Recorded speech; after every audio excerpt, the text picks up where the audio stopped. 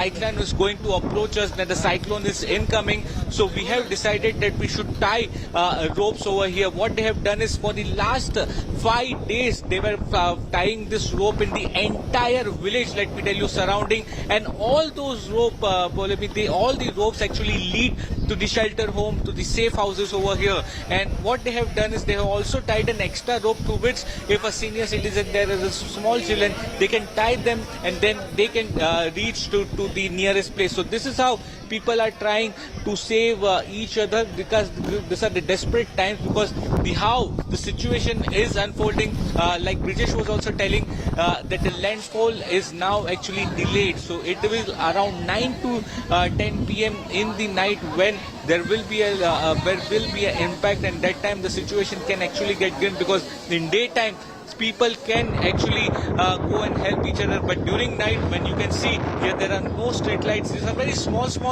villages over here. This is the top angle visuals on which on India Today, which we are showing you. This is the very coast, close to the Jamnagar coastal area. These are the small villages, and they are right now completely cut off. Let me tell you, there is not even an electricity inside. So without electricity, without the lights, at that time evacuation process and the rescue operation, it will be very difficult to carry, and therefore continuous patrolling has been done in this area. The government officials all are over there. They are requesting each and everyone that they should move to a safer location. They should be inside their house. I also saw that several of the food packets have been now distributed, because what the officials are telling us that before it is dark, they are going to distribute the food packets so that people are equipped with food and water. When the cyclone hits, all of them should be inside. Okay, Saurabh, they're reporting from Jamnagar. The authority is there on standby as Cyclone Biparjoy is expected to make landfall in a couple of hours from now. These are reports that our colleagues have been filing from across the coastal districts of Gujarat. And it's a pre-impact of Cyclone Biparjoy, which has hit the coastal line of West Gujarat in West Kutch. And this is Mandvi port. And it just started 5 minutes ago. Now, literally, standing against this current, massive wind speed is next to impossible. And you see the creek right behind me. Just an hour ago, almost, there was a clear surface visible. The water level is barely more than 5 to 6 feet. But all you see now, totally a rough ocean with a high current. And all of a sudden, this just started barely 5 to 10 minutes ago. All of a sudden, like someone pushed you. So literally, it requires really a resistance to face this kind of wind speed. Though there is a prediction by the Met Department, the cyclone will slow down up to around 10 km per hour. So even in that case, the maximum speed will be 130 to 140 kmph. But you see, this kind of situation, almost the village across this creek of Mandvi, everything is now invisible. So that is how the impact of a pre-cyclone landfall is quite seen here in Mandvi, the part of Kutch, which is going to be the epicenter of this tragedy, as the eye of the storm will be passing through at far distance from here. But the radius of the ice storm is literally bringing havoc. At Mandvi with Sanjay, I'm Ashutosh Mishra for India Today. And the pre-impact of this landfall of Cyclone Biparjoy is already visible in parts of Kutch and Mandvi. Almost everything goes invisible now. The creeks, very rough ocean, and the wind speed. This is literally going to create havoc in this region of Kutch. In fact, even standing at this place is next to impossible now. I can see literally the weather has deteriorated. All machineries are on standby. Quick response team will be at its station. In fact, look at the wind speed. It is very difficult to even face this. In Kutch, Mandvi with Sanjay Kumar, I'm Ashutosh Mishra for India Today. जहाँ मैं खड़ा था, यहाँ ये लगभग तटीय इलाका है, ये क्रीक है, दरिया का पानी यहाँ से होके गुजरता है, यहाँ नाव खड़ी होती हैं और यहाँ काफ़ी कुछ देखने के लिए होता है, लेकिन अब यहाँ सब कुछ इनविजिबल है और ऊपर से पानी जो है इस क्रीक में इसका करंट है वो बहुत ज़्यादा है। 5-10 मिनट में पहले ही ये शुरू हुआ और ऐसा लगा जैसे किसी ने धक्का दे दिया हो, लोग खड़े और पूरी ताकत से कोई आपको धकेल रहा है। इस हवा के सामने इंसान का भी खड़ा रहना मुश्किल है। आप ये समझ सकते हैं कि जब इसकी रफ्तार 130-140 किलोमीटर प्रति घंटे के हिसाब से आगे बढ़ेगी तो स्थिति क्या होगी। अभी तो सिर्फ समझिए कि 3 बजने में काफ़ी समय है, उसके पहले जो शुरुआत हुई है अगर वो इतनी भीषण है तो जब ये लैंडफॉल होगा, ये तूफान इस इलाके से गुजरेगा तो अपने साथ किस तरह का प्रकोप लेकर के आएगा। ये जो तस्वीरें देख रहे हैं वो बेहद भयावह है और इसी के लिए आप समझिए कि सरकार की ओर से, प्रशासन की ओर से वो तैयारियां की गई थी। बरसात की थपेड़ी ये जो बूंदें गिर रही हैं, ऐसा लग रहा है जैसे पीठ पर कोई हंटर मार रहा हो। ये मोटी जैकेट के बाद ये हवा जो है, ये जो इसके साथ जो बूंदें आ रही हैं वो चोट पहुंचा रही हैं। तो अभी तो सिर्फ ये प्री इम्पैक्ट है, हालांकि अचानक से फिर बरसात बंद हुई है, लेकिन हवा काफ़ी तेज़ है और ये जब जैसे जैसे अपनी इंटेंसिटी आगे बढ़ाएगा लैंडफॉल के करीब जाते जाते तब हालात और असामान्य होते जाएंगे। मांडवी पोर्ट से संजय कुमार के साथ मैं आशुतोष। जिस तरीके से हवा की रफ्तार यहाँ पे चल रही है, हम खड़े नहीं रह पा रहे हैं। लगातार आप एक बिल्डिंग के सामने आ गए हैं, लेकिन यहाँ पे खड़े रह पाना, आंखें खोल पाना भी मुश्किल हो रहा है। और क्योंकि आपको दिखा दूँ जिस तरीके से यहाँ पे कुछ भी दिखाई नहीं दे रहा है। आप 100 मीटर को देखेंगे तो 100 मीटर 100 मीटर तक का भी विजिबिलिटी नहीं है। यानी जिस तरीके से हवा और बारिश ये दोनों हो रहा है और चक्रवात का जो असर है वो अब धीरे धीरे दिखना शुरू हो चुका है। ये मांडवी का जो पॉट इलाका है वहाँ पे हम इस वक्त मौजूद हैं, लेकिन सामने कुछ भी दिखाई नहीं दे रहा है।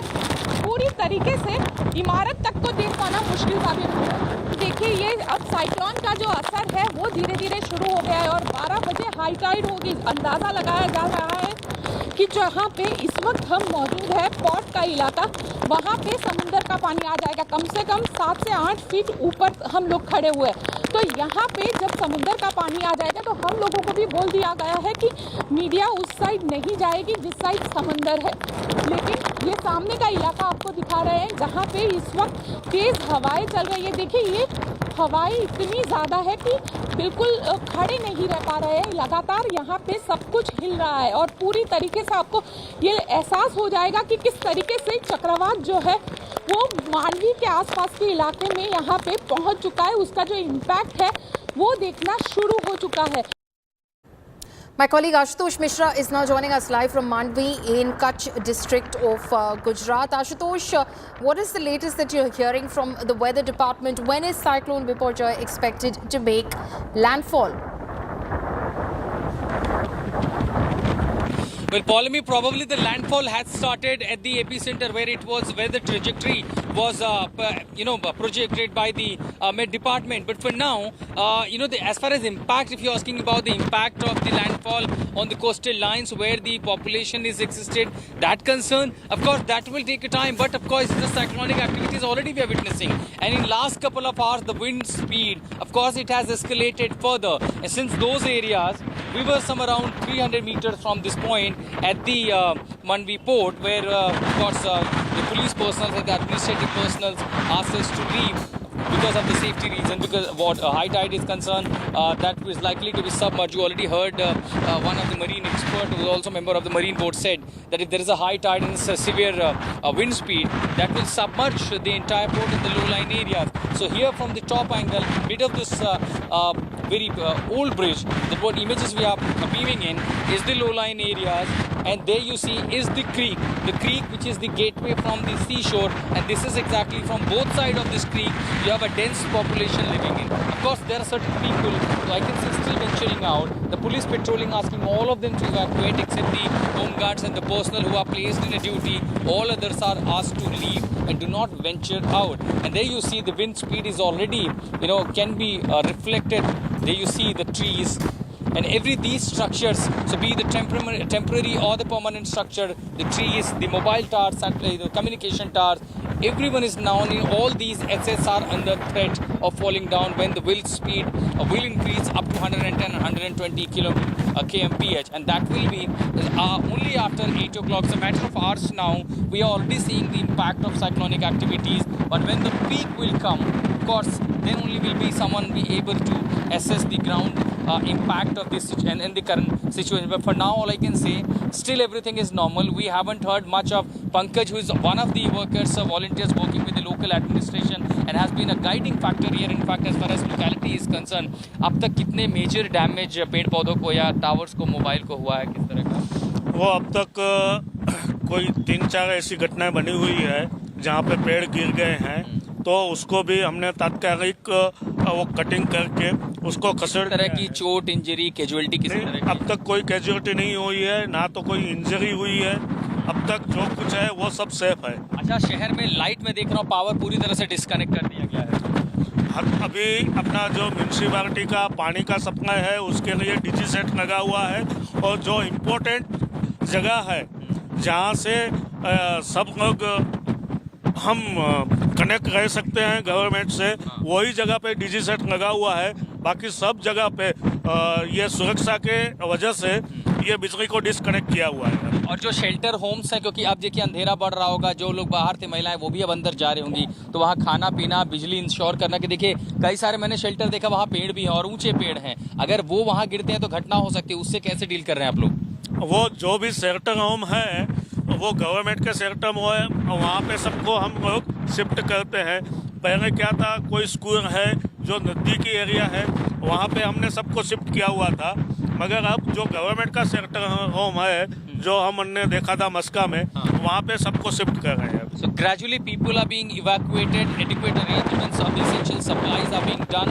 There is no electricity in this across region of Mandvi, of course, as a safety measure that has been disconnected, but the essential places where the monitoring taking place, where the administrative efforts are being done, they are quite... That is, of course, my colleague Ashutosh, who's reporting from the ground in Mandvi. He will, of course, be bringing you all the latest updates as Cyclone Biparjoy is expected to make landfall later this evening. Ashutosh, stay safe, and all our reporters will be on the ground bringing you all the latest developments, leaving you with these pictures, slipping into a very short break.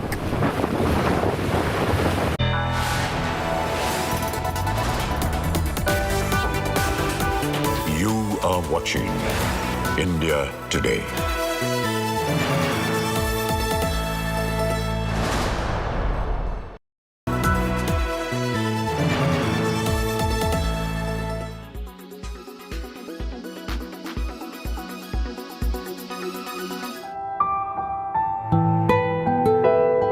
Pranav Salkar saw his mother struggle to get water after coming back from work every day. The nearest source of water was half a kilometer away. Pained by this sight, the 14-year-old took matters into his own hands. He started digging a well, and in 4 days, he struck gold. त्याला मी एक सूचना दिली होती, काही ते खून कण थोडंसं पाणी टाकतो का आपण बघूया. नंतर आम्ही मग कामावर जायची सुरुवात केली. मग त्यांनी मनापासून सुरुवात केली खोदायला. त्याच्याकरता त्यांनी खोदता 3-4 दिवस त्यांनी लावले आणि पाणी लागलं. Pranav's parents speak fondly of their son's efforts. They recount how he had made a ladder to dig out soil from the pit. आम्ही मजुरी करतो, आम्ही संध्याकाळी येतो काम करून. मग मला त्रास होतो म्हणून माझ्या मुलाने विहीर खोदली 4 दिवसात. मला आनंद वाटतो. ते पाणी तुम्ही वापरता का? त्या पाणी आम्ही वापरतो. Kelve village in Palghar gets piped water thrice a week. To Pranav's parents, who work as labourers, the well is a relief. And it goes without saying, Pranav is now a hero in his village. Bureau Report, India Today.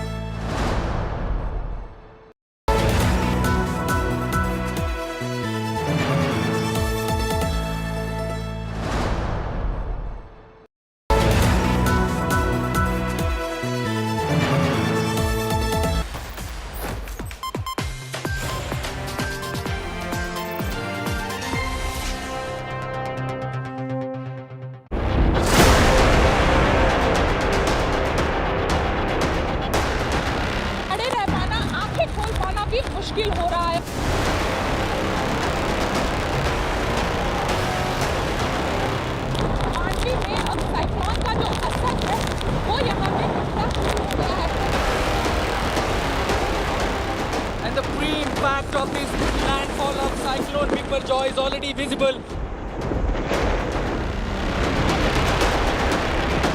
लगातार इसी तरीके की तेज हवाएं जो है वो अगले 8 से 9 घंटों तक यहाँ पे रहेगी. It is very difficult to even face this.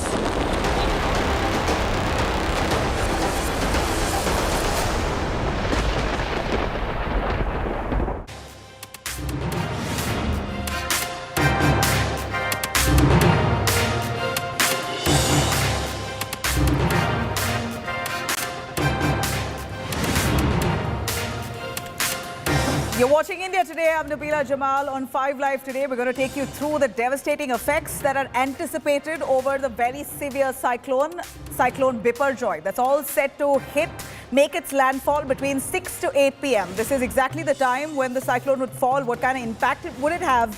We're bringing you all the latest updates with all our reporters on ground, braving the weather conditions and bringing you the most accurate updates. Taking you through that, the headlines first. Cyclone Biparjoy is likely to make a landfall between 9 to 10 p.m. In fact, Gujarat coast on high alert. NDRF and SDRF teams currently put on standby. Cops recommend cancellation of POXO against Biparjoy. Says no proof in the minor's case. Biparjoy has been charged with sexual harassment, stalking, outraging women's modesty. But the adults who have filed the FIR, their complaint still investigated. One dead in clashes in Bengal's Chopra town. Clashes where we saw a man being shot at. He was fired in North Dinapur, nomination filing day. In fact, on the day he was on his way to file his nomination, he was shot at. The Election Commission now has been the Kolkata High Court itself pulling up West Bengal, the State Election Commission over Panchayat poll violence that ensues. Karnataka Cabinet approves textbook revision. Edgewar's chapters, along with Savarkar, all out the textbooks. Ambedkar, Nehru added into syllabus. India set to get 18 Predator drones from the United States. Second mega defense deal after GE 414 fighter engines to be signed during Prime Minister's US visit.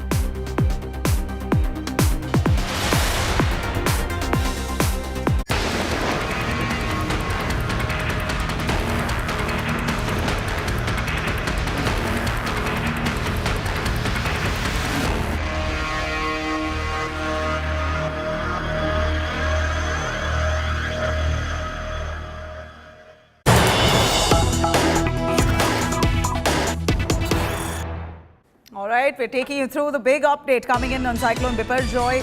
Earlier, what was said to be 6 to 8 p.m. Now, Cyclone Biparjoy is set to make its landfall between 9 to 10 p.m. This is the update that we get as our Met Department reports suggest that the cyclone will be making its landfall between 9 and 10 p.m.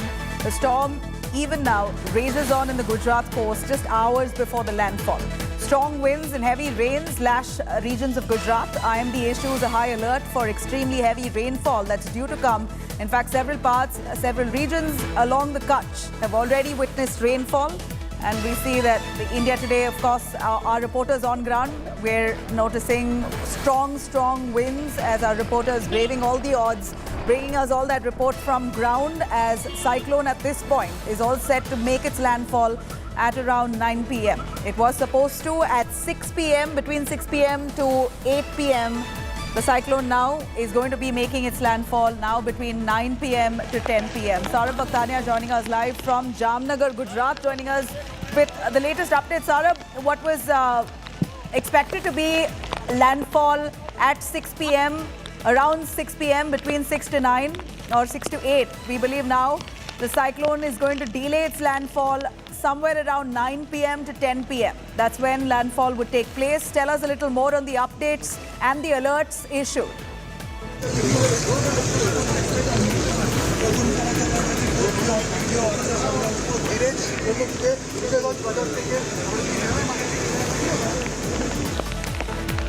All right, we're going to try and patch Saurabh Bhaktania there, but for now, we see that Cyclone Biparjoy is all set to make its landfall between 9 to 10 p.m. The storm still continues to rage along the Gujarat coast hours before the landfall. Strong winds, heavy rains lashing Gujarat even as we speak, while the IMD now issues an alert for extremely heavy rainfall. India Today reports from the storm's epicenter.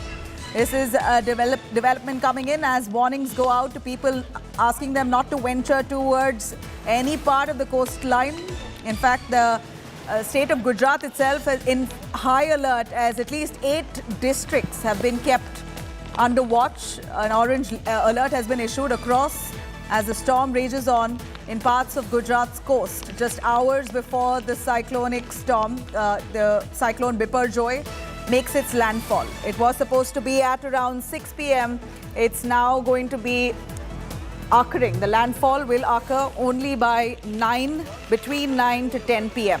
Big update as the fears were that the cyclone would, result in some devastating impacts and effects. But from what we know now, even now, there's no certainty whether the cyclonic storm now would really be less impactful. For now, what we hear is what it was supposed to happen. What was supposed to happen at 6 p.m. between 6 to 8 now is the cyclone has delayed its landfall, will now be striking only between 9 to 10. I'm going to take you through this map here to give you a sense of exactly the areas that will be worse affected. If you see the Kutch region exactly is where the cyclonic landfall will be occurring. This is Kutch, Gujarat.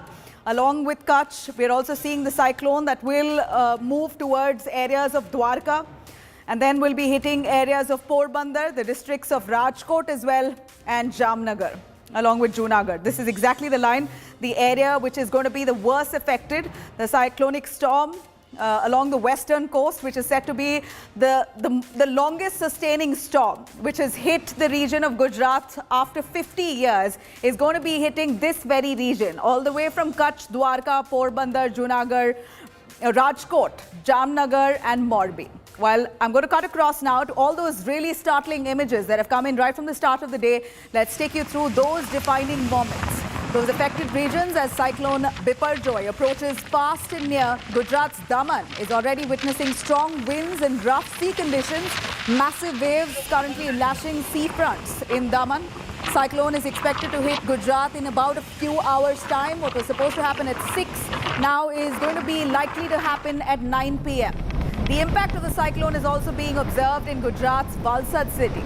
The city has been facing strong winds and heavy rainfall due to this cyclone that's now due to have its landfall in another 3 hours. Wind speed there already reported to be somewhere around 70 to 80 kilometers per hour. It's going to now strengthen to about 115 to 125 kilometers per hour in Valsad, Gujarat. As Gujarat gears up to bear the brunt of the cyclone Biparjoy, Minister Harsh Sanghvi has visited seashore and has taken a stock of the situation there. Preparedness in Gujarat's Dwarka, as we see the state now kept on high alert with notices going out asking people against or requesting them not to venture into the coastal areas. And these images here fully explaining the impact and power of Cyclone Biparjoy. Visuals showing strong winds in Gujarat's Patan, blowing away the roof of a car parking area. And this taking place even before the cyclone makes its landfall. One would imagine the severity of the cyclone once it lands. Even before that, we're seeing all kinds of effects of the cyclone coming close. Mumbai is also witnessing high tides due to the fast approaching Cyclone Biparjoy. Mumbai's gateway of India saw some strong sea waves washing off the shores. In fact, early this morning, we believe the tides were really high. There again in Mumbai too, a strict warning going out for people against venturing into the coastal areas.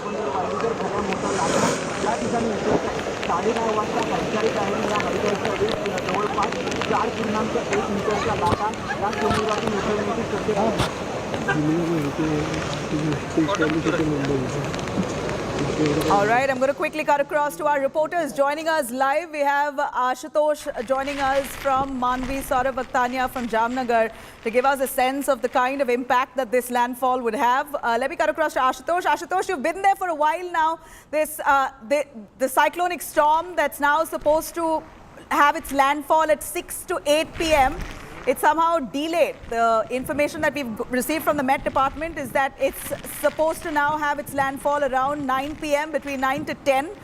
Take us through the effects that you already see, though, on ground. After 50 years, a cyclonic storm of such nature and such strength hitting the state of Gujarat. Well, Nabila, the 1998 severe cyclonic activities, of course, the people from the coastal area cannot forget ever. And as far as the delay is concerned, remember, we are already witnessing the cyclonic activity since this morning, which is the intense wind speed. And literally, when there's a rain shower with the same wind speed, it literally, feels like someone smashing your body with the raindrops. And at the moment, again, the wind speed is way above the normal. And even if the landfall takes place at around 9 or 10 o'clock, remember, that will be at the center of the eye. That will be somewhere around 130 kilometers far away from the seashore, and which will be heading further or advancing towards the northwest region. But even in that case, because of this 130 kilometer radius to the coastal line, it will take again for certain hours. For example, if it is landfall makes around 9 o'clock, to hitting the coastal line with the gravity with the same intensity, the impact will reach only after 4 or 5 in the morning tomorrow. So this is gonna be really a longest night perhaps for the coastal Gujarat in this part of Kutch, western Kutch, Mandavi, Mundra, in all the other areas. So as the Met says, if there's a delay in the cyclonic activity or the hitting the exact the path that was projected by the Met Department, so clearly the impact by reaching at the coastal line will take another certain hours. And see, with those we see, this was the the risk estimate that was done by the agencies that was against the infrastructures and of course the uprooting of the trees. So far all you can say has been a safe day. There is not a major damage, only except certain uprooting of the trees that was taking place, and QRT was quick to response to ensure there is no blockage of the roads, particularly to ensure smooth passage of ambulances and the other essential services. So people are indoors. There have all rescue teams, Ashutosh, have been kept on high alert. Right. Rescue teams have been kept on high alert. Nearly 94,000 people along the low-lying areas have been evacuated. We saw Ashutosh where he's standing and braving that weather condition. Strong winds, gusty winds slapping the air right where Ashutosh is. Let me cut across to Saurav Akhtania, who's also live from Jamnagar, again in Gujarat, where we see the fiercest landfall that is due to take place somewhere between 9 to 10 p.m. Cyclone Biparjoy, Saurabh, is really fast approaching, but somehow what was expected to happen at 6 p.m. now is due to happen at 9 p.m. Are people in Gujarat really prepared? Do you see the forces, security forces in place? And tell us more about the do's and don'ts. We're a little worried about people venturing into the coastal lines. How prepared and worried should they be here? So, well, Nabila, let me tell you, yes, the administration of Gujarat government is very well prepared, but because let me tell you that the cyclone Biparjoy has given a lot of time for this preparedness, because it moved very slowly in the Arabian Sea. It took over 6 to 7 days for actually before it is hitting the coastal areas today.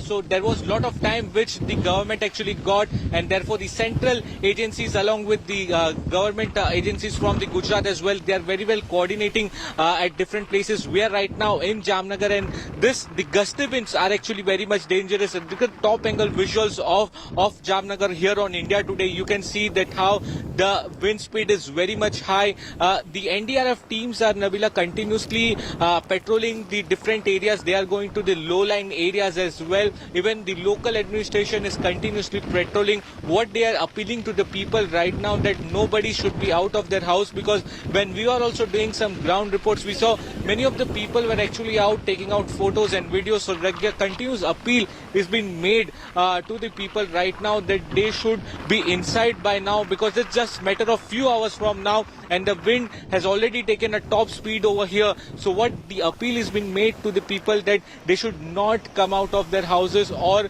under shelter homes. What the government has also done in this coastal areas of Jamnagar, Nabila, that they have cut off the electricity, so that if the electric poles get damaged, so there should be no any injuries or danger to anyone else. So therefore the electricity has been cut down. Also the food packets, the food supply has been given to the people from now only, because once this is complete dark, it will be very difficult for people to move and also if the people should not come out, and therefore food supply is also already given to them. So continuous appeal through loudspeaker and patrolling to the people is only that right now they should not be out of their house. There are several teams which have been distributed. Certainly the most basic, Saurabh. Do not step out, do not venture into the coastal areas. That's a no-brainer at this point. Gopi Manyar is also joining us, our India Today correspondent, who's been very fiercely braving that strong wind, who's right now in Manvi herself, which is the worst affected area. Gopi, I can't even imagine how you've been reporting from ground for the last few days. Gusty winds there, really picking up pace. And the situation seems to be quite dire, especially in the area you're at. Manvi is one of the worst affected areas, we believe, and the fiercest place where the landfall will happen. Tell us, give us some sense of the condition where you are at.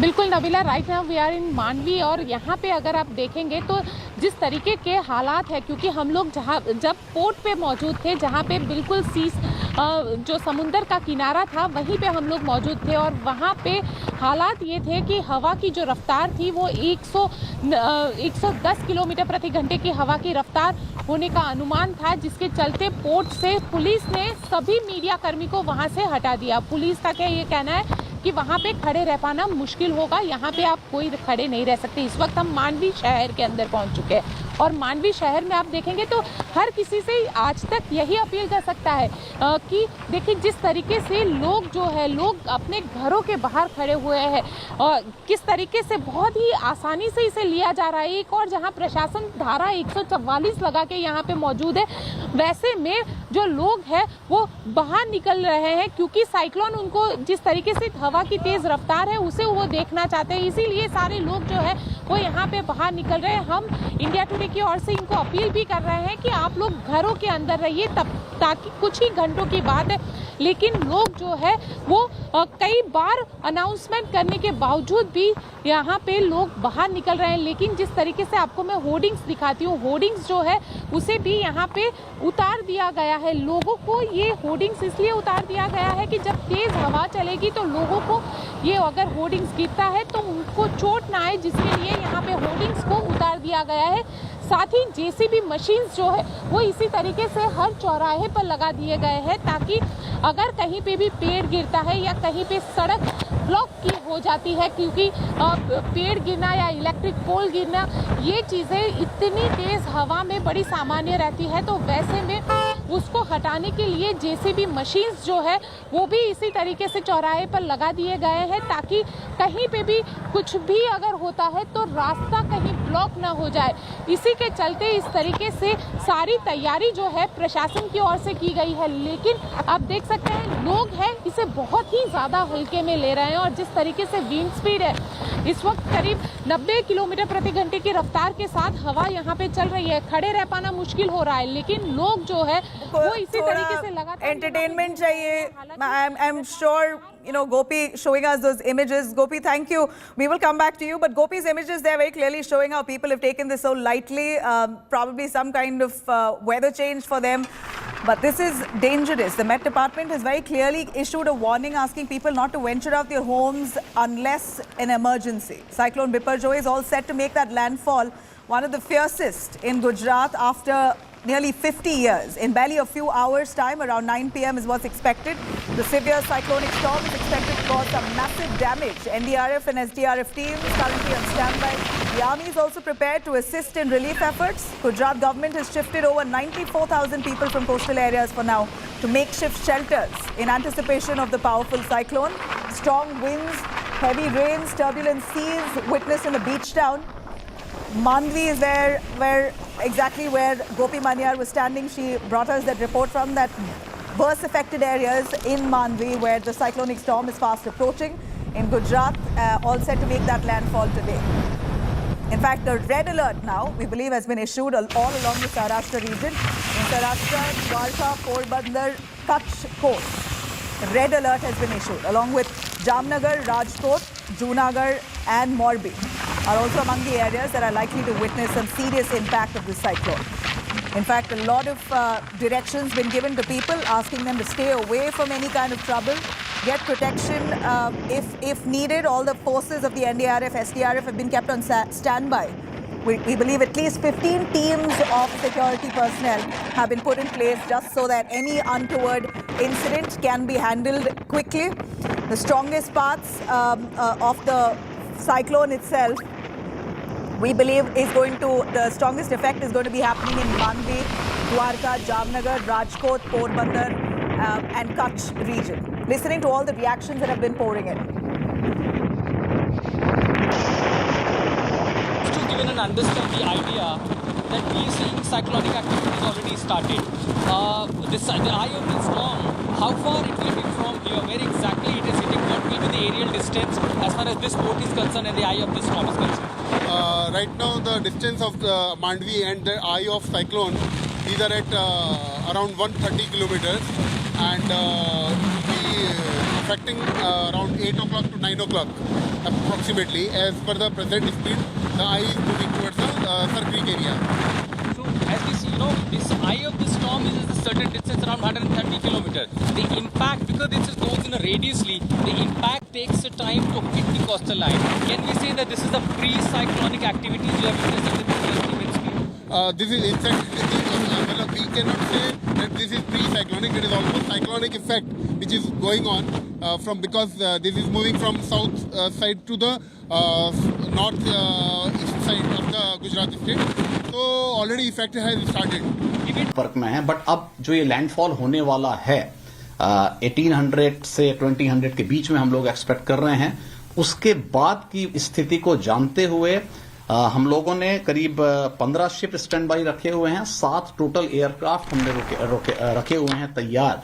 जो हमारा station है coast guard air station दमन, वहां पर भी हमने special 4 Dornier और 3 helicopters दूसरे reason से मंगा के भी रखे हैं. अगर जरूरत पड़ी तो हम उनको भी डिप्लॉय करेंगे.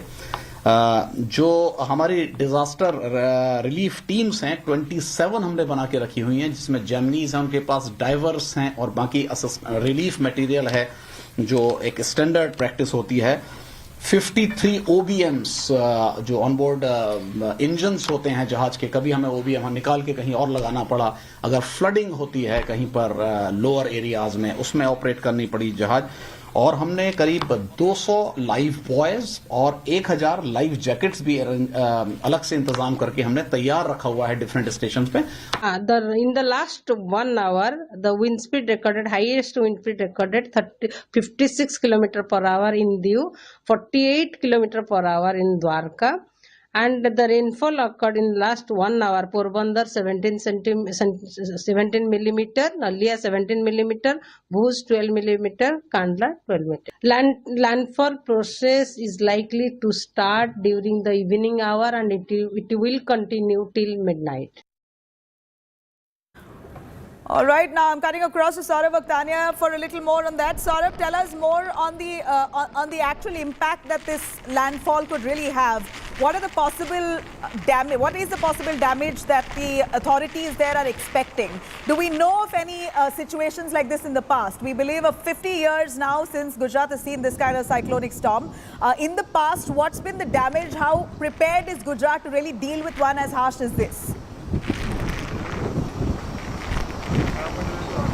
So earlier, Nabila, there were several cyclones which came to Gujarat coast, to Maharashtra coast, because this is not a very routine thing. This is happening since past 5 years due to climate change. This is what the scientists are telling us, because we have never seen such cyclones in Arabian Sea. Cyclones are very frequent in the Bay of Bengal, but not in the Arabian Sea. But for the past 5 years, we have seen several cyclones like Nisarg, Vayu, Taute, and now this particular cyclone, that's Biparjoy. So for Gujarat, let me tell you, in the coastal areas, Nabila, there are several raw houses which stands very at a dangerous place. Now what happens is the people over there, they don't want to leave their houses because they have their belongings and everything. So they don't feel safe that once they leave the house, then what will happen to the belongings which are there in the houses. Let me also show you this particular visuals over here.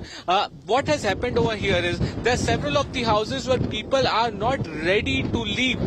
What the NDRF officials and the Gujarat government officials have done is they are continuously requesting them that they will give them lock and keys, they will that their homes will be protected, nothing will happen. But also there are still people over there who don't want to leave their houses. So this is when the problem arises. So there are a few houses in this particular area as well, which you can see on the TV screen, that people are not willing to leave their houses, to leave for the shelter home. So that can be dangerous. And remember, the night for the landfall is in the night, and that time it will be complete dark. There will be no electric supply, because the electric supply also been shut down, because if the electric poles actually falls, then it can be very dangerous, and therefore the electricity supply is now shut down. Also the food packets have been already distributed. So this is the problem for worry for the people, and therefore continuous patrolling by the NDRF officials and the Gujarat government officials is being done. Right now it's not raining here in Jamnagar, Nabila, but the gusty winds, it's very dangerous.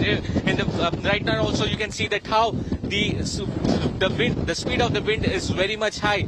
So we are expecting the situation can get worse in a couple of hours from now, and therefore now the frantic calls which are being made by the official that all the people should now stay inside the house. They should not venture out, especially the small children and the teenagers. This is an advisory that's been issued, a blanket advisory. Adults or kids do not venture into the coastline. That's Saurabh Akhtania bringing us those images there, while winds really packing at a speed of 150 kilometers per hour. That's how fast the winds are. And even as Cyclone Biparjoy is fast approaching, we know for now that people have been asked to stay indoors, irrespective of whether it's raining, not raining, whatever the condition. Considering that they're foreseeing an impending danger, they've asked people, directed them to stay indoors. Except Gopi Manyar showed us images of people venturing out like as if they're on an adventure. But this is a warning going out from the Met Department, from the officials on ground, that the impact could be severe. In fact, the real devastation could be seen only once the cyclone is fallen flat. Once it's past its landfall, we'll really see the actual damage. For now, the build-up that you see on your screens here, showing that the cyclone is certainly intense. It's defined as a very severe cyclone, Cyclone Biparjoy, as it's fast approaching. Ashutosh, who was on ground a little earlier at one of those areas, the coastal lines of Dwarka, bringing us this real report showing how the winds are so harsh he was barely able to stand. Let's have a look. And it's a pre-impact of Cyclone Biparjoy, which has hit the coastal line of West Gujarat in West Kutch. And this is Mandvi Port. And it just started 5 minutes ago. Now literally standing against this current, the massive wind speed is next to impossible. And you see the creek right behind me. Just an hour ago almost, there was a clear surface visible. The water level is barely more than 5 to 6 feet. But all you see now, totally a rough ocean with a high current. And all of a sudden, this just started barely 5 to 10 minutes ago. All of a sudden, like someone pushed you. So literally, it requires really a resistance to face this kind of wind speed. Though there is a prediction by the Met Department, the cyclone will slow down up to around 10 km per hour. So even in that case, the maximum speed will be 130 to 140 kmph. But you see, this kind of situation, almost the village across this creek of Mandvi, everything is now invisible. So that is how the impact of a pre-cyclone landfall is quite seen here in Mandvi, the part of Kutch, which is going to be the epicenter of this tragedy, as the eye of the storm will be passing through at far distance from here. But the radius of the ice storm is literally bringing havoc. At Mandvi with Sanjay, I'm Ashutosh Mishra for India Today. All right, while we are cutting across to some live visuals of Jakhau port, this is precisely the area where the landfall is going to be fiercely hitting that region. The Jakhau port area now all being cleared up. You have the rescue teams who are clearing most of the... All right, what we hear right now, that there's heavy rainfall that's been reported in that region. I'm cutting across to Ashutosh, joining us live for more. Ashutosh, this area there where we see Jakhau port, almost every everything that's kept in that port is fully being cleared out now. Ashutosh, tell us more. Are you okay? Yes, Nabila, seems like nature has literally weaponized these downpours and literally, are you able to hear me? Am I audible, Nabila? Am I audible? I'm a little worried about your safety at this point. We see really fast, strong winds. Are you fine? Please tell us a little more about the preparedness right there as the security forces, we believe, are clearing out the entire port area.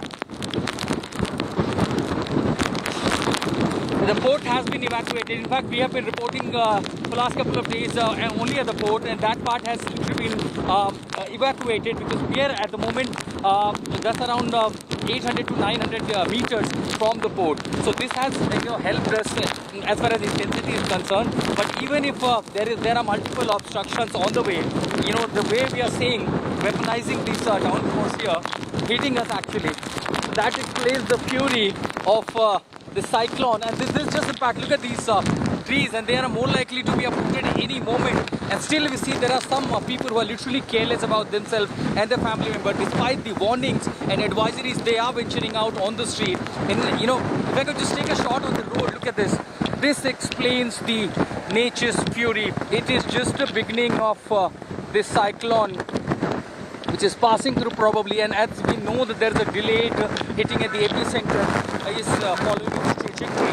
So in that case, even if there's a delay, the implications, the consequences of that, and while touching on the coastal line, it will take another few hours. So that essentially makes really a long and perhaps a terrible night for the people of Mandvi and all across this region, which will be affected by this cyclone. A severe situation, and it is very difficult to see anything. I see visibility right behind the camera, because if you pan it to that side, there will be totally raindrops covering the lenses, so we won't be able to bring you any picture. So just preventing one side, all I see right behind the camera person, everything is invisible.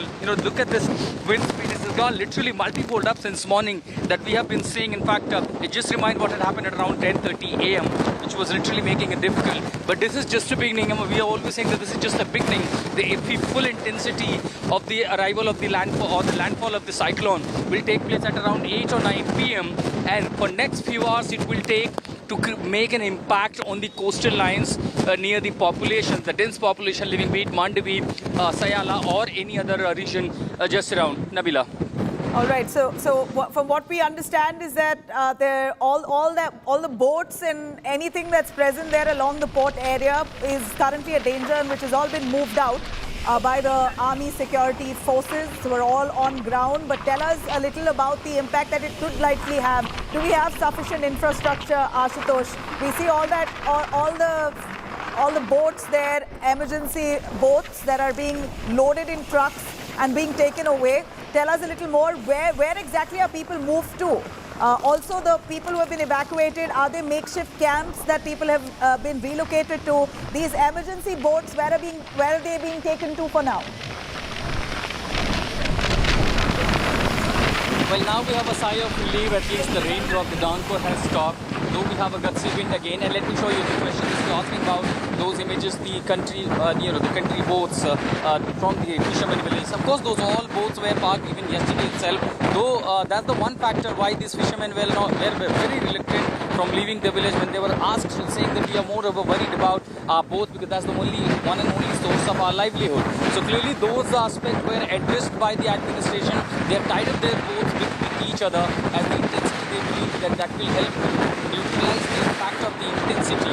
As far as the shelters are concerned, these are mostly the government schools, the accommodation and several other such places which are concrete structure and around 5 to 6 kilometers of the radius from seashore. So in that case, that will also help to reduce the impact of this cyclone in the area. So low line have already evacuated, people already gone to the safer places, and where exactly they have made adequate and sufficient essential what will be required for the people, including food, power backup by using generators, and also the medicines, ambulances. As far as NDRF and such operations are concerned, at the moment there has not been a need to carry out such operations other than the patrolling which is being carried out by the policing agencies.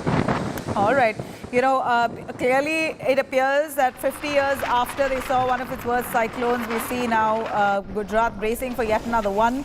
At this point, a lot of questions being raised on whether there's adequate and strong infrastructure to really sustain these kind of cyclonic storms that are becoming a more common occurrence along the Arabian Sea. This is one such, Cyclone Biparjoy, that's come in full speed. In fact, it's the longest sustaining cyclone that's lasted this long, in fact, on the Arabian Sea, and now finally will make its landfall at 10 p.m., 9 to 10 p.m. That's the time given by the IMD now. It's at this point causing some strong winds and rains along the areas that are likely to be affected in Gujarat. I'm going to cut across to Mandvi, exactly where our reporter Gopi Manyar is on ground, bringing us this very live ground report.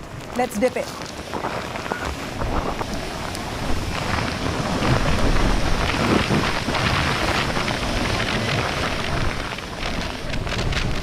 Gopi, please go on, we can hear you. All right, the winds are so strong, it's almost blaring, hardly audible. But if we can try and patch Gopi there, unfortunately we've lost a connection. But these are the visuals coming in right from Dwarka. On one end in Gujarat, Dwarka, Daman, Valsad, we see in areas of Kutch, Mandvi, of course, all of these areas along with Mumbai that are severely affected. Red alert that has been issued along these coastal regions. यहाँ पे बिजली का कभी खंभा था जिसको लेके यहाँ पे पावर सप्लाई जो है वो अभी बंद कराई गई है क्योंकि सावधानी बरतनी है, इसलिए प्रशासन ने पूरी तरह से जो है वो पावर सप्लाई जो है वो बंद कर दी है। तो ये दृश्य जो है ये दिखा रहे हैं कि हवाएं कितनी तेज चल रही है, तूफान कितना नजदीक आ रहा है, किस तरह से तूफान जो है वो आगे बढ़ रहा है और इसका असर जो द्वारका जो है वो दूर है पर फिर भी द्वारका में इसका असर देखने को मिल रहा है। तो कच्छ में इसका कितना असर देखने को मिलेगा और ये कितना विनाशक रहेगा, क्योंकि कहा जा रहा है ये पिछले 50 सालों का सबसे विनाशक तूफान है जो गुजरात की तरफ आगे बढ़ रहा है, जखौ की तरफ आगे बढ़ रहा है। और कच्छ में इससे कितनी तबाही मचेगी ये जो है कल्पना कर पाना मुश्किल है। कितना बड़ा नुकसान होगा वो भी अंदाजा लगाना अभी के लिए तो बहुत ही मुश्किल है, क्योंकि जिस तरह से ये हवाएं चल रही है यहाँ पे ये तूफान नहीं आ रहा, फिर भी ऐसी सिचुएशन है। तो जहाँ पे ये तूफान जा रहा है वहाँ पे कैसी हालत होगी और किस तरह से वहाँ पे लोग जो हैं वो रह रहे होंगे। और वहाँ पे अभी हमारे संवाददाता ने बताया कि जिस तरह से लोग बाहर घूम रहे हैं, कितना जो लोगों को बाहर नहीं निकाला जाए फिर भी लोग बाहर निकल रहे हैं। हम भी यहाँ पे द्वारका में गए थे, लोगों को मना किया है फिर भी लोग बाहर।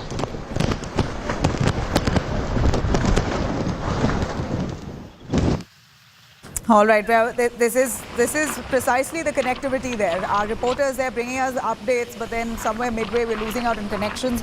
In fact, there's also a word going out to people there to try as much as possible to turn off your electricity.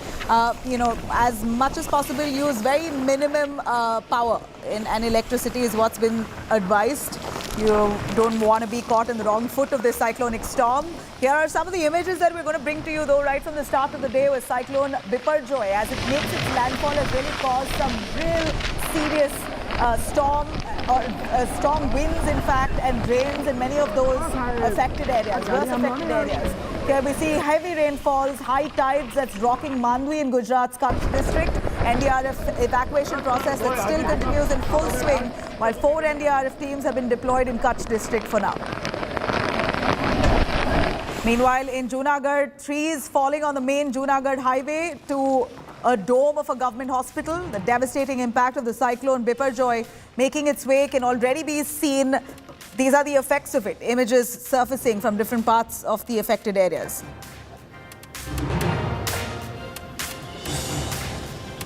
In fact, as devastation really seeps in Junagadh, big potholes have already begun forming on the city's main roads as heavy rains lash the city.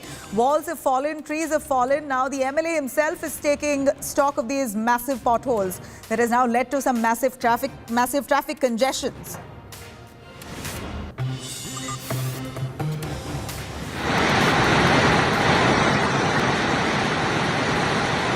Palghar, Mumbai have also been witnessing some heavy rainfall and high tides as Maharashtra braces itself for severe cyclonic storm, Cyclone Biparjoy, to make its landfall any time now. And With Cyclone Biparjoy expected to make its landfall anytime soon, somewhere around 9 to 10 p.m. 15 ships and 7 aircrafts, including 4 special Dornier and 3 helicopters, have been kept on standby at the Coast Guard station in Daman. High tides have hit the coastal areas in Daman, and those are the visuals that we bring to you.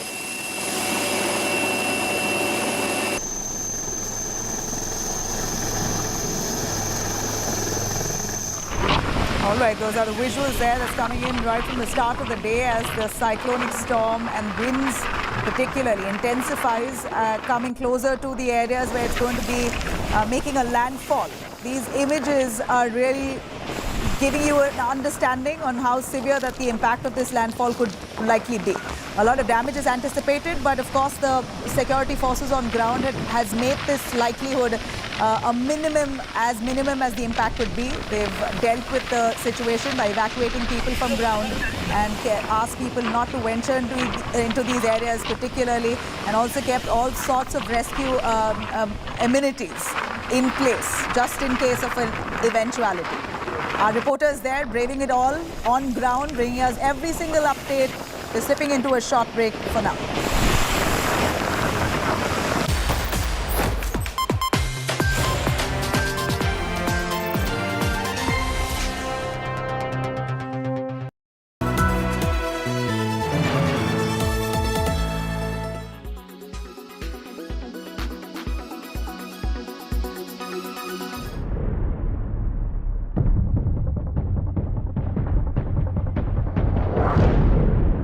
Muslim traders are fleeing Purola, a town in Uttarkashi, after hardline Hindu outfits set a deadline for their exit.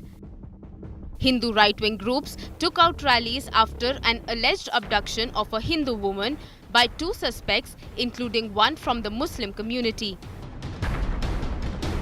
Shops of Muslim traders were vandalized by crowds raising slogans of Jai Shri Ram. The Hindu groups are alleging love jihad and land jihad in Purola.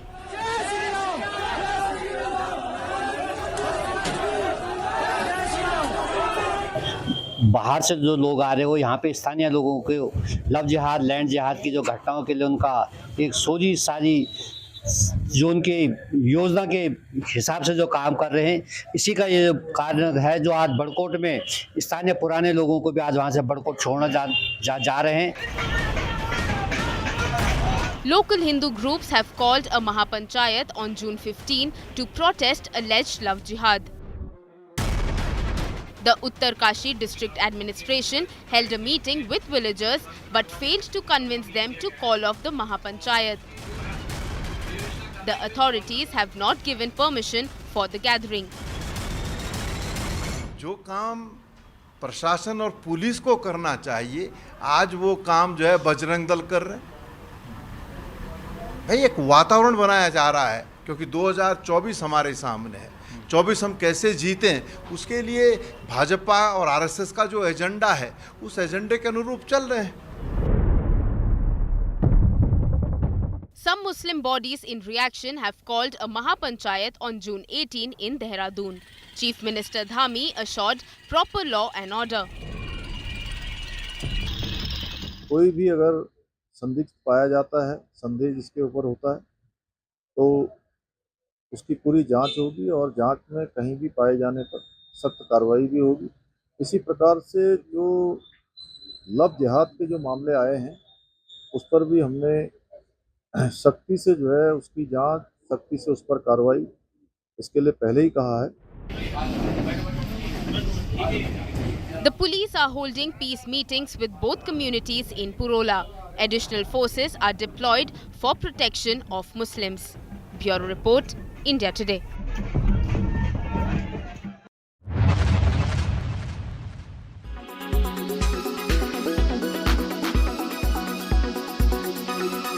Why does this happen? Let me tell you the science behind it.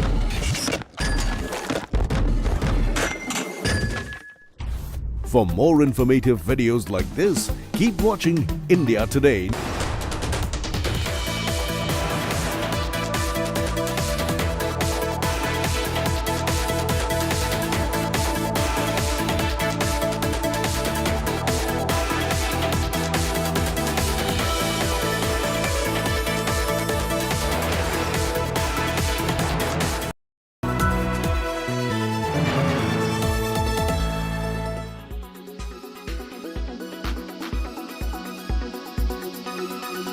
expansion plans, like the Noida facility, which you say is going to come up in FY25. Help us understand a bit more granular details, both greenfield, brownfield opportunities. How are you looking at those in the upcoming years, and newer hospitals like you pointed out, and if at all any additional capacities in the existing ones also planned? Absolutely. So we're currently at about 2,700 beds. By FY25, we will scale that to approximately 4,000 beds. And that will come off the backs of 3 or 4 distinct initiatives that we've triggered. One, of course, is the expansion in our existing hospitals. We still have bed growth in Lucknow and Patna. Lucknow is currently at 601 beds as at March. That will scale to 950. Patna is at 330. That will scale to 650. And we have some remodeling, renovation, and some work also happening in our Gurgaon facility with our new mother and child services coming in, building out additional oncology capabilities in our Gurgaon facility as well. So the first avenue of growth will be the existing hospitals where we'll be adding beds. And keep in mind, since we've already got superstructure, since we've already put a bunch of the capex in, a lot of that growth will come at a significantly lower cost in terms of both capex and opex, and we will be able to get the benefits of economies of scale in those units. The second aspect is hospitals that are already underway. That includes our Noida facility, which will be 550 beds. That's under construction and moving along well. We've already come out of the ground in terms of the construction happening there. That facility will come on board. And last quarter, we also announced a O&M partnership in Indore for a 350-bed hospital there. We hope to begin construction work on that soon. So that's the second aspect, which is, slightly maybe medium to longer term in terms of the bed additions. And then there are a few more sticks in the fire.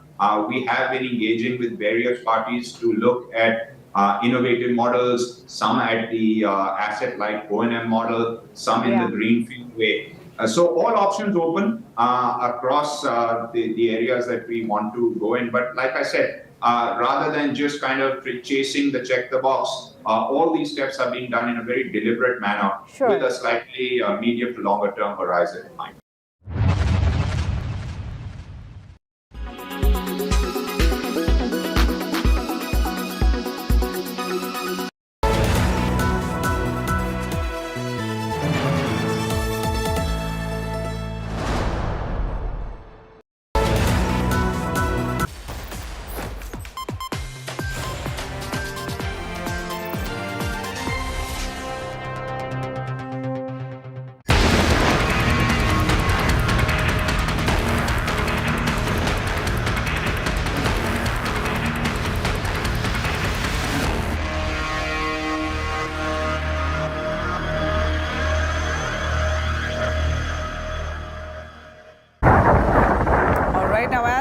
Gujarat braces itself for Cyclone Biparjoy's landfall. Wind speed has now been increasing exponentially in Jamnagar, leading to heavy rainfall and high tides.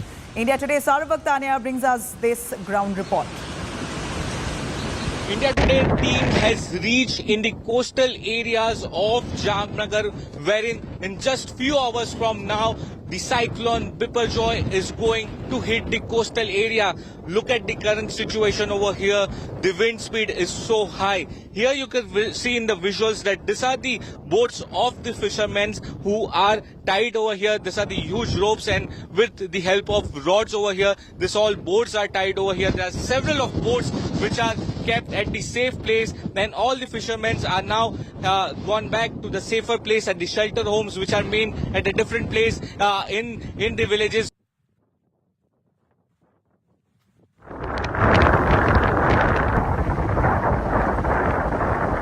Let me cut across to Mustafa Sheikh joining us live from the Gateway of India. Mustafa, give us more on how far and worse is the situation right now on ground in Mumbai. Give us a sense on the coastal areas where we see people there extensively flocking towards the beach. We know a warning has been given against people venturing anywhere along the coastline. What's the condition like?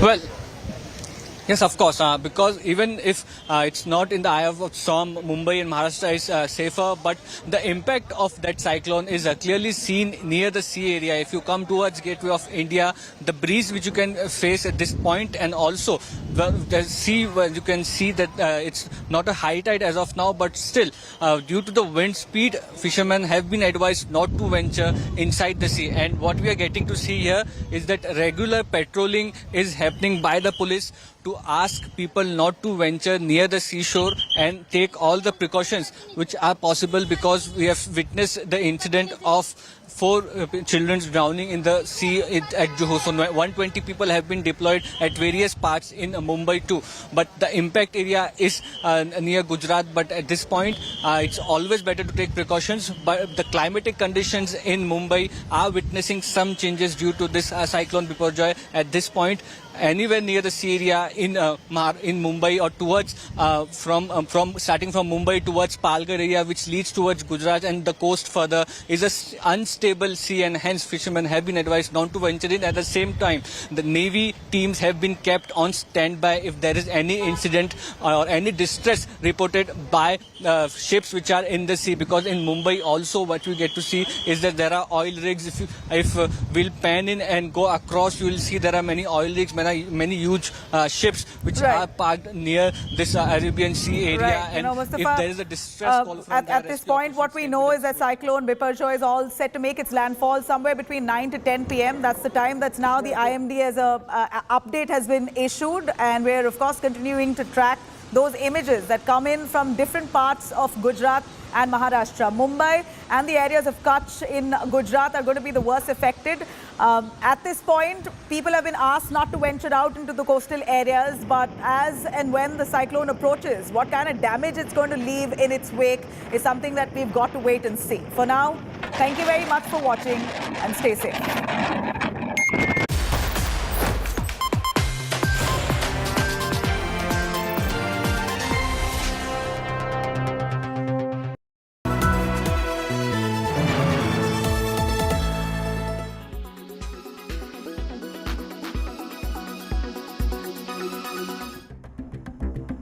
Two advertisements within a space of 2 days reveal the tension within the BJP Shiv Sena coalition in Maharashtra. This ad that appeared on Tuesday featured Prime Minister Narendra Modi and Chief Minister Eknath Shinde. It said, Modi in Rashtra, Shinde in Maharashtra. There was no mention of Deputy Chief Minister Devendra Fadnavis. It also claimed that Shinde was more popular than his deputy, based on a recent survey by a private agency. The advertisement caused much resentment in the BJP. Shiv Sena soon got into damage control mode, clarifying the ad was issued by a supporter of Shinde. A day later, a new advertisement appeared, this time featuring photos of all leaders, including Shinde and Fadnavis. Shinde ji उत्कृष्ट आहेत, पण त्यांनी देवेंद्रजी त्या ॲडव्हर्टाईजमध्ये comparison करणे हे ज्यांनी कोणी केलं असं मला वाटतं. एकनाथजी काही एवढ्या लहान मनाचे नाही आहेत. एकनाथजी काही लहान मनाचे नाही आहेत. एक मोठ्या विचाराचा, मोठ्या मनाचा माणूस आहे. एकनाथ शिंदेला जे मी बघतो ते कधी अशा लहान विचारात वावरत नाही. पण ज्यांनी कोणी केली आहे त्यांनी देवेंद्रशी कंपॅरिझन एकनाथजी सोबत करणे हे थोडंसं त्या ठिकाणी अचंबित करणारं होतं. The damage control, however, has not yet ironed out the differences between the two leaders. The Deputy Chief Minister has skipped events where he was supposed to share dyes with Chief Minister, citing health reasons. Fadnavis, however, continued with his regular meetings at the Shahayadri Guest House in South Mumbai. With Ritvik Bhalekar, Bureau Report, India Today.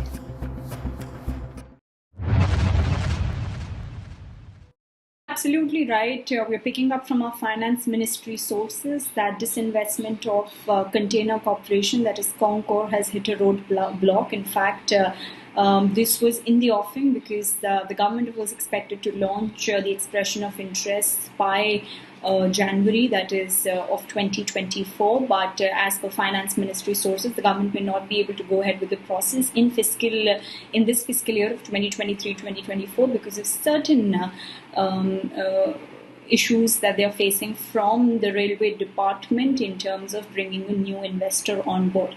The cabinet had given a nod for 30.8% of government stake to be sold in Concord. Government holds about close to 55% stake, and this definitely puts on a lot of plans of government's disinvestment target, which is close to 51,000 crore for this year, because Concord was contributing about close to 20 to 22% in order to fetch about 12,000 crore with its 30.8% sale.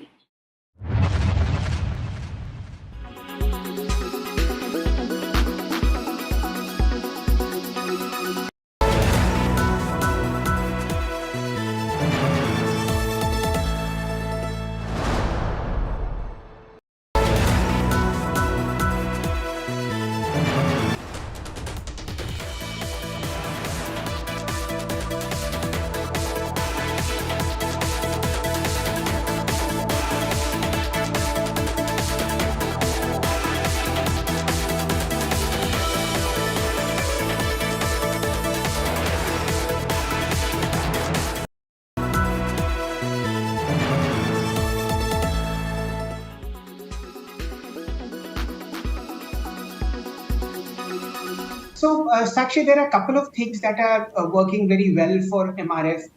If you think it's a 50% return from 1 year ago, in this century alone, suppose we take 2000 as the starting point, I'm sure you must have been in third or fourth standard then.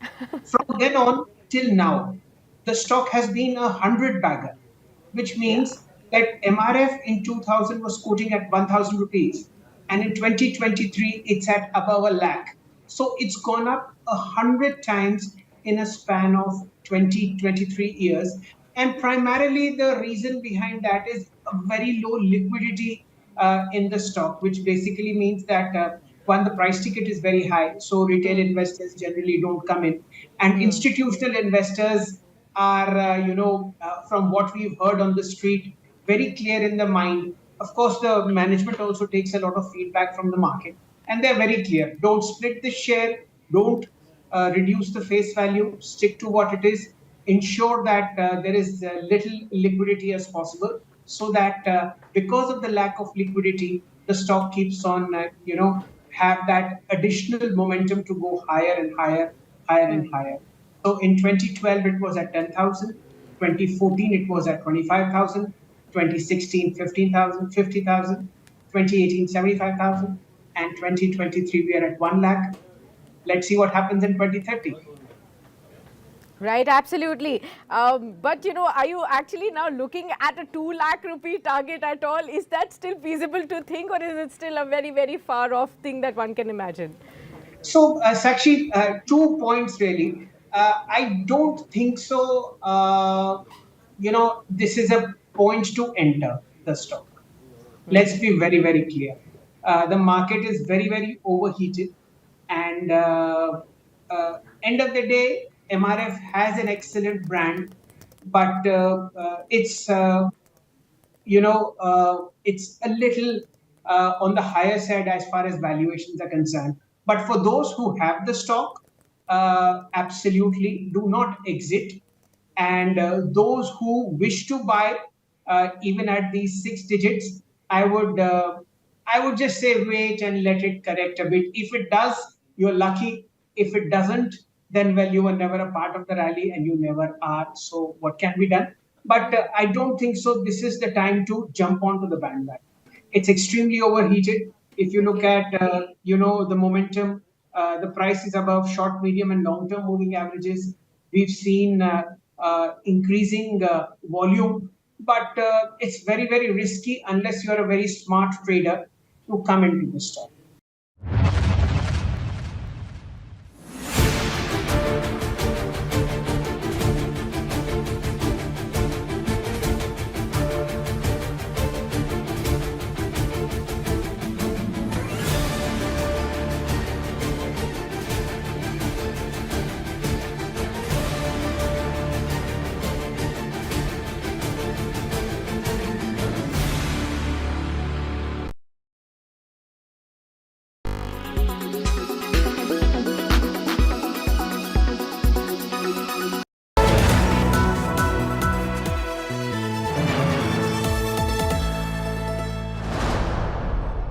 Powered by Voltas Pure Air 6-stage adjustable AC. Ajio Big Bold Sale.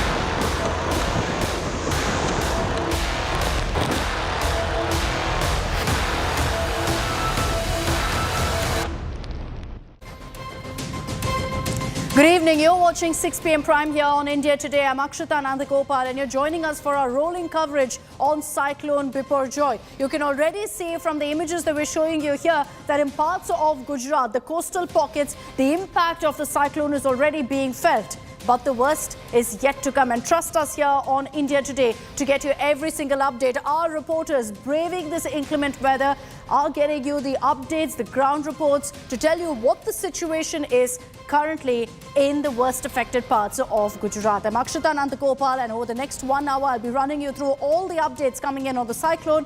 As always, let's begin with the headlines. Cyclone Biparjoy likely to make landfall between 9 to 10 p.m. Gujarat coast on high alert. NDRF and SDRF teams are on standby.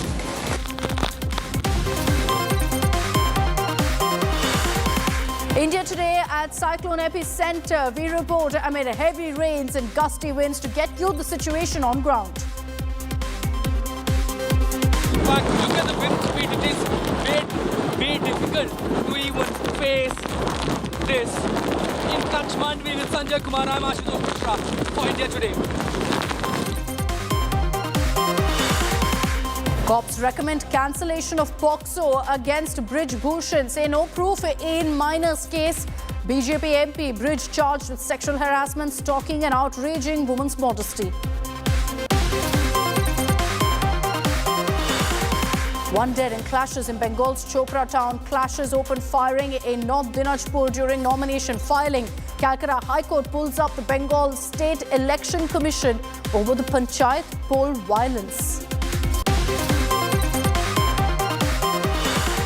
Karnataka Cabinet approves textbook revision. Hedgewar Savarkar chapters out. Ambedkar and Nehru added in the syllabus. India set to get Predator drones from the United States. Second mega defense deal after GE 414 fighter engines to be signed during the Prime Minister's US visit next week.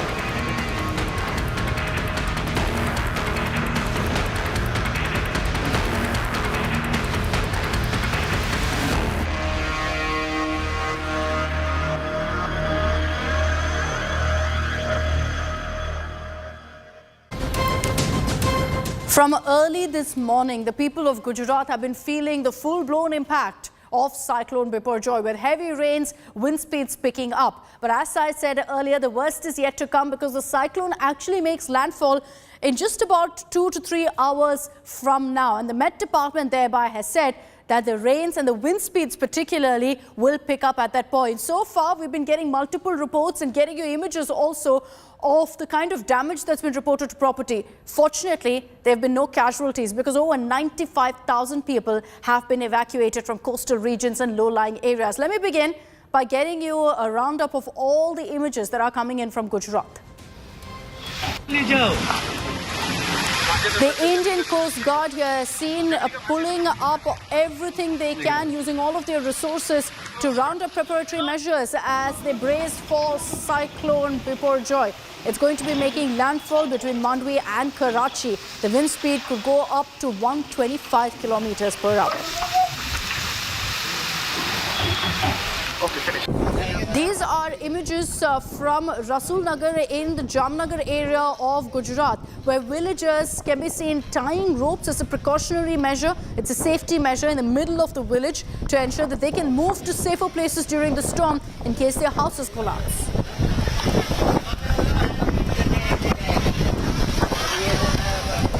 The holy town of Dwarka is going to see a maximum impact of the cyclone. A team of NDRF seen here rescuing people and moving them to safer locations as Biparjoy approaches closer.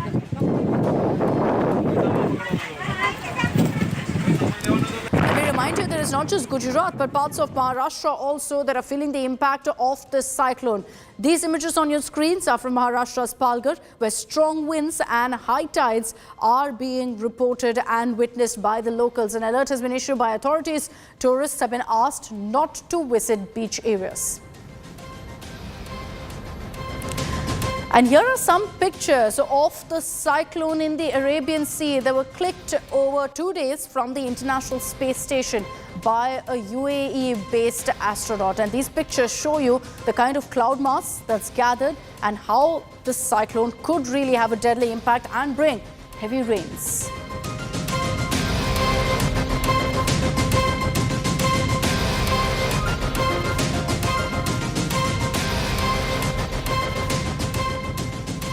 So as we continue to get you all the images that are coming in right now from different parts of Gujarat that give you a sense of how bad really this cyclone is, remember that the wind speeds could touch up to 125 kilometers per hour. Our reporters on the ground have been getting you every single update, braving this kind of harsh weather to tell you what's happening in Gujarat. It's pretty scary out there because you can see in many of the reports that we'll show you in the next few minutes, our reporters are struggling to even stand by the sea. And that's why people have been told very clearly, advisories have been issued saying do not go anywhere close to the seashore.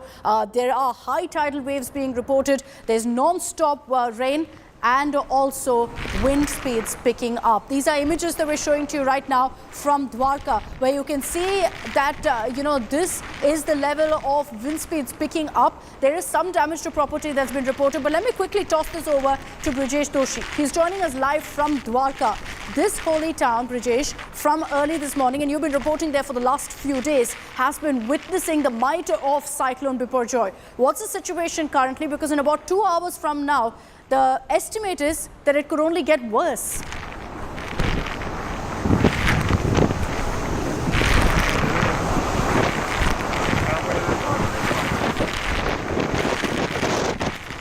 Brijesh, if you can hear me, can you tell us what's the situation currently in Dwarka?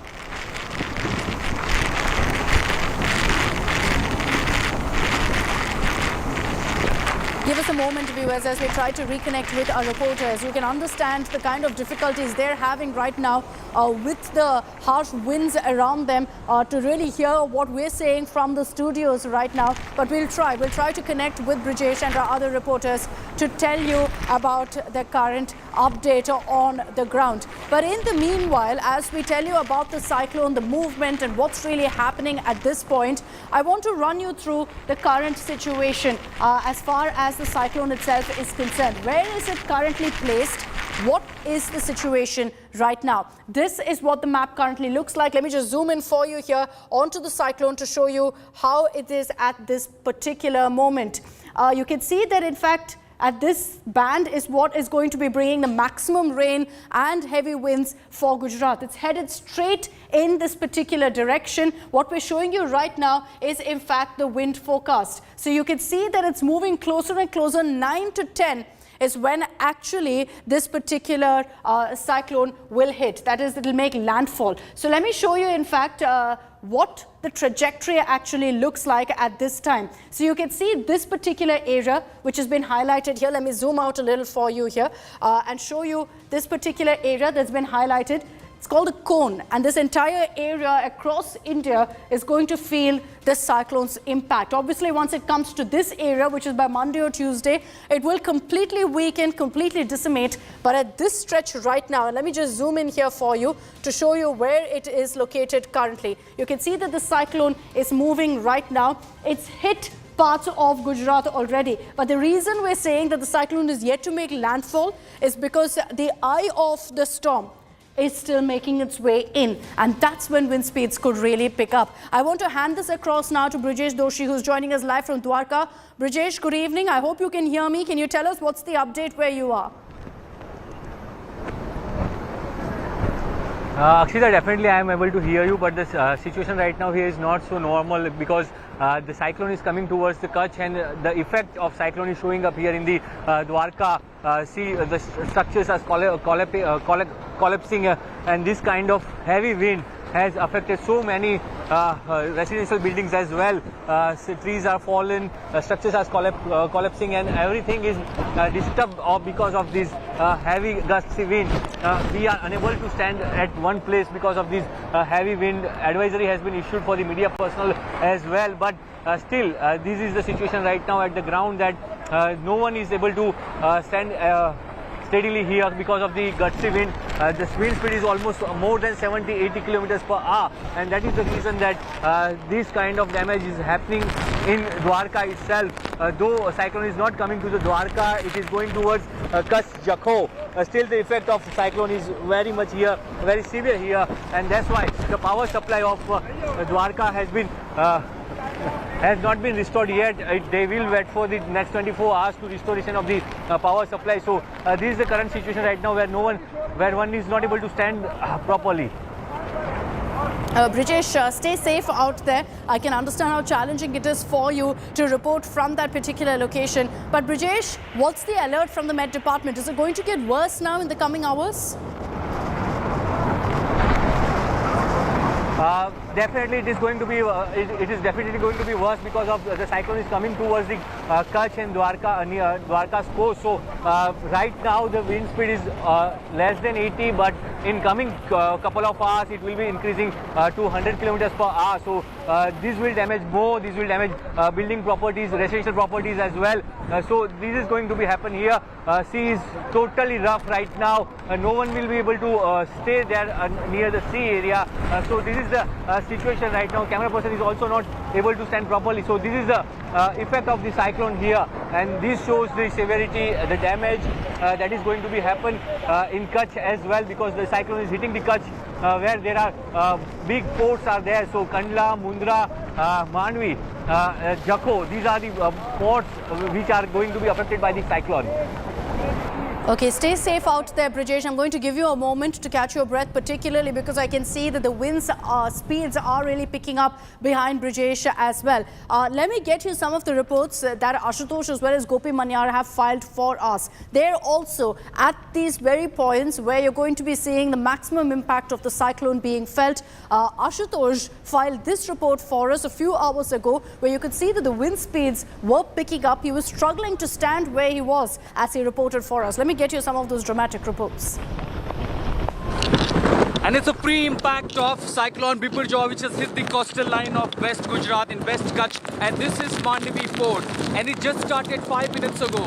Now, literally, standing against this current, the massive wind speed is next to impossible. And you see the creek right behind me. Just an hour ago, almost, there was a clear surface visible. The water level is barely more than 5 to 6 feet, but all you see now, totally a rough ocean with a high current. And all of a sudden, it just started barely 5 to 10 minutes ago. All of a sudden, like someone pushed you. So literally, you know, it requires really a resistance to face this kind of wind speed. Though there is a prediction by the Met Department, the cyclone will slow down up to around 10 km per hour. So even in that case, the maximum speed will be 130 to 140 kmph. But you see, this kind of situation, almost the village across this creek of Mandvi, everything is now invisible. So that is how the impact of a pre-cyclone landfall is quite seen here in Mandvi, the part of Kutch, which is going to be the epicenter of this tragedy, as the eye of the storm will be passing through at far distance from here. But the radius of the ice storm is literally bringing havoc. At Mandvi with Sanjay, I'm Ashutosh Mishra for India Today. And the pre-impact of this landfall of Cyclone Biparjoy is already visible in parts of Kutch and Mandvi. Almost everything goes invisible now. The creeks, very rough ocean, and the wind speed. This is literally going to create havoc in this region of Kutch. In fact, even standing at this place is next to impossible now. I can see literally the weather has deteriorated.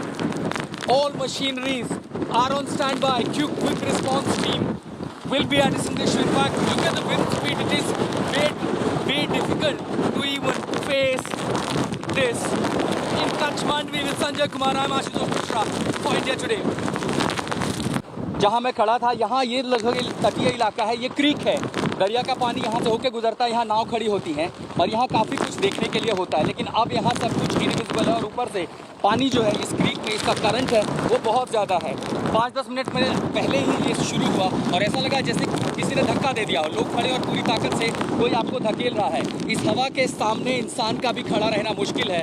आप ये समझ सकते हैं कि जब इसकी रफ्तार 130-140 kilometre प्रति घंटे के हिसाब से आगे बढ़ेगी तो स्थिति क्या होगी। अभी तो सिर्फ समझिए कि 3 बजने में काफ़ी समय है, उसके पहले जो शुरुआत हुई है अगर वो इतनी भीषण है तो जब ये लैंडफॉल होगा, ये दोस्तों इस इलाके से गुजरेगा तो अपने साथ किस तरह का प्रकोप लेकर के आएगा। ये जो तस्वीरें देख रहे हैं वो बेहद भयावह है और इसी के लिए आप समझिए कि सरकार की ओर से, प्रशासन की ओर से वो तैयारियां की गई थी। बरसात की थपेड़ी ये जो बूंदें गिर रही हैं ऐसा लग रहा है जैसे पीठ पर कोई हंटर मार रहा हो। ये मोटी जैकेट के बाद भी ये हवा जो है, ये जो इसके साथ जो बूंदें आ रही हैं वो चोट पहुंचा रही हैं। तो अभी तो सिर्फ ये प्री पैक्ट है, हालांकि जब अचानक से फिर बरसात बंद हुई है, लेकिन हवा काफ़ी तेज़ है और ये जब जैसे जैसे अपनी इंटेंसिटी आगे बढ़ाएगा लैंडफॉल के करीब जाते जाते तब हालात और असामान्य होते जाएंगे। मांडवी पोर्ट से संजय कुमार के साथ मैं Ashutosh Mishra. And let's get you all the details you need to know about this cyclone as it's set to make landfall in a matter of 2 to 3 hours from now. Biparjoy essentially means disaster, and this was a name that was recommended by Bangladesh. We've of course spoken about this in great detail of how really the names of these cyclone is chosen by the Met Department. It's expected that this particular cyclone could cause massive damage. The landfall is expected to happen in a few hours from now. And Gujarat, for the last 20 years, hasn't witnessed a tropical cyclone like this one. Most of your cyclones and depressions and systems are formed in the Bay of Bengal. This one, of course, is in the Arabian Sea. And that's why nothing is being left to chance. You've got 17 NDRF teams who've currently been deployed to different parts of Gujarat. And we've been getting you all of those images of these NDRF personnel already in action, evacuating, ensuring all steps are taken to ensure minimal casualties are reported. At this point, over 74,000, that number has gone up to 95,000, by the way. 95,000 people have been evacuated so far. A red alert, of course, has been sounded in different parts of Gujarat. Let me hand this across now to Saurabh Bhaktania. He's joining us live from Jamnagar in Gujarat. Here too, there's a red alert that's been sounded. Saurabh, what's the situation currently? I hope you're doing fine. I hope you're safe. Wind speeds have been picking up, at least looking at the reports that your colleagues have filed.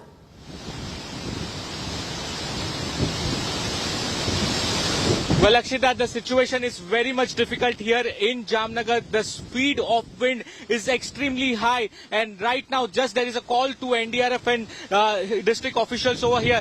Look at this. This is a huge tree which has completely fallen down. Look at the visuals right now. We are breaking exclusively on India Today. These are the visuals right from Jamnagar. This is the Bed area. And this is the electric pole and the huge tree which has directly fallen on this house. Look at the visuals over here. What we have been told that yes, there were few people which have been evacuated on time. There are some injuries, but right now the wind is at very high speed. The situation is very difficult at the moment. What the officials are telling us that it is now that all the people should be inside. This was a huge tree. These are the farms over here, and on this particular road, this is the huge tree which is located, and it has completely fallen down on this particular tree, this particular house. There is also a bike which has come under this particular tree. This is the electric pole, Akshita, which too has fallen down. Look at the visuals over here. In line, you can see all the trees have fallen down. So wind has taken a huge speed over here in Jamnagar. It may not be raining, but the wind speed is very high. Now, let me show you more visuals over here. Ask my camera person, Vaibhav, to show you that this crane came over here to rescue the people over here. They were here to remove these trees and to rescue people, but that crane is now stuck. Now, there is another crane which has been called by the official. First, this crane will be removed, after which this road will be opened. Look at this. The road is completely blocked over here, and many such calls. The NDRF teams are getting, Akshita, let me tell you, there are over 2 teams of NDRF and SDRF and the government officials who are present over here. They're continuously getting calls that trees are falling, the electric poles are falling, and this is just the beginning, Akshita. Let me cut across the visuals once again.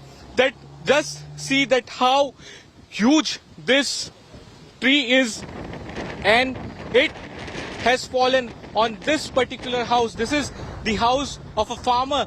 Behind this is the farm, and this is the house of the farmer.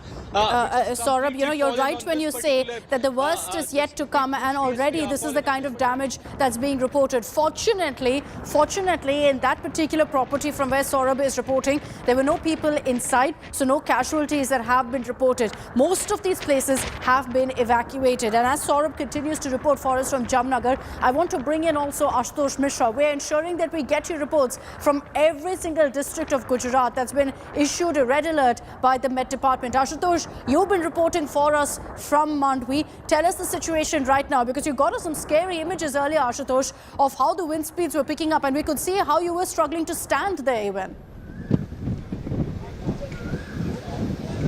Well, Akshita, that was just a trailer. Imagine, because the landfall hasn't taken place yet, and by the time it happens, and by the time impact with its peak velocity comes to the coastal area, that will be again in certain hours. So what we believe that during midnight people will be totally asleep, and when they wake up in the morning, then they will see the devastation brought by this cyclone. And here, what you see, I can see there is one of the most famous Swaminarayan temple in Mandvi. Look at this is the inner roof of this structure. That's a prayer hall, and this is what the wind has created. Since afternoon there have been literally high speed, high velocity of the wind, and one after one, the sheet of the metal sheet is falling down. So there was a warning quite that those are the kacha structure, not really very strong, not very concrete one, could probably be impacted by this. And here what we see, though the rain shower downpour is on and off, but the velocity, the wind speed is quite high since morning. And as with the coming hours, when the cyclone will approaching to the close proximity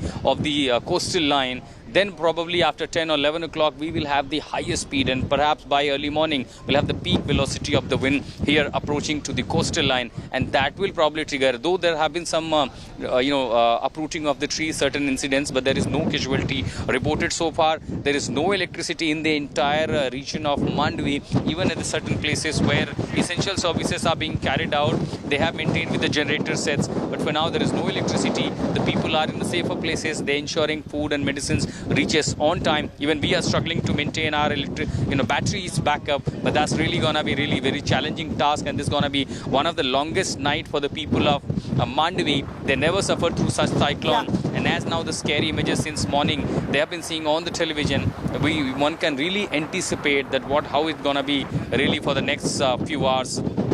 Let's hope for the best, and let's hope it stays the way you mentioned, Ashutosh, about no casualties being reported so far. Of course, power being snapped off in some of the districts where there's a red alert issued, largely a precautionary measure, because with the cyclone, it's not so much about the rain, but largely about the wind speeds and the kind of damage that can cause, which is usually property damage. We're going to continue getting you ground reports. Ashutosh, Gopi, Brijesh Doshi, Saurabh Bhaktania, all of them fanned out across coastal Gujarat to get you reports, live updates on the cyclone's movement. Remember, 9 p.m. is when it makes landfall, and here on India Today, we're putting our focus on Cyclone Biparjoy and getting you those live updates. On the other side of a short break, we continue our non-stop broadcast.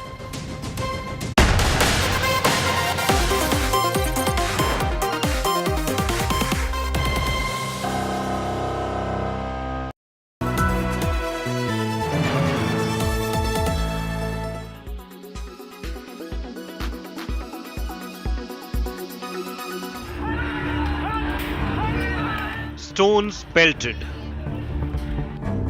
cars smashed, lathi charge by police. Bengal is on the edge as it heads for the next Panchayat elections. Several TMC workers were injured in clashes with the ISF in Bengal's South 24 Parganas. Bombing had happened, crude bombs were hurled over here. This is what it's being stated by the locals over here, the ISF workers over here. It's the 5th day of nominations, and yesterday there were reports of violence in Bhangur 1 in South 24 Parganas, in Bhangur 2 rather, in South 24 Parganas, and today we are here at Bhangur 1 where there has been numerous instances and reports of violence. The situation remains tense in South 24 Parganas as several people were also injured in the political clashes that broke out. Bricks were pelted at it. The windscreen is completely vandalized. Even over here, if we look at it, there are the byproducts of the broken window screen, which is still inside this particular vehicle. This was being used to ferry police officials. Over here, there has been instances and reports of crude bombs being hurled on each other. That is the ISF and the Trinamool Congress. This is what both of them have alleged. BJP workers clashed with the state police in West Bengal's Bankura. The BJP accused the state police of stopping its MLA from filing a nomination. The atmosphere remains tense in parts of Bengal. Police detained 8 people with a bucket full of bombs in Bankura. The BJP attacked the Mamata government for failing to restore peace, even drawing parallels between the Bengal poll battle and the Russia-Ukraine war. कल भी भांगुड़ में हम लोग देखा है बमबाजी हो रहा है, आज भी बमबाजी हो रहा है सुबह से। ऐसा तो लग रहा है कि हम लोग रशिया या यूक्रेन में हैं। और ये जो बुरी सिचुएशन है, इसका दाय ममता बनर्जी को लेना पड़ेगा, क्योंकि वो पुलिस मंत्री है और आपका अगर थोड़ा सा भी शर्म हो, आप रिजाइन करिए। ये सब गुंडा तृणमूल का नहीं, ये बीजेपी का दलछूट हुआ, कांग्रेस का दलछूट हुआ गुंडा। उसको काम है तृणमूल का शरीर पर काली का दाग लगाना, वो कर रहे हैं, लेकिन वो पकड़ जाएगा जल्द से जल्द। लेकिन इतना शांतिपूर्ण आसानी से पीसफुल चुनाव होगा, ये 50 साल में कभी नहीं हुआ। The Calcutta High Court has directed the Bengal government to call in central forces for assistance. Will this move help to ease the tension in the state, which remains on edge? With Suryagni from South 24 Parganas, Bureau Report, India Today.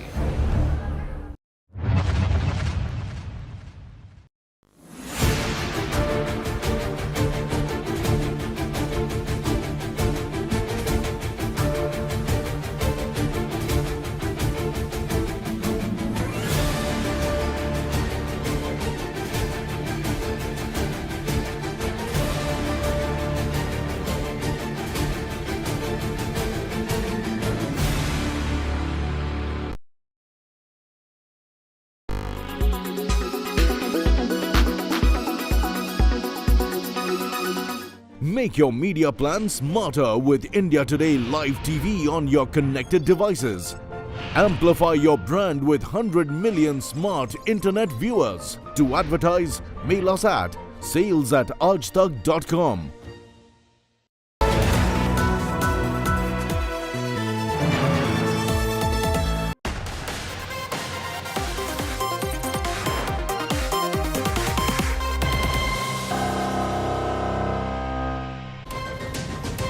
Welcome back. You're joining us on our rolling coverage of Cyclone Biparjoy as it nears closer and closer to the coast of Gujarat. So which are the worst affected parts as per the Met Department? Well, essentially there's the Kutch region, which is here in northern Gujarat, and the Saurashtra region along the coast, as you can clearly see, of the Arabian Sea, is the parts that will be worst affected. So in Kutch, there's an alert that's been issued for wind speeds reaching up to 125 kilometers per hour.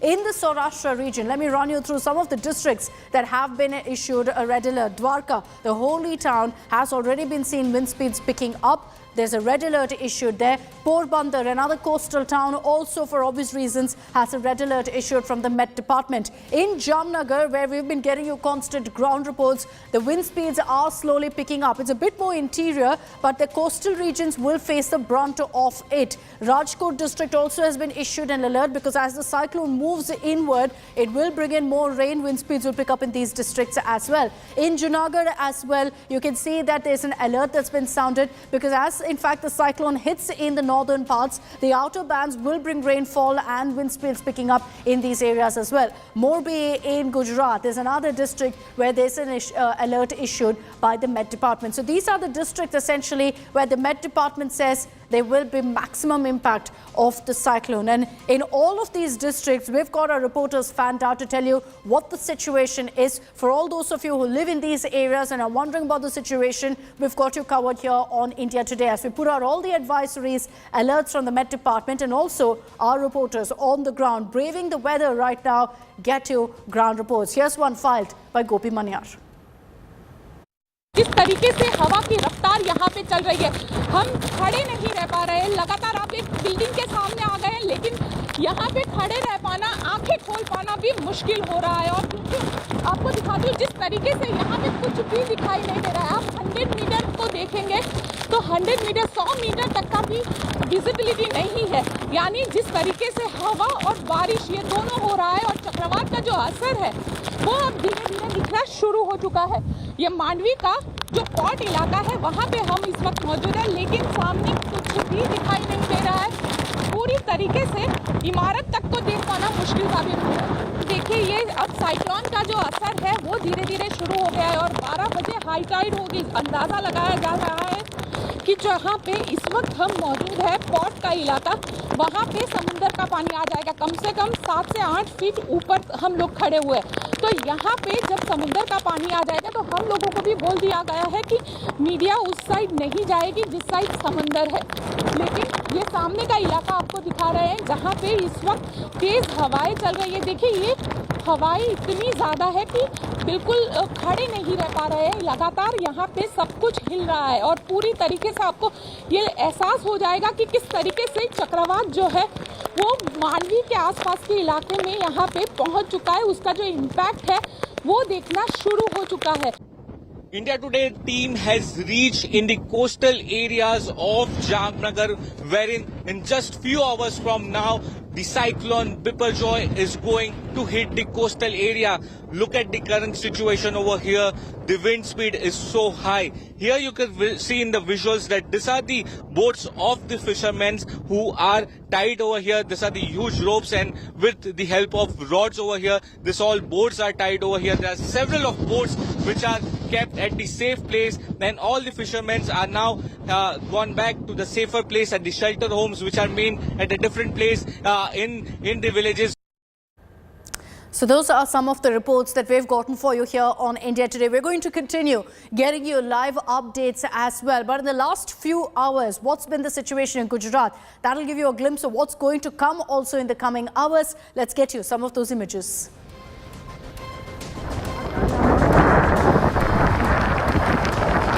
Let's tell you first the situation in Mandvi district where heavy rainfall and high tides rocked the district. This is in the Kutch region. NDRF evacuation process also continues in full swing. 4 NDRF teams have been deployed in Kutch.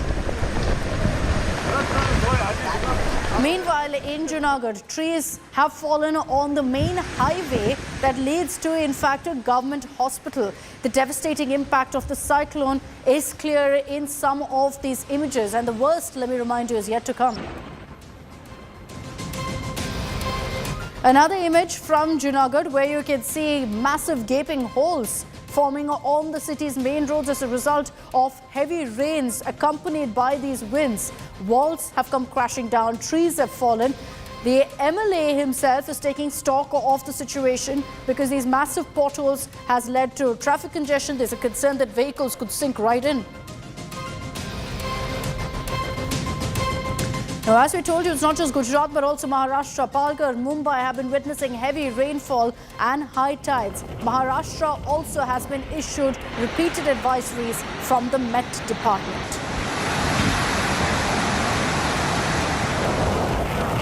With the cyclone expected to make landfall any time now, about 15 ships and 7 aircraft, including 4 special Dornier and 3 helicopters, have been kept on standby at the Coast Guard station in Daman. High tide has hit coastal areas in Daman as well.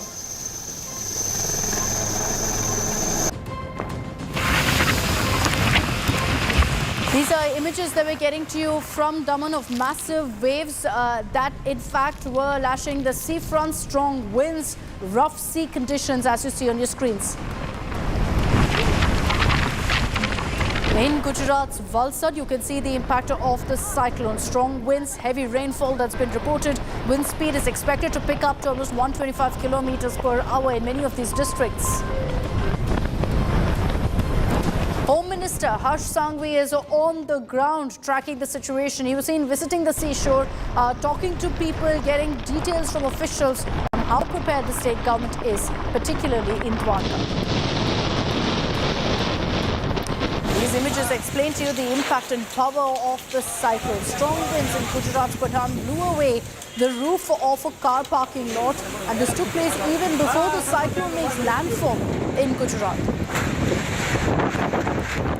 Mumbai as well, you see high tide being reported due to the approaching cyclone. At the gateway of India, there were sea waves washing off the shores.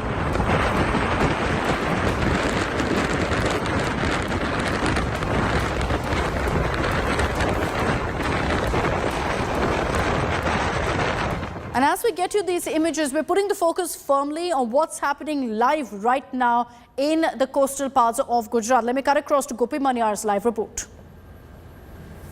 गृह मंत्री ये दोनों ही लगातार इस पे पैनी नजर रखे हुए हैं, तो कहीं पे भी अगर रेस्क्यू की जरूरत होती है तो सारी एजेंसी के साथ कोऑर्डिनेशन के साथ ये सारी चीजें किया है.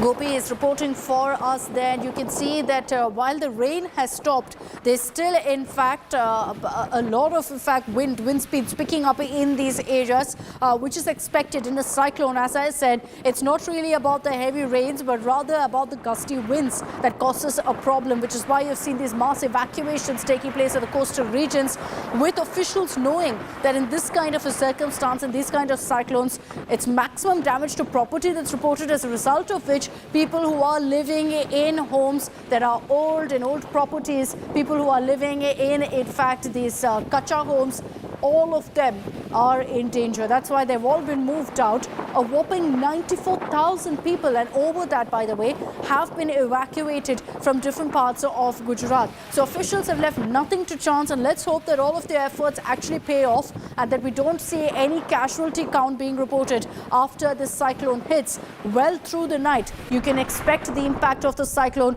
to be felt in parts of Gujarat. So tomorrow morning, we're going to wake up to all of the images right now that are coming in. These are images, and let me just show you some of the images that are coming in right now from Mandvi. These are live shots that we're showing to you on your screens, where you can see that in fact it's completely shrouded in clouds, and there's heavy rain that's being reported in some parts. That's accompanied by also these high wind speeds, heavy winds that are being reported in these areas, which is the biggest concern right now. Mandvi is one of those districts that's been issued a red alert by the Met Department. Let's cut across to a report by Ashutosh Mishra. This is live.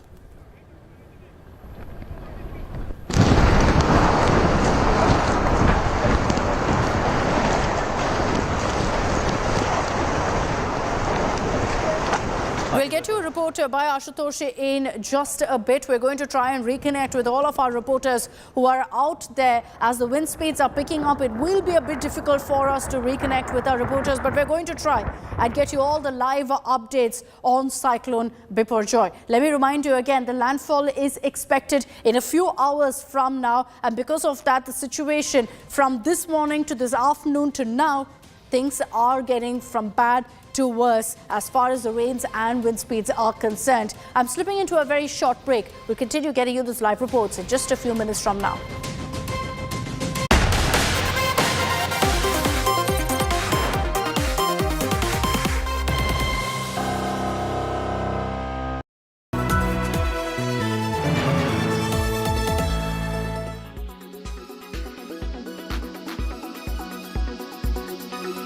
Invicto is coming up. Tell us the first thing.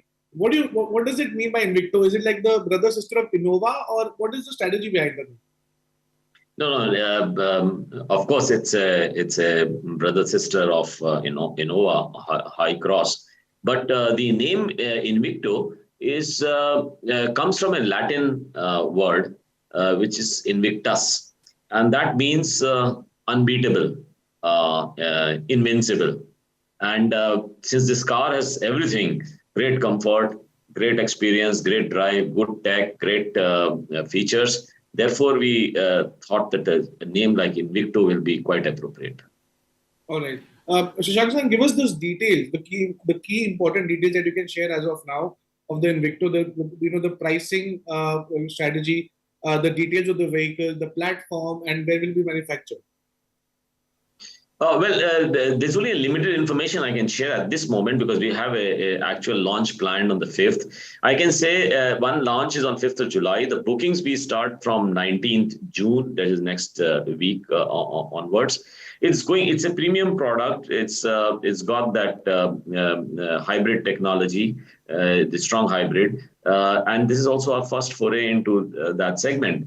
And we are enthused with the fact that while our market share in the less than 10 lakh rupee category is obviously very strong, 60% market share or thereabouts, where in the 10 to 15 lakh category also, Maruti Suzuki has become the market leader last year with 26% share, and this year it has gone up further to 30%.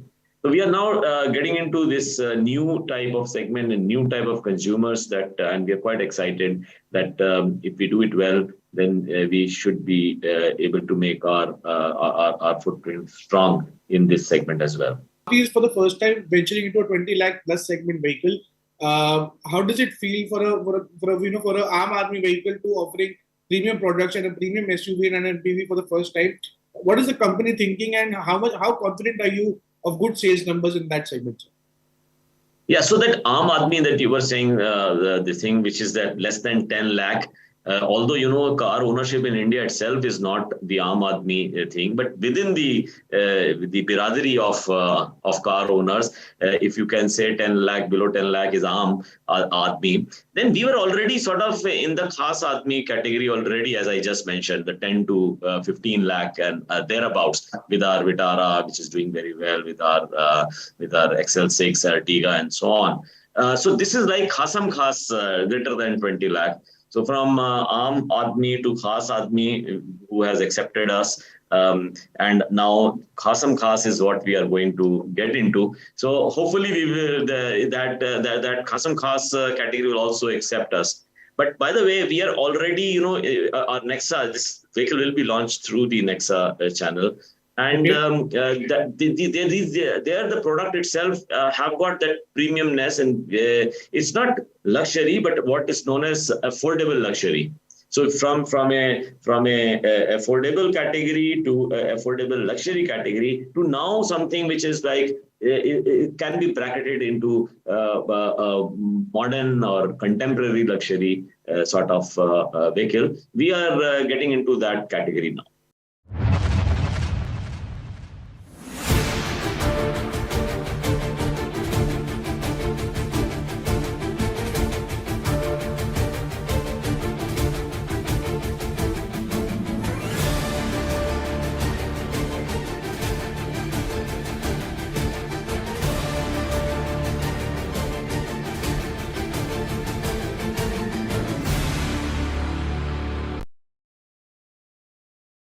Quality today.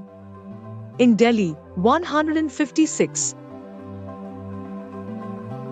In Mumbai, 55.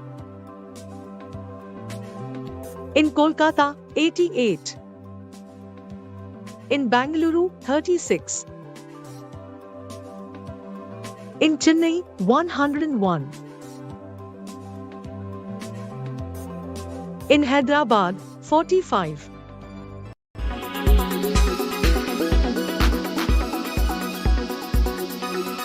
Why does this happen? Let me tell you the science behind it.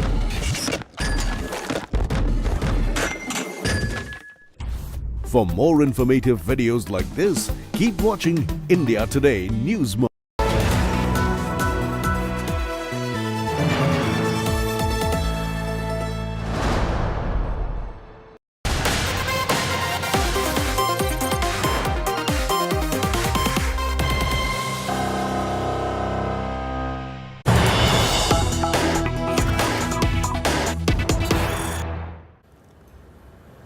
Let's get you the big breaking update that's coming in. As you can see from the map behind me, the cyclone has now officially made landfall in parts of Gujarat. The landfall process has begun. It will continue for the next few hours. Gujarat, brace yourself right now. This will be the worst over the next few hours of Cyclone Biparjoy. Let's get you an update coming in right now from the Met Department. ये थोड़ा से ज़्यादा time लेगा पूरा cyclone का wall cloud और आई reason land पर जाने के लिए, इसलिए क्योंकि ये साइक्लोन रिलेटिवली थोड़ा से धीरे चल रहा है। सर, आपने वॉल क्लाउड का बार बार जिक्र करे, आम लोगों की भाषा में अगर समझाएं तो वॉल क्लाउड क्या होता है, जो पिछला हिस्सा क्या होता है, ये आम लोग समझना चाहेंगे सर आपसे। अभी जैसे आप देख रहे हैं ये रडार भुज है जी, रडार भुज का ये जो क्लाउड मास आप देख रहे हैं इसको वॉल क्लाउड बोलते हैं जी सर। और ये वॉल क्लाउड धीरे धीरे आप जैसे एनिमेशन में देख रहे हैं अप्रोच कर रहे हैं सौराष्ट्र कच्छ का कोस्टल पार्ट को। जैसे ऑलरेडी हमारा जो द्वारिका डिस्ट्रिक्ट है और कच्छ डिस्ट्रिक्ट है वहाँ वॉल क्लाउड रीजन टच करके आगे बढ़ रहा है। सेम चीजें यहाँ आप सैटेलाइट एनिमेशन में देख सकते हैं। जैसे ये आई है और ये जो क्लाउड है इसको वॉल क्लाउड बोलते हैं। जो आई की सराउंडिंग होता है वो बहुत तेज क्लाउड होता है, 15 किलोमीटर हाइट होता है, बहुत सारे बारिश वहाँ होता है। कोई वॉल क्लाउड रीजन यही रीजन है जहाँ सबसे डिस्ट्रक्शन दिखाई देता है, वही रीजन पे सबसे मैक्सिमम विंड होता है, वही रीजन पे सबसे मैक्सिमम रेनफॉल होता है और वही रीजन पे मैक्सिमम विंड होते की वजह से स्टॉर्म सर्च भी वही रीजन में ज्यादा होता है। तो इसलिए आप जैसे यहाँ देख रहे हैं सैटेलाइट पिक्चर से कि बहुत डेंस कन्वेक्टिव क्लाउड अभी कच्छ और द्वारिका जैसे डिस्ट्रिक्ट में एंटर कर चुके हैं, इसलिए हम बोल रहे हैं कि लैंडफॉल प्रोसेस शुरू हो चुका है। जो केंद्र बिंदु की बात आप कहते हैं उसका आकार क्या होगा? आप कह रहे हैं कि केंद्र बिंदु बड़ा, उसका आकार क्या होगा? कुल आकार 700 किलोमीटर। साइक्लोन का जो केंद्र है इसको आई बोला जाता है और ये जो आई आप देख रहे हैं यहाँ इसका डायमीटर है लगभग 50 किलोमीटर। सो ये जो स्पीड में चल रहा है अभी जैसे 13-14 किलोमीटर स्पीड में अभी आगे बढ़ रहे हैं, इसलिए कम्प्लीटली आई वॉल क्लाउड पूरा अंदर जाने के लिए लगभग 5 घंटा लग जाएगा। और सर उस वक्त इसीलिए हम बोल रहे हैं मिडनाइट तक ये पूरी साइक्लोन का जो आई रीजन है और आई वॉल यानी वॉल क्लाउड है वो लैंड पे आ जाएगा। और उस वक्त विंड की रफ्तार कितनी होगी सर जब आई टकराएगा तट से? जब आई टकराएगा आई की रीजन में तो for time being small period के लिए काम विंड हो जाता है, मगर जब आई वॉल एंटर करता है तब सबसे ज्यादा विंड होता है। सो जहां आई टकराएगा यानी जखौ के आसपास जो एरिया है जहां आई पास करेगा पहले forward sector of the eye wall आएगा और तब विंड स्पीड बढ़ते हुए 115 to 125 kmph हो सकता है। फिर जब आई पास कर जाएगा फिर रेयर सेक्टर साइक्लोन का आएगा, तो फिर जब 1 घंटे के लिए कि आधा घंटे के लिए जो विंड स्पीड कम हो गया होगा फिर विंड स्पीड बढ़ेगा और 115 to 125 kmph फिर विंड आ सकता है। मैं आपको ये से एक्सप्लेन करता हूँ। जब अभी ये वॉल क्लाउड अप्रोच कर रहा है कच्छ कोस्ट की तरफ, यहाँ भी विंड स्पीड बढ़ रहा है और ये विंड स्पीड का डायरेक्शन यही होता है कि ईस्टर्ली डायरेक्शन से जाकर वेस्ट की तरफ विंड जा रहा है।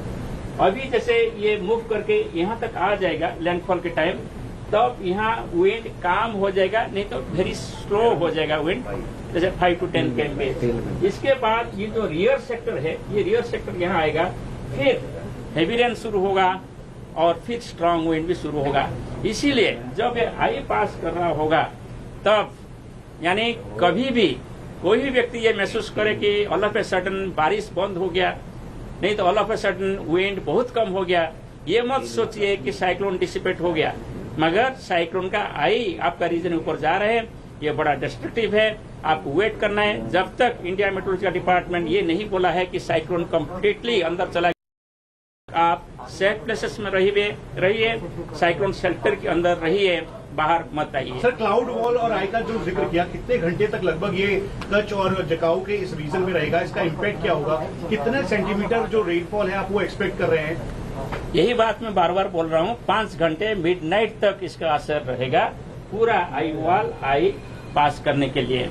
और इसमें heavy to very heavy rainfall होने के साथ साथ कहाँ एक्सट्रीमली हेवी रेनफॉल यानी 20 सेंटीमीटर से ज्यादा बारिश हो सकता है। और इसके साथ साथ जैसे यहाँ विंड ऐसे जा रहे हैं, अभी साउथ से नॉर्थ विंड टकरा रहे हैं कच्छ में, वहाँ समुद्र का जो पानी है टाइडल वेव के हिसाब से जो लो लाइंग एरिया है कच्छ में और द्वारिका में या मोरबी में और जामनगर डिस्ट्रिक्ट में, यहाँ इनंडेशन कर सकता है। और सबसे ज्यादा इनंडेशन कच्छ एरिया में हो सकता है जब ये पास करेगा।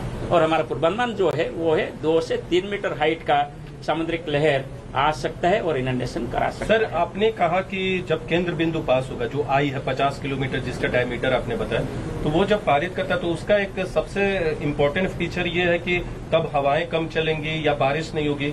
वो कितना, उसका डायमीटर क्या होगा जो आप कह रहे हैं जब ये आई एरिया कितना होगा? देखिए, साइक्लोन मूव कर रहा है ना, जब ये तट को टकराएगा ऑल ऑफ ए सडन जो अभी हैवी रेन और स्ट्रांग विंड चल रहा है वो कम हो जाएगा। तो इससे महसूस होगा कि ये आई आ रहा है अभी।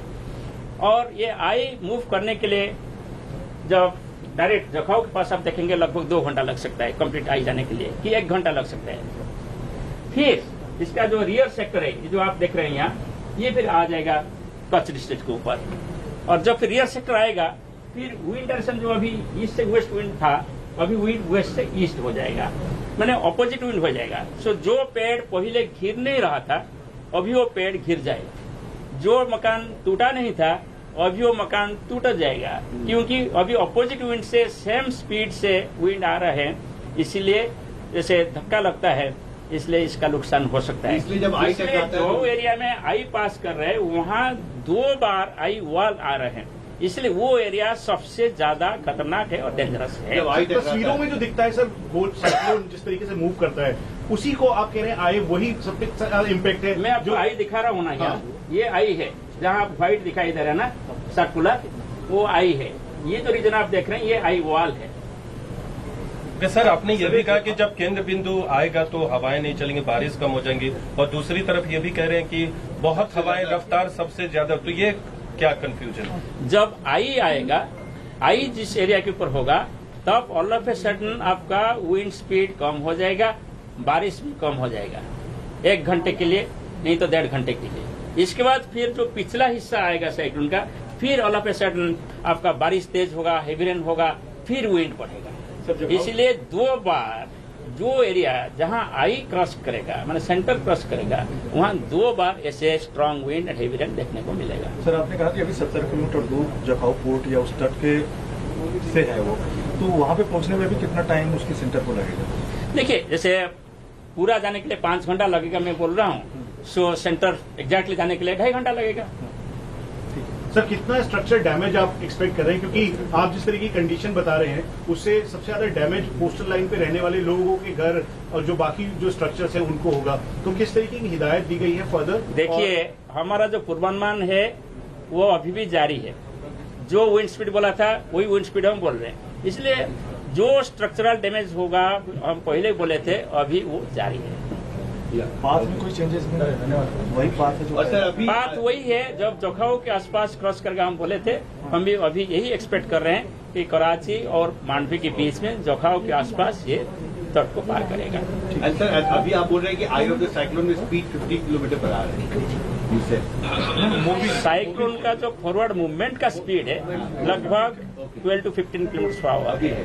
But I of the cyclone when जब वो हिट करता है कोस्ट पे, देन इन द आफ्टरमैथ सबसे ज्यादा डैमेज होता है, क्योंकि पीछे से जो विंड्स है वो आती है और फिर हवा टकराते हैं 2 डायरेक्शन। इसका मतलब नहीं कि आफ्टरमाथ जो आता है इसमें ज्यादा विंड स्पीड होता है। आप एक पकड़ लीजिए, एक बैम्बो है यहाँ फॉर एग्जाम्पल, बैम्बो स्टिक है, आप इसको निकालना चाहते हैं, आप क्या करते हैं, इससे झुकते हैं ऐसे, फिर ऐसे झुकते हैं ऑपोजिट डायरेक्शन में, जैसे कि सॉइल के साथ वो जो जुड़े हुए हैं जैसे लूज हो जाए और आप निकाल सकते हैं बैम्बो को। यही होता है जो पेड़ है, पेड़ अभी जब फॉरवर्ड सेक्टर आ रहे इससे वेस्ट विंड ब्लो हो रहा है, तब पेड़ वेस्ट की तरफ बेंडिंग होगा, मगर शायद गिरेगा नहीं।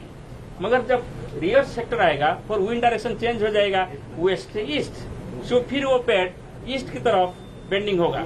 इस तरह जो पेड़ फॉरवर्ड सेक्टर में नहीं घिरा होगा, शायद रियर सेक्टर जब आएगा तब गिर सकता है। ऐसे ही हालत हो सकता है, टेलीफोन पोल्स, इलेक्ट्रिक पोल्स, इसलिए जब आई ऑफ द स्टॉर्म जब इसीलिए जो एरिया में आई जाएगा उस एरिया में ज्यादा डैमेज हो सकता है। यानी जो 50 किलोमीटर से 100 किलोमीटर जो डिस्टेंस है, जैसे जखाऊ के पास जाएगा तो जखाऊ से 50-100 किलोमीटर दूर तक दोनों साइड पे ऐसे डिजास्टर सिचुएशन देखने को मिल सकता है। That is the maximum wind speed what we predicted, वो है 115 to 125 kmph, gusting to 140 kmph। Gustiness सभी जगह में नहीं होगा, कहीं कहीं 140 kmph गस्टिनेस में मैक्सिमम विंड हो सकता है। वो टेम्पररी विंड होता है, it is not sustain wind होता है। हाईएस्ट विंड साइक्लोन के 4 घंटे लैंडफॉल चल रहा है, तो विंड स्पीड जो आप बोल रहे हैं 115 to 125, गस्टिंग टू 140, नॉर्मली किस समय में होता है वो 4 घंटे के लैंडफॉल प्रोसेस के दौरान? देखिए, जब फॉरवर्ड सेक्टर में चल रहा है तब तो विंड ज्यादा होगा, तब लैंड इंटरेक्शन भी शुरू हो जाएगा, सो धीरे धीरे वीकनिंग भी शुरू होगा। सो पहला पीरियड में ज्यादा विंड स्पीड रहेगा। Thank you. टिक टैक करेंगे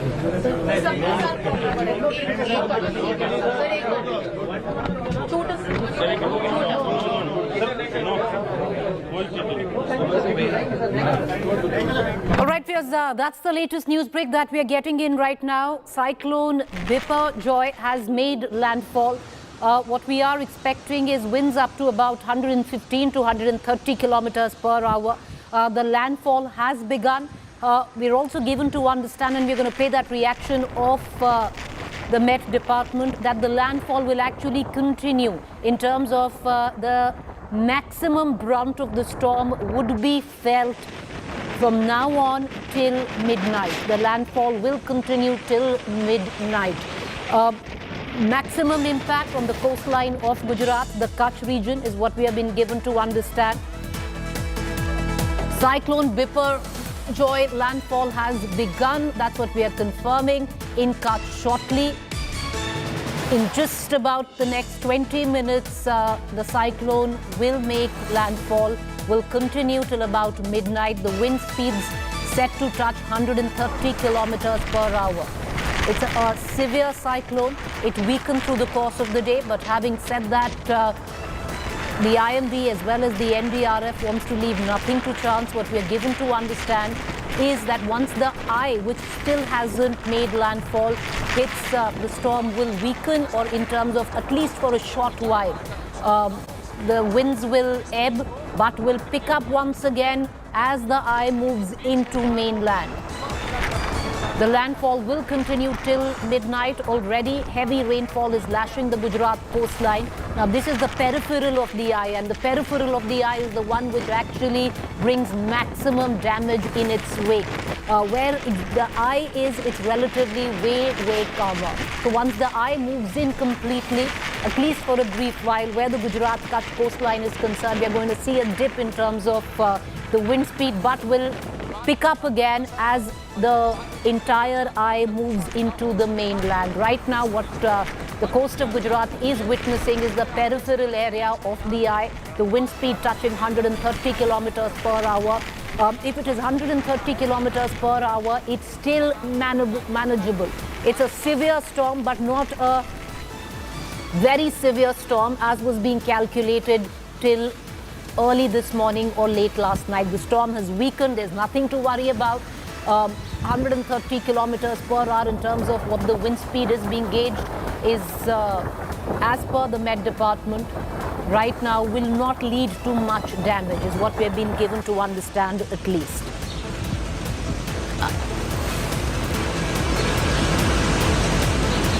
I want to cut across to my colleague Brijesh, who is joining us from Dwarka.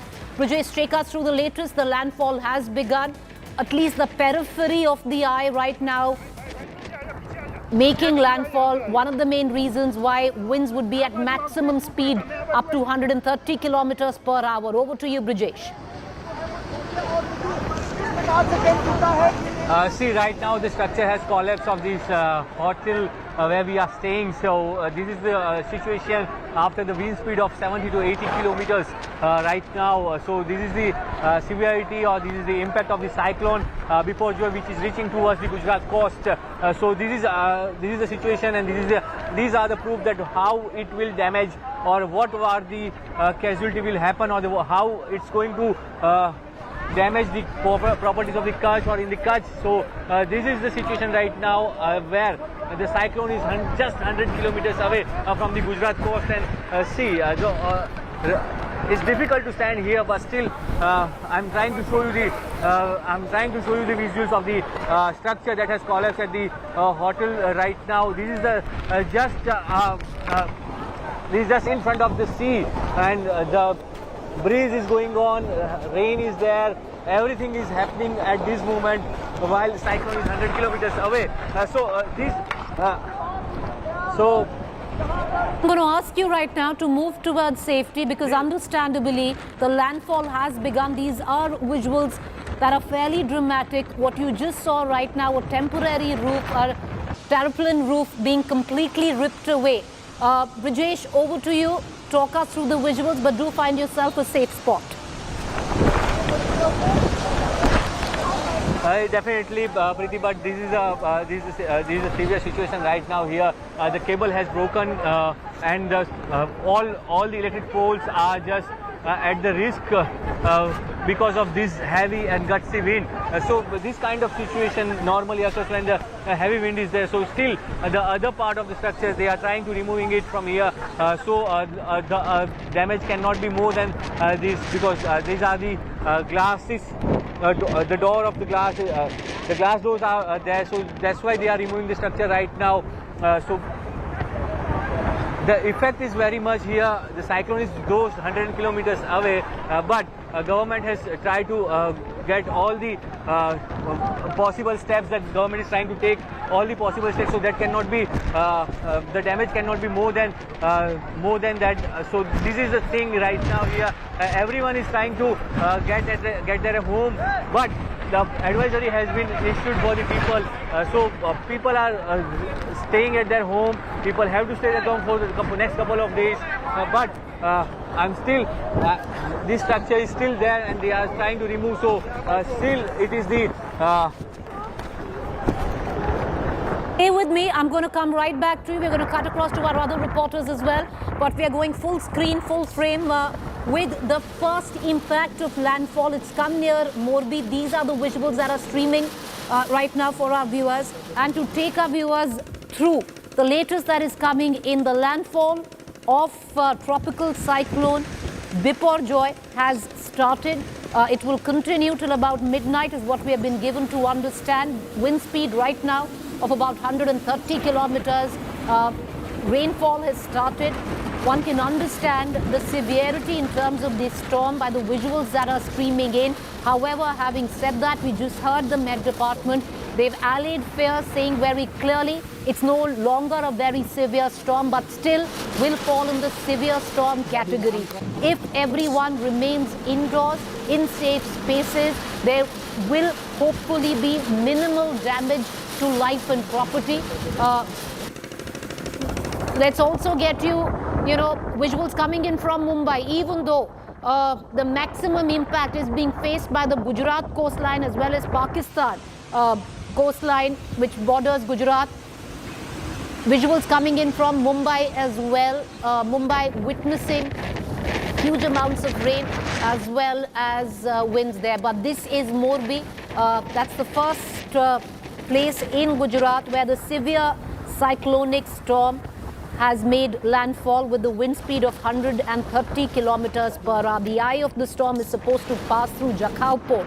Right now, the peripheral of the eye is making has made landfall, and that is why the maximum gusts of wind and impact is seen. Once the eye moves in, we'll see a sense of calm, but that sense of calm then once again as the eye passes over will begin with picking up of wind speed and rain. Cutting across to Gopi Manyar joining us from Morbi right now. Gopi, over to you.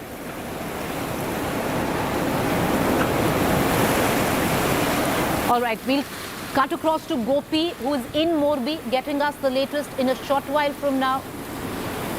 We still have Brijesh, who's not very far away where Gopi is there. Brijesh, what are you witnessing? Over to you. Everybody, I hope, is safely evacuated in safe places. But you were saying the last time around that there is a sense, of panic for a brief while when the electricity cable started to snap. Pretty everyone has been evacuated from the low-lying area. There are more than 1 lakh people have been evacuated from the 8 districts. The highest evacuation is from the Kutch district, where more than 50,000 people have been evacuated.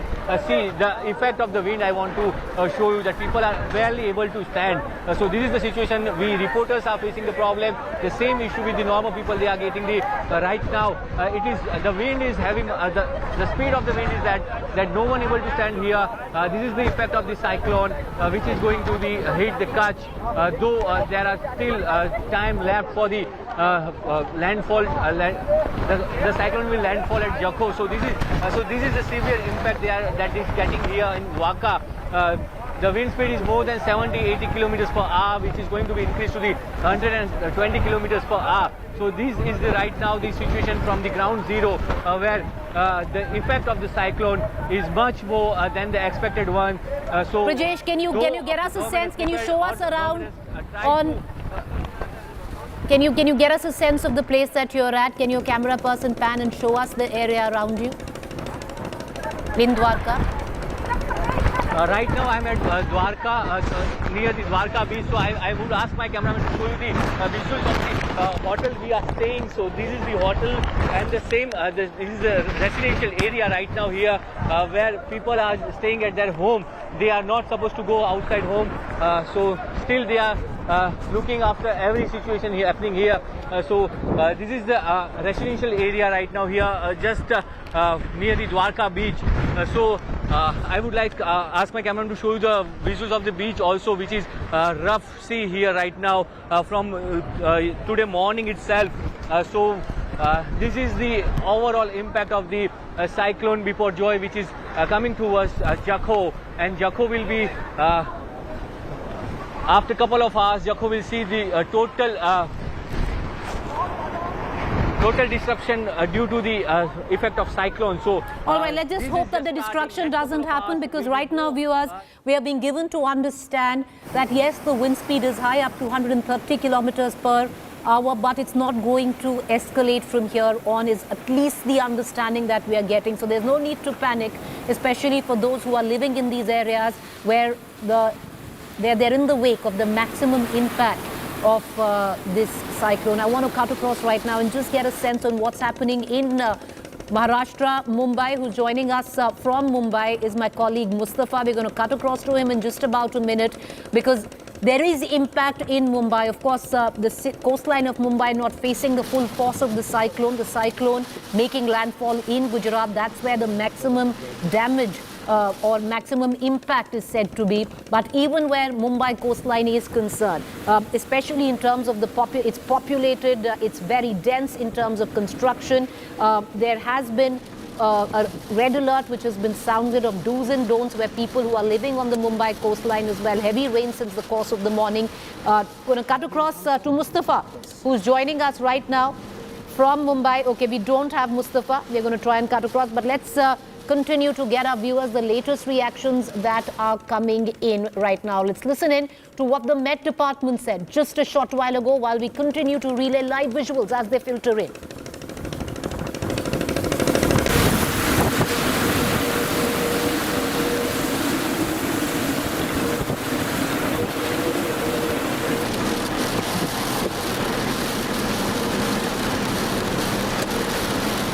Reaction in just a short while from now on. We're going to get you every aspect of the story as it unfolds. Once again, there is no need to panic.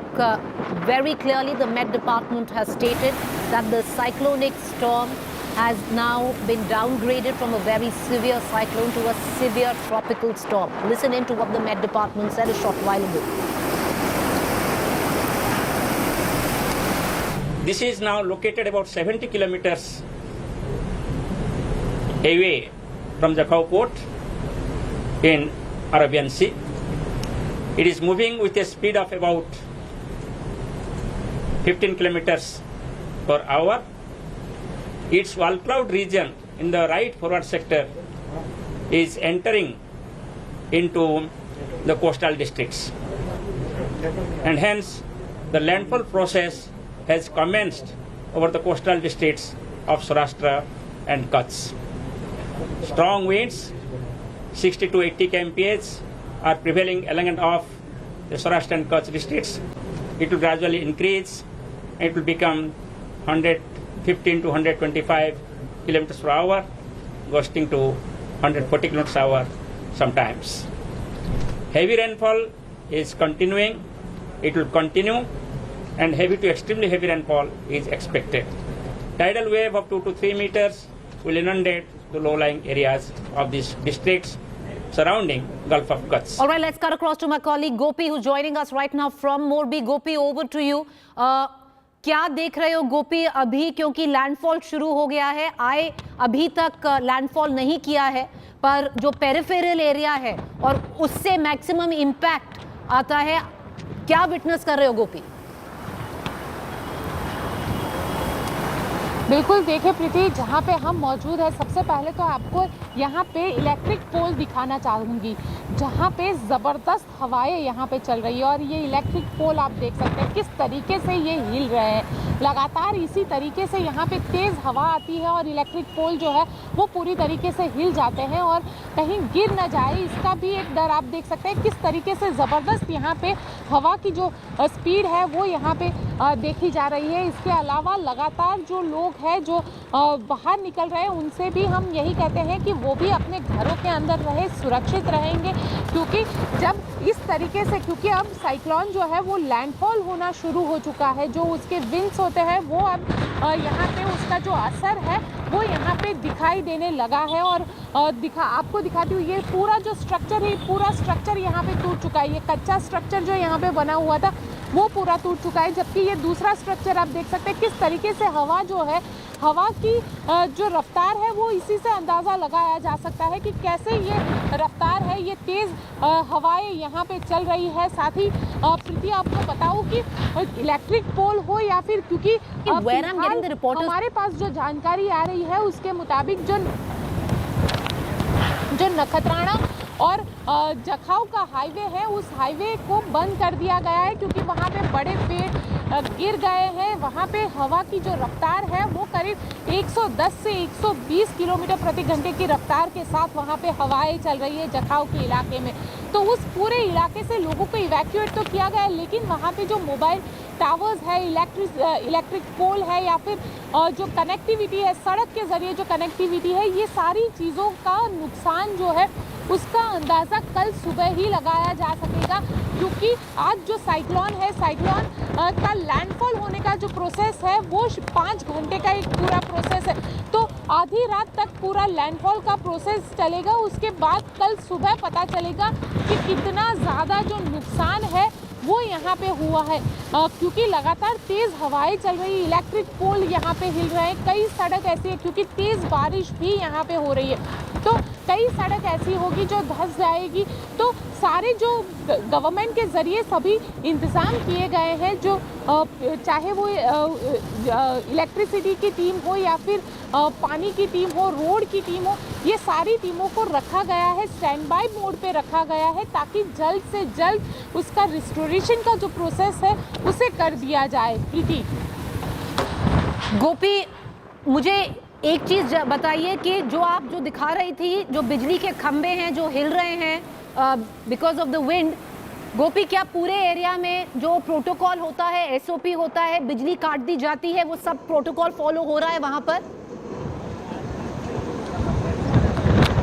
बिल्कुल बिल्कुल प्रीति, देखिए खंबे पहले तो दिखाती हूँ, अभी भी लगातार जिस तरीके से तेज़ हवाएं यहाँ पे चल रही है, खंबे लगातार यहाँ पे हिल रहे हैं। पूरे इलाके में मांडवी शहर का जो पूरा इलाका है वहाँ पे प्रिकॉशनरी सभी बिजली को काट दिया गया है, क्योंकि कहीं अगर इलेक्ट्रिक पोल गिरता है या कहीं पे भी जो मेन जहाँ से इलेक्ट्रिसिटी सप्लाई होती है, ट्रांसफार्मर होता है, वो अगर गिर जाता है तो कोई शॉर्ट सर्किट जैसी वारदात हो सकती है। उससे इसी के चलते जब से विंड शुरू हुई है, यानी आज सुबह से ही यहाँ पे जो इलेक्ट्रिसिटी है उसको फिलहाल काट दिया गया है। लोगों को ये कहा गया है कि कल सुबह ही इलेक्ट्रिसिटी आएगी, क्योंकि एक बार पूरी प्रक्रिया को देखना पड़ेगा, कहीं तार कटा हुआ है या कहीं कुछ नुकसान तो नहीं हुआ है जिसके चलते कोई किसी की जान हानि हो जाए।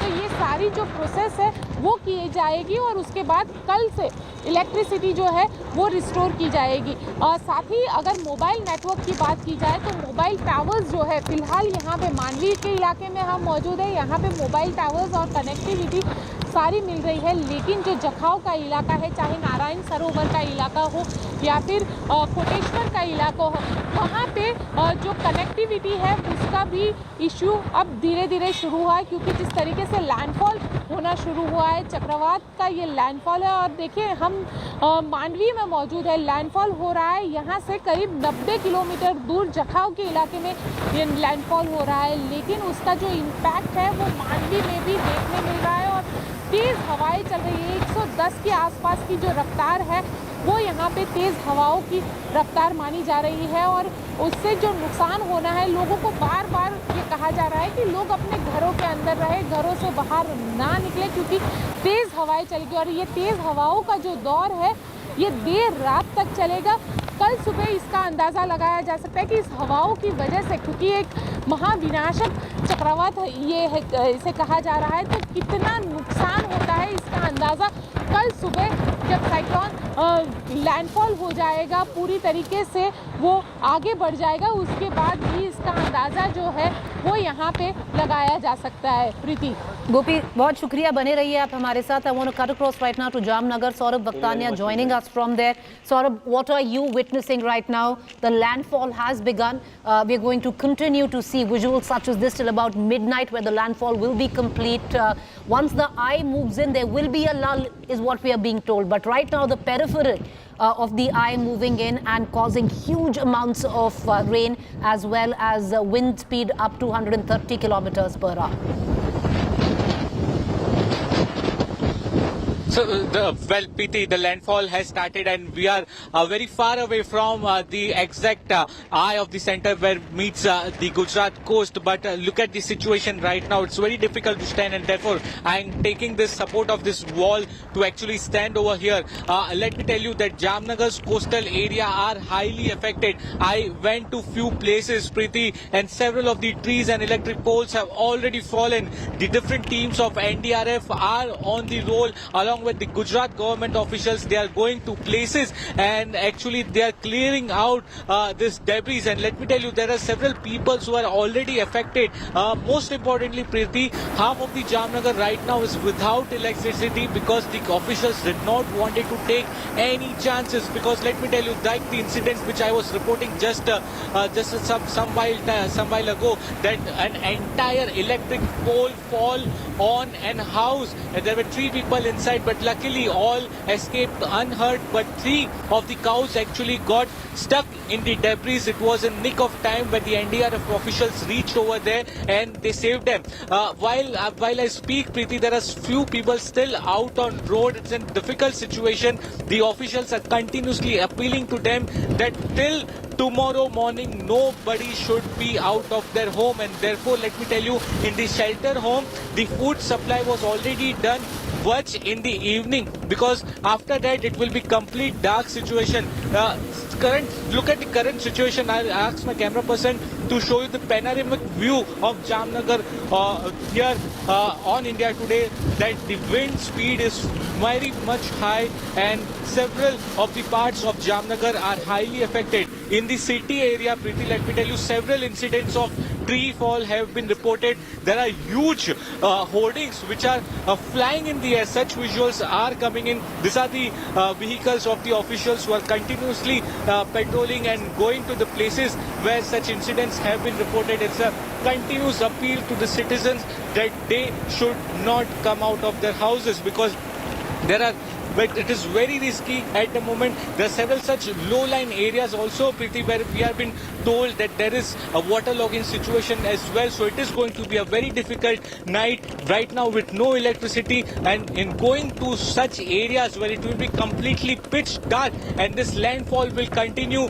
for next 4 to 5 hours. So these are the very crucial period right now. You can see through the visuals right now that how the wind speed is. Luckily, there is no continuous rain. There are intermediate isolated rains, but no continuous rain. But the wind speed is very high. So absolutely an appeal on India Today right now to whoever is watching in Gujarat, Western Coast and Saurashtra, that nobody should come out of their houses or the settlements which have been made by the government until next morning. All right, Saurabh, stay on with me. I'm going to quickly take our viewers through the latest that is coming. So, cyclonic storm Biparjoy has made landfall, viewers. It began shortly, just about 20 minutes ago. The entire process will continue till about midnight this evening. In terms of, you'll be seeing very similar scenes that you're seeing on your television screens right now, which will last and go on till midnight. What we are expecting, wind speed to go up to 130 kilometers, which, as per Met Department, is manageable. Till now, what has been recorded is 130 kilometers per hour of wind speed. The storm from yesterday has weakened from a very severe category to a severe storm, a severe cyclonic storm.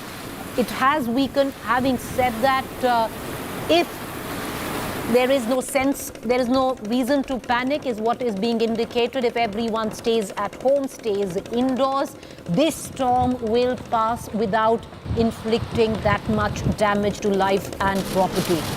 What one is witnessing, what is being reported right now, especially from the Kutch region, which is facing the maximum brunt of the landfall of the cyclonic storm, is that electric poles are being affected, being torn as the storm tears into the coastline of Kutch, Gujarat. There are temporary shelters that have been ripped away. Boats have been damaged, but till now there is no word or news of any massive damage that has taken place. They're going to cut across to our other reporters right now, getting a sense of what really is going on. Saurabh Bhaktania continues to be with us, as well as Brijesh from Dwarka. Brijesh, we were seeing dramatic scenes from where you are right now in Dwarka. Have things gotten better, or is the wind speed only increasing? See, right now the wind speed is only increasing. The situation is getting worse and worse, and because of the wind speed is increasing up to 80 kilometers, 85 kilometers per hour. So this is the effect of the cyclone Biparjoy, which is coming towards the Gujarat coast, and particularly Kutch, Jakhau port will be affected by this cyclone. So this is the gutty wind right now. The situation is not so normal because the cyclone is. This is the most disastrous cyclone of last 50 years as far as Gujarat is concerned. So this is the worst. This is going to be the worst affected area, Dwarka and Kutch. Both the districts will be affected by this cyclone in next 24 hours, because once the cyclone hits the coast of Kutch or the Jakhau port, it will affect Dwarka as well, because Dwarka is adjacent to the Kutch. So this is going to be. This is going to be heavily damaged area, or that's why all the precautionary steps have been taken by the government. The power supply has been stopped.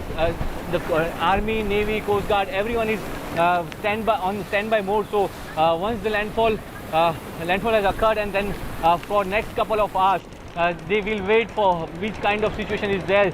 If wind speed is increasing to up to 120 kilometers per hour, then that will be difficult for everyone to survive outside their home, and that's why the advisory was given to the people that they must stay at their home. They should not go outside. They should not roam outside, because the wind speed will be around 120 to 130 kilometers once the landfall will occur. So this is the situation right now. I'm right now at Dwarka.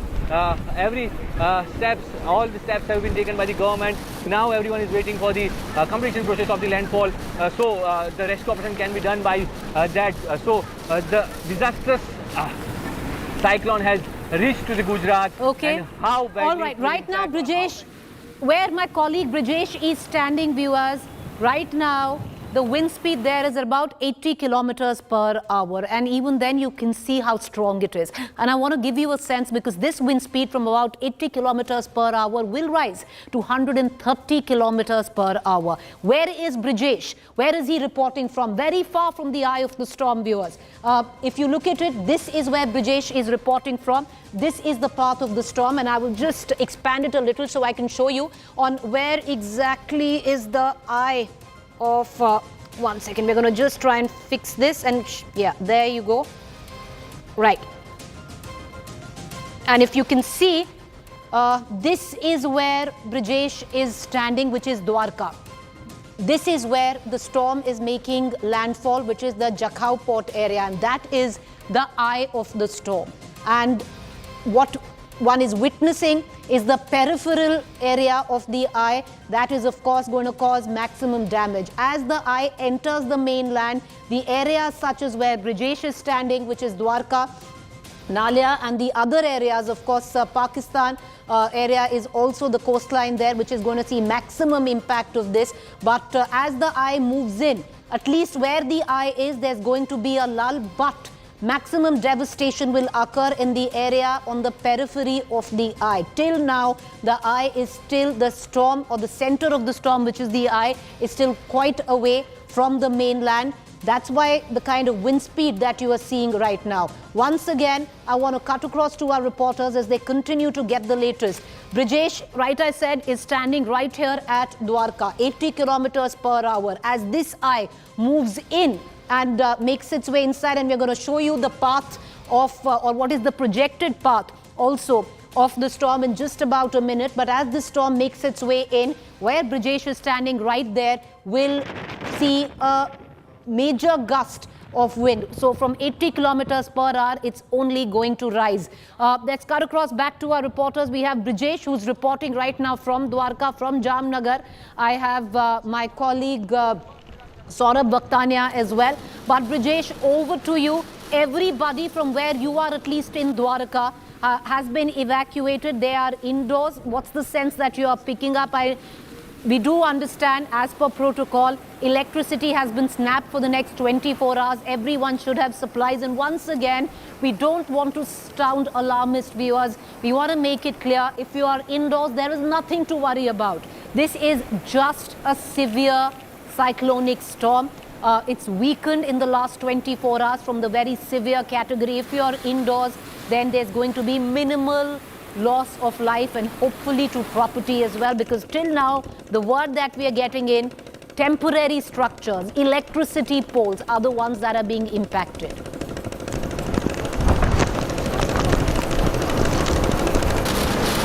Definitely, this is the thing that though cyclone has weakened, or the intensity of the cyclone has weak, but still it will impact because this is the most disastrous cyclone of the last 50 years as far as Gujarat is concerned. So it will damage, it will give the impact, or all the ports which are in the Kutch, so be it Kandra, be it Kandla, be it Mundra, be it Jakhau, or be it Mandvi,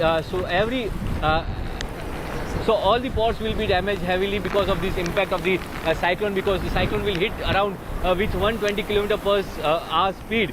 Earlier it was expected to hit by 140 or 150 km per hour. So it has reduced, but still, though intensity has gone down, it will be disastrous for the Kutch and the people of the Kutch, because this will hit with the rain, so there will be flood-like situation, or there will be flood-like situation, and there will be power cuts for long hours. So not for 24 hours, for more than 24 hours, because the restoration process will take time once the cyclone will hit Kutch, and the impact of the cyclone will stay for almost 6 hours as per the Met Department's prediction. So next 6 hours will be crucial. 6 to 8 hours will be crucial for the Kutch and Devbhoomi Dwarka as well. This is the ground situation, which is going to be very difficult for the people, and that's why they have been advised to stay at home, and they should not move out from the home. All right, you stay on with me, Brijesh. Let's cut across from where Brijesh is standing at Dwarka, which is very far from where the eye of the storm is, or not very far actually, but still a distance away. Someone who's closer right now is my colleague Gopi, who's joining us from Mandvi, and the visuals right behind me are streaming live from there. Gopi, क्या वो सबसे बड़ी जो मुश्किल की घड़ी है वो खत्म हो गई है या अगले 3-4 घंटे क्रूशल रहेंगे? बिल्कुल, देखिए अगले 3-4 घंटे तक ये जो यहाँ पे तेज़ हवाएं चली है, ये हवाएं चलती रहेगी, क्योंकि इसका जो इम्पैक्ट है ये अगले 5 घंटे तक, क्योंकि लैंडफॉल प्रोसेस जो है वो शुरू हो चुकी है, लेकिन साइक्लोन का जो दूसरा हिस्सा है उसे कहा जाता है, जो पूरा साइक्लोन रहता है, उसकी इम्पैक्ट जो है वो यहाँ पे देखने मिल रही है। आपको दिखाते किस तरीके से, देखिए यहाँ पे होर्डिंग्स जो है वो धीरे धीरे गिरने लगे हैं, क्योंकि जिस तरीके से तेज़ हवाएं यहाँ पे चल रही है, जिस तरीके से यहाँ पे पेड़ हिल रहा है, इलेक्ट्रिक पोल यहाँ पे हिल रहा है, तो उसका इम्पैक्ट जो है वो अब यहाँ पे दिखने लगा है। जो होर्डिंग्स को उतार दिया गया था, लेकिन तेज़ हवाओं की वजह से ये सारे जो होर्डिंग्स है वो अब धीरे धीरे गिरने लगे हैं। लगातार जो इलेक्ट्रिक पोल हो या पेड़ हो, ये गिरने की खबर हमारे पास आ रही है। यहाँ तक कि प्रीति, आपको बता दूं कि जो जखाऊ वाला हाईवे था वो भी कहीं ना कहीं फिलहाल ब्लॉक हो गया है, क्योंकि पेड़ गिरने की खबर इस वक्त सामने आ रही है। तो आप देख सकते हैं कि किस तरीके से यहाँ पे जो बड़े होर्डिंग्स लगे हुए थे, वो होर्डिंग्स हो या बड़े पेड़ हो, वो उखड़ने की खबरें जो है वो अब हमारे पास सामने आ रही है। गोपी बने रहिए हमारे साथ, बस अभी आएंगे जो गोपी or what Gopi was speaking about. Let me take you right back on what she was saying. These are the visuals coming in from Mandvi. These are the visuals where what Gopi was saying, if there have been electricity poles, some of them have been of course torn away. That's a hoarding that has fallen. So till now, temporary structure. One can take heart in the fact that till now the damage has been limited to temporary structure. So this is Mandvi right now. Right in the middle is Morbi, which is seeing massive amounts of rainfall, and you can see that on your television screen, viewers. This is Morbi as well, to give you a sense the onslaught in terms of the tropical cyclonic storm Biparjoy has brought in its wake. But let me also now take you to the third set of visuals right here, and that is Dwarka. Now these visuals are streaming live from Dwarka there. That is where Brijesh is reporting from, seeing maximum full force. You can actually see that, the basic outline of the temple in Dwarka. We're going to show that to you. But in terms of the wind speed, in terms of the rain, what you're seeing on your television screens is dramatic. But once again, at least till now, there has been no loss to life, and where property is concerned, in terms of the worst of the visuals that are filtering in, what we are basically witnessing is that temporary structures, hoardings, have fallen, yes. On the other hand, you've had electricity poles. And these are again, another set of visuals that is coming in this time, and understandably, a lot of temporary hoarding, Mandvi only. These are visuals coming in from Mandvi, temporary structures, hoardings being torn apart by wind, which is right now gusting. Gopi, अगर हम बात करें तो 130 kilometre per hour तक wind speed जाएगी। अभी तक कितनी रिपोर्ट हो रही है जहां पर आप हैं? मांडवी की मैं बात कर रही हूँ, मांडवी की अगर बात की जाए तो मांडवी में जो विंड स्पीड है ज़बरदस्त यहाँ पे बढ़ोतरी हो गई है। करीब 110-120 की जो विंड स्पीड है वो यहाँ पे दर्ज की जा रही है। लगातार जो पेड़ है वो हिल रहा है, खड़े रह पाना अब, क्योंकि जो लगातार हवा है वो काफ़ी तेज़ होती हुई यहाँ पे अब दिख रही है, क्योंकि उसका जो इम्पैक्ट है, साइक्लोन लैंडफॉल हो चुका है और उसका जो पूरा इम्पैक्ट रहता है वो अब यहाँ पे दिखना शुरू हो चुका है। ये मांडवी के आसपास में मैं आपको दिखाती हूँ कि किस तरीके से, देखिए समुद्र के अंदर भी अगर देखे जाएंगे तो तेज़ जो लहरें हैं वो उठनी शुरू हो गई है, और उसका जो साइक्लोन का इम्पैक्ट है वो अब दिखने लगा है। यहाँ पे खड़े नहीं रह पा रहे हैं, ना ही यहाँ से आप देखिए, क्योंकि जिस तरीके से यहाँ पे बैनर्स, होर्डिंग्स जो है, बड़े बड़े होर्डिंग्स हैं, वो यहाँ पे जिस तरीके से हिल रहे हैं, लगातार यही डर रहता है कि कहीं कोई होर्डिंग है वो किसी को चोट ना पहुँचाए, क्योंकि कम से कम हवा की जो गति है वो काफ़ी ज़्यादा है, क्योंकि नुकसान का अंदाज़ा इस वक्त लगा पाना काफ़ी मुश्किल है।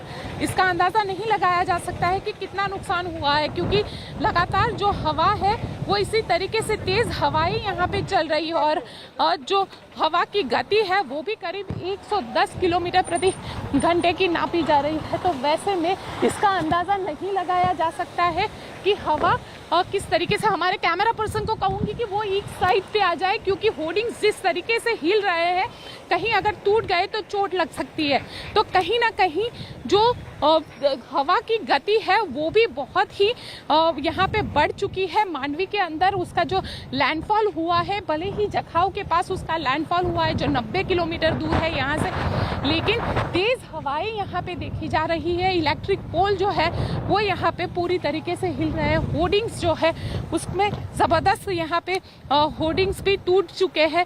तो ये सारी चीज़ें, ये नुकसान यहाँ पे हुआ है। लेकिन रात का वक्त है, वैसे में ये जो साइक्लोन की प्रोसेस है ये पूरी 5 घंटे का लैंडफॉल का प्रोसेस है, तो नुकसान का अंदाज़ा अभी लगा पाना काफ़ी मुश्किल है। लेकिन हाँ, ये ज़रूर है कि चक्रवात ने अपना असर जो है वो यहाँ पे दिखाना शुरू कर दिया है। साइक्लोन का इम्पैक्ट शुरू हो गया है गोपी, जो आप कह रही हैं। पर गोपी देखिए, आपने बहुत साइक्लोन कवर किए हैं गोपी गुजरात में। ताउते अगर 2021 में याद होगा, क्या ये ताउते की स्ट्रेंथ पर है या ताउते इससे बड़ा स्टॉर्म था? देखिए, ताउते जब लैंडफॉल किया तो 170 की स्पीड से के साथ ताउते ने लैंडफॉल किया था, और ताउते ने जिस जगह पर लैंडफॉल किया वहाँ पे कुछ भी नहीं बचा था। अब कल सुबह इसका अंदाज़ा लगा सकते हैं कि किस तरीके से ये जो साइक्लोन था इसका कितना विंड स्पीड रहा होगा जब इसने लैंडफॉल किया है, और आसपास का जो उसका साइक्लोन का एक पूरा जो प्रोसेस होता है उसमें कितना विंड स्पीड रहा है। लेकिन देखिए, ये ज़बरदस्त हम कहेंगे, क्योंकि 25 साल बाद कच्छ के अंदर साइक्लोन आ रहा है। इससे पहले 25 साल पहले कंडला में साइक्लोन आया था। कंडला के अंदर 1200 से ज़्यादा लोगों की मौत हुई थी, और उस वक्त जो जिस तरीके से साइक्लोन आया था, काफ़ी ज़्यादा नुकसान यहाँ पे कच्छ में पहुँचाया था। तो अब कच्छ के लिए ये 25 साल बाद नया दूसरा साइक्लोन आया है, और इस साइक्लोन जो बिपरजॉय है उसमें कितना नुकसान पहुंचा है वो उसका अंदाज़ा कल सुबह लगाया जा सकता है। लेकिन ये ज़रूर है प्रीति, यहाँ पे इलेक्ट्रिसिटी जो है, मांडवी शहर की बात करूँ तो इलेक्ट्रिसिटी को फिलहाल प्रिकॉशनरी यहाँ पे बंद कर दी गई है, क्योंकि कहीं ना कहीं एक डर है कि अगर जो इलेक्ट्रिक पोल है वो गिरते हैं या कुछ होता है तो लोगों को इससे नुकसान पहुंच सकता है। तो वैसे में इलेक्ट्रिसिटी जो है उसे भी बंद कर दिया गया है। साथ ही लोगों को भी यही कहा जा रहा है कि वो, क्योंकि पहले ही ये प्रिकॉशनरी जो पेड़ है उसे काट लिए गए हैं, साथ ही जो होर्डिंग्स है उसे नीचे उतार दिए गए हैं ताकि वो गिरे ना। लेकिन जो नीचे रखे गए हैं वो भी तेज़ हवाओं के चलते आगे पीछे हो रहे हैं। तो कहीं ना कहीं जो हवाओं का इम्पैक्ट है, जो साइक्लोन का इम्पैक्ट है, वो अब यहाँ पे दिखना शुरू हो चुका है। गोपी मेरे साथ बने रहिए, बस थोड़ा सा हमारे व्यूअर्स को, दर्शकों को बताइएगा गोपी, क्योंकि मैं उनको जो दिखा रही हूँ अभी, एक बार जो मैं दिखा रही हूँ हमारे दर्शकों को कि जो path है cyclone का, what is the path of the cyclone, viewers, and we're going to cut across back to Gopi because she's going to give us a larger understanding in terms of where she's standing and what are the cities that are maximum in the wake of cyclonic storm Biparjoy. So what we saw the last time, the eye is now moving in, and that would be the trajectory or the path. Khandwa is going to be bang in the eye of the storm, and then it will make its way from the state of Gujarat as well, and this is the coastline that you can see, which will see maximum impact. Gopi, आप अभी मांडवी में हैं, मुझे जरा ये बताइए, जो met department और वही हम दिखा रहे हैं, कौन सी सिटीज हैं जो बिल्कुल जो ये साइक्लोन है इसके पाथ में आएंगी, कैसे ये प्रोसीड करेगा ये स्टॉर्म?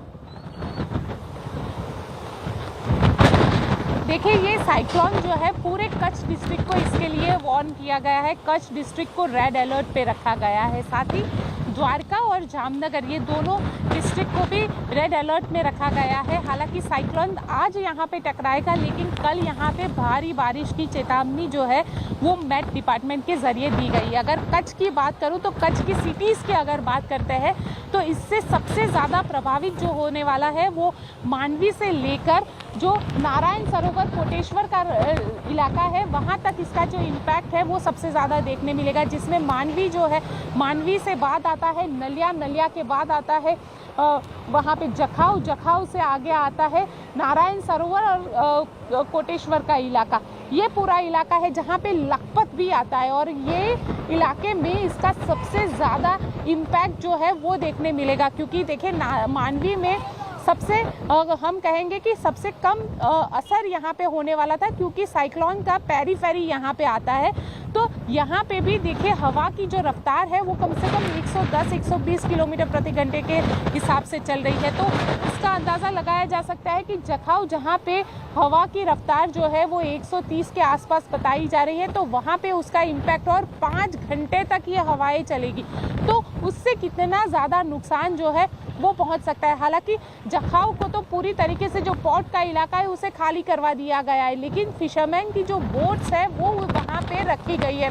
वो जो जेटी का इलाका है जहाँ पे ज़मीनी इलाका आता है वहाँ पे ये बोट्स को रखा गया है। तो ये भी अंदाज़ा लगाया जा सकता है कि उससे बोट को भी नुकसान पहुँच सकता है। हालांकि फिशरमैन जो होते हैं कई बार हवा की वजह से जब बोट एक दूसरी बोट से टकराती है तो उसे काफ़ी ज़्यादा नुकसान पहुँचता है, जो हमने ताउते साइक्लोन में भी देखा था कि पूरा जाफराबाद का जो पूरा फिशरिंग डिपार्टमेंट है वहाँ पे जो बोट्स लगे रहते थे उसमें भारी नुकसान हुआ था। यहाँ तक कि हालात ये हो गए थे जब ताउते साइक्लोन टकराया था तो उस पूरे इलाके जो जेटी का इलाका था जहाँ पे कम से कम 500 से ज़्यादा बोट खड़ी थी, तो वो आइडेंटिफाई करना मुश्किल हो गया था कि कितनी बोट को कितना नुकसान हुआ है। बिल्कुल गोपी, आपसे जुड़ते रहेंगे। गोपी joining us from Mandvi. Also, you know, like we saw in the path of the storm, the maximum impact is going to be faced in Pakistan. But when we return, we're going to cut across to Jamnagar. These are visuals coming in from Jamnagar. We've been talking about fishermen, most of them still securing their boats, cutting across on the other side to my colleague Saurabh Bhaktania joining us from Jamnagar. Stay with us.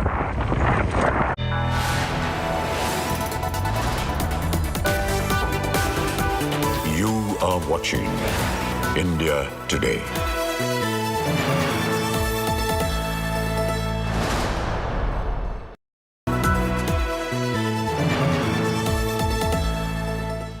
Where the software engineer meets the smart market analyst, meets the talented photographer to create the big dream. The world comes together at Sharda University. So where are you? Where the software engineer meets the cool UI UX designer, meets the gifted content writer to create the big dream. The world comes together at Sharda University. So where are you?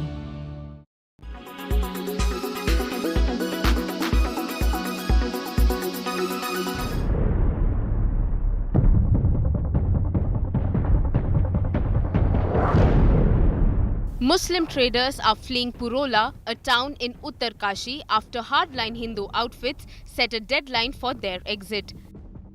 Hindu right-wing groups took out rallies after an alleged abduction of a Hindu woman by 2 suspects, including one from the Muslim community. Shops of Muslim traders were vandalized by crowds raising slogans of Jai Shri Ram. The Hindu groups are alleging love jihad and land jihad in Purola.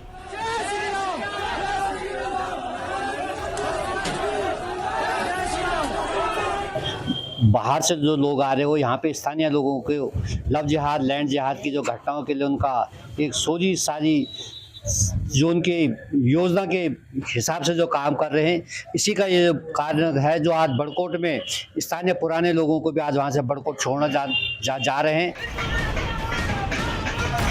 Local Hindu groups have called a Mahapanchayat on June 15 to protest alleged love jihad. The Uttarkashi district administration held a meeting with villagers but failed to convince them to call off the Mahapanchayat. The authorities have not given permission for the gathering. जो काम प्रशासन और police को करना चाहिए, आज वो काम जो है बजरंग दल कर रहे हैं।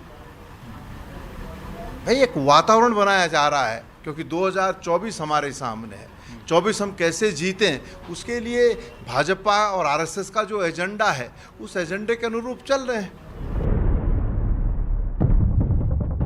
Some Muslim bodies in reaction have called a Mahapanchayat on June 18 in Dehradun. Chief Minister Dhami assured proper law and order. कोई भी अगर संदिग्ध पाया जाता है, संदेह जिसके ऊपर होता है, तो उसकी पूरी जांच होगी और जांच में कहीं भी पाए जाने पर सख्त कार्रवाई भी होगी। इसी प्रकार से जो लव जिहाद के जो मामले आए हैं, उस पर भी हमने सख्ती से जो है उसकी जांच, सख्ती से उस पर कार्रवाई इसके लिए पहले ही कहा है। The police are holding peace meetings with both communities in Purola. Additional forces are deployed for protection of Muslims. Bureau Report, India Today.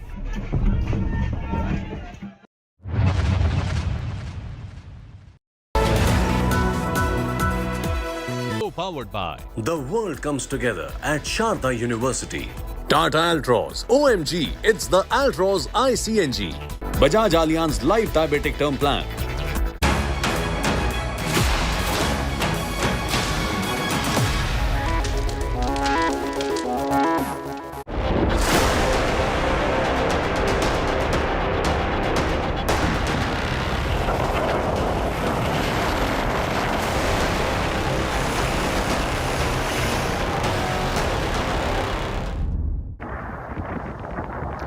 Welcome back. You're watching our rolling coverage as cyclonic storm Biparjoy makes landfall off the coast in Gujarat, where especially the Kutch coastline is concerned. Not very far away from there is my colleague from Jamnagar, and these are visuals streaming in Jamnagar. What you're seeing, these are fishermen trying to secure their boats because understandably maximum damage is predicted to fishing vessels, boats, temporary structures, trees, as well as electric poles. Joining me is Saurabh Vaktania. Saurabh, the wind speed really since the last time we spoke with you has picked up. What are you reporting?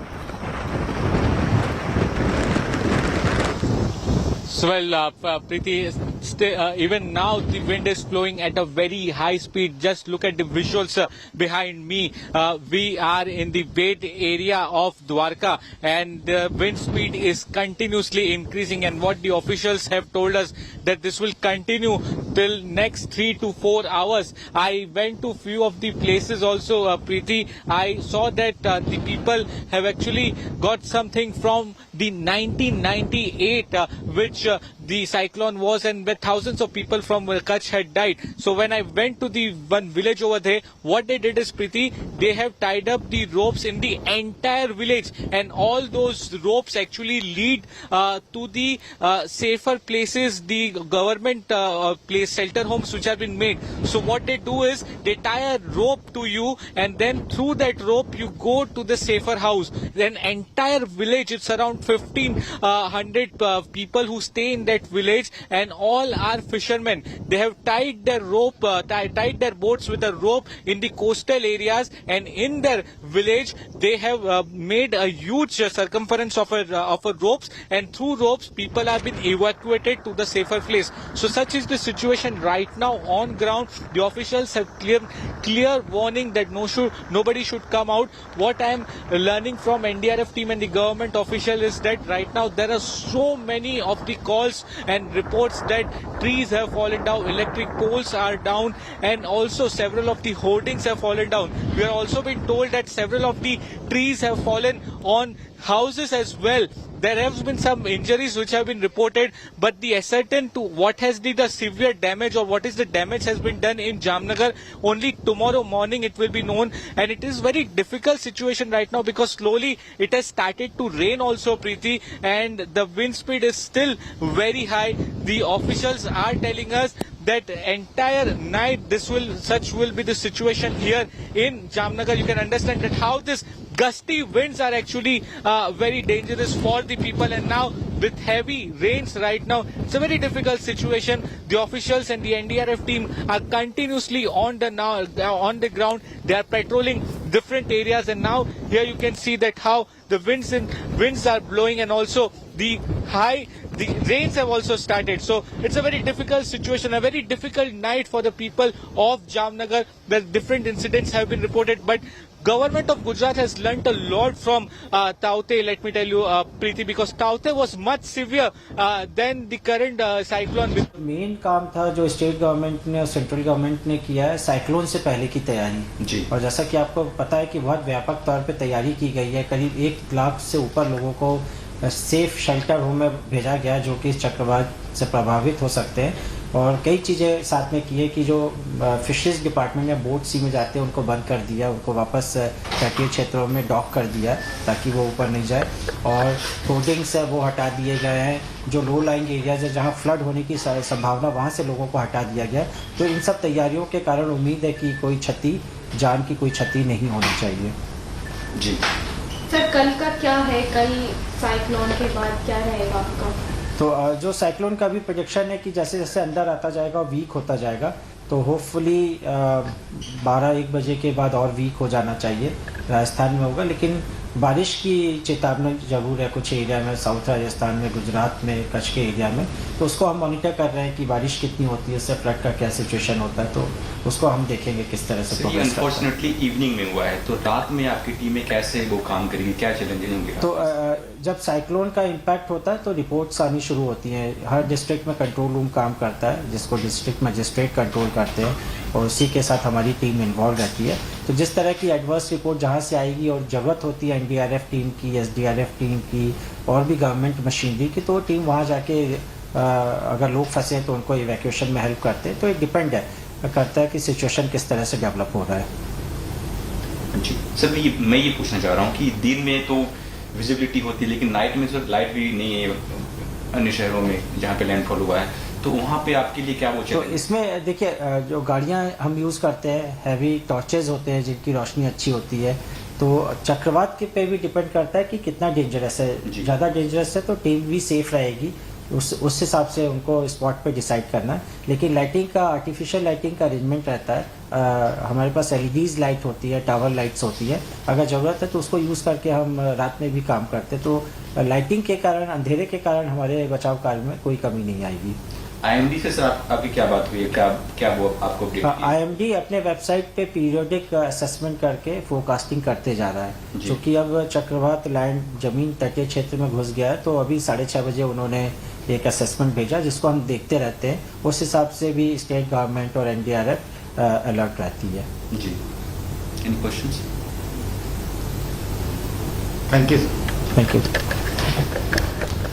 तो All right, you just heard the NDRF chief there stating very clearly that till now there has been no loss to life.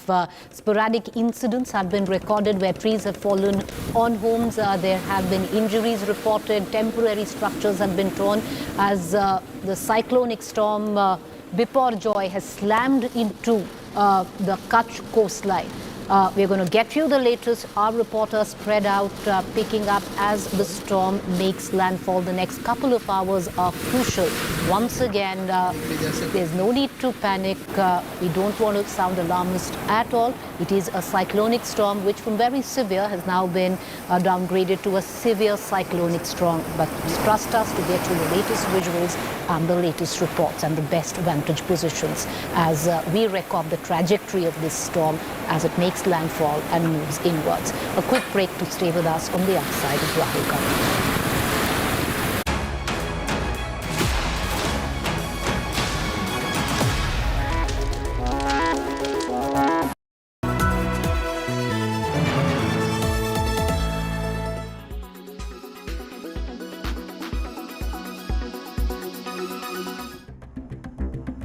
Two advertisements within a space of 2 days reveal the tension within the BJP-Shiv Sena coalition in Maharashtra.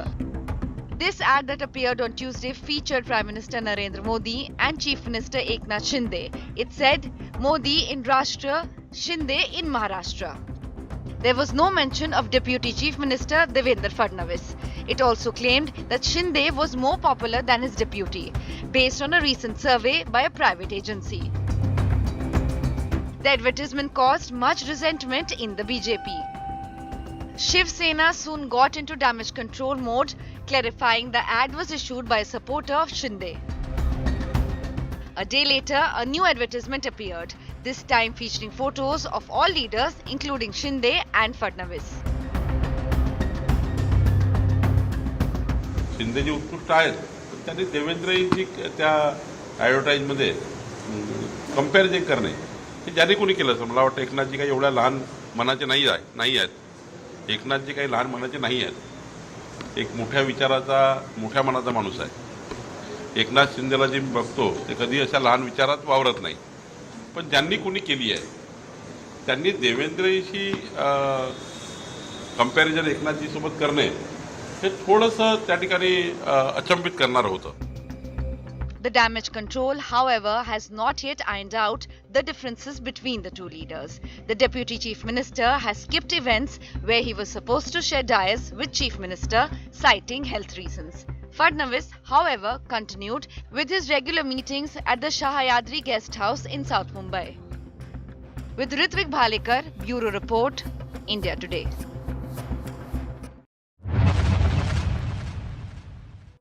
Absolutely right. We're picking up from our finance ministry sources that disinvestment of container corporation, that is Concor, has hit a roadblock. In fact, this was in the offing because the government was expected to launch the expression of interest by January, that is of 2024, but as per finance ministry sources, the government may not be able to go ahead with the process in this fiscal year of 2023-2024 because of certain issues that they are facing from the railway department in terms of bringing a new investor on board. The cabinet had given a nod for 30.8% of government stake to be sold in Concor. Government holds about close to 55% stake, and this definitely puts on a lot of plans of government's disinvestment target, which is close to 51,000 crore for this year, because Concor was contributing about close to 20 to 22% in order to fetch about 12,000 crore with its 30.8% sale.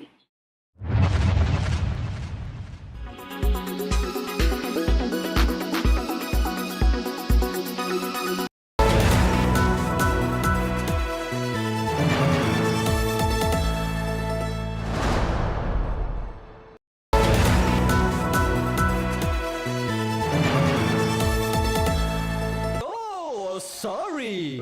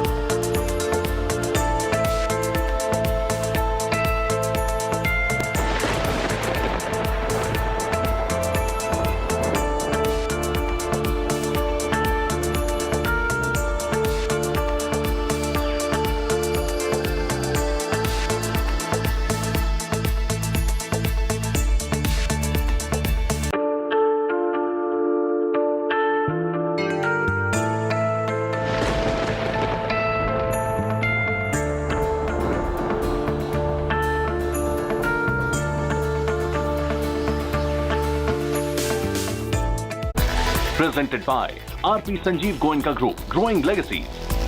Powered by NECC, Sunday hoya Monday, Rose Khao Anday.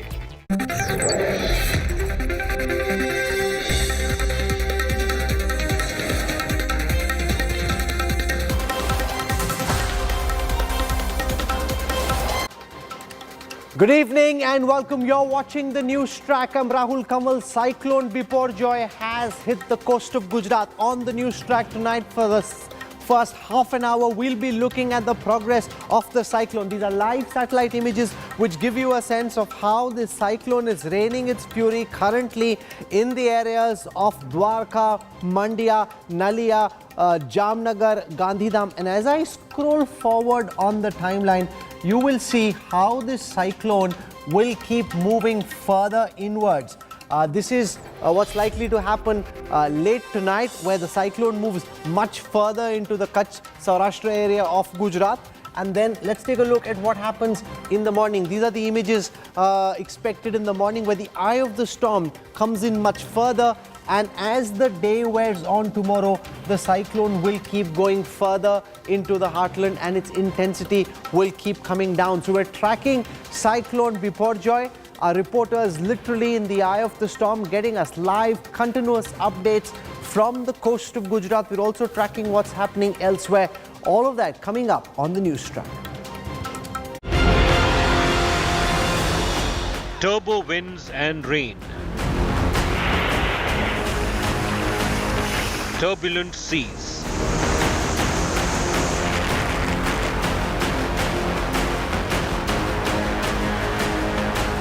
In fact, look at the wind speed. It is very difficult to even face this.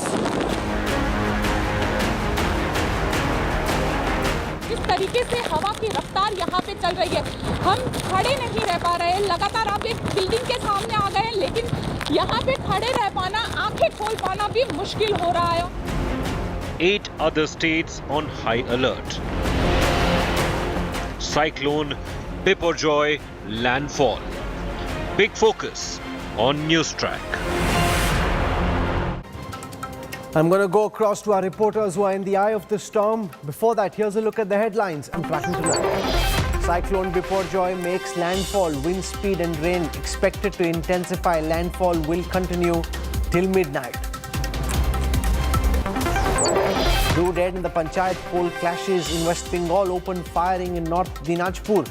More live bombs recovered. Calcutta High Court pulls up state poll panel over violence. Karnataka government drops chapters on RSS founder Hegdewar and Savarkar from school textbooks. Anti-conversion law also repealed. Delhi police recommends cancellation of Foxco charge against WFI President Brijbhushan, but he's charged with sexual harassment, stalking and outraging women's modesty in the case relating to 6 other wrestlers. India set to get at least 18 Predator drones from the United States. Second mega defense deal after the GE 414 fighter engines will be signed during Prime Minister's US visit next week.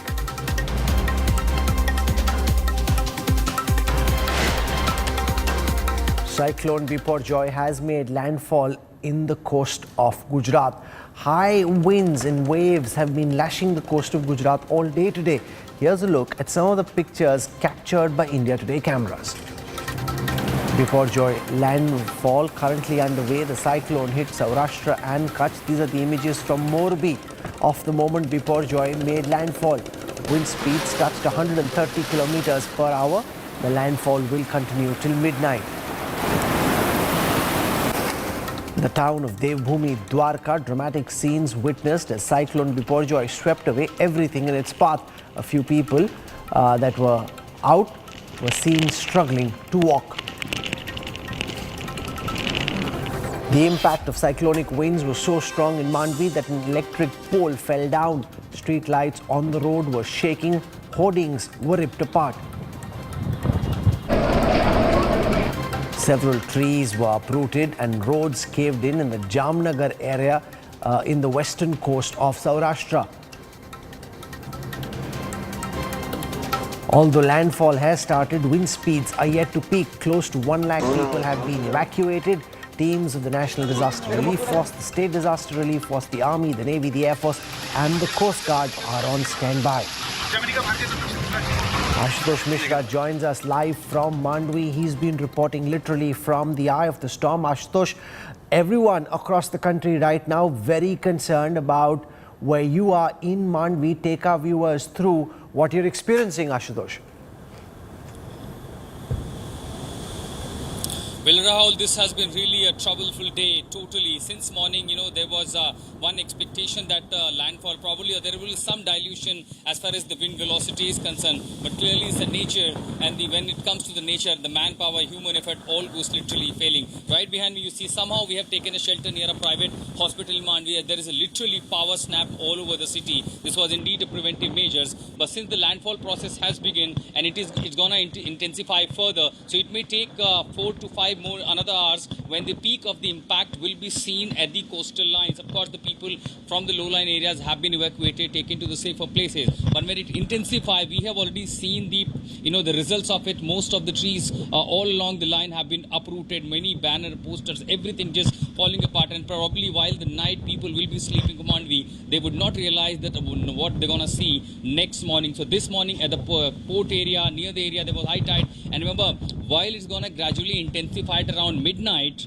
there will be also high tide at the same time, and that is one prediction that in low-lying area there's gonna be totally flood-like situation. We have seen QRTs, fire department, SDRF, NDRF, all teams have been put on standby if there is a requirement to evacuate people from those flood-affected area. Since mostly the concrete house, pakka houses, people are still living in, the close monitoring taking place at the moment. Power is totally blackout in the city except the emergency measures. Private hospitals are running on the private DG sets. So far all lying, and in fact people are praying just a safe passage, and they're praying the cyclone passes through without causing much damage. But the potential wind speed which is expected gusting up to 140 kilometers, we have seen several examples in recent past from Odisha to Gujarat to several other parts. When it touches down, what kind of devastation brings, Rahul?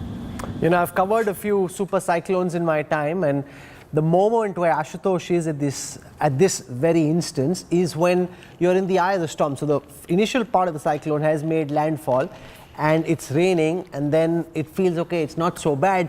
That's because the cyclone is still coming, and it is where the eye ends and the real cyclone hits when the full fury, Ashutosh, of that cyclone is actually felt on the ground.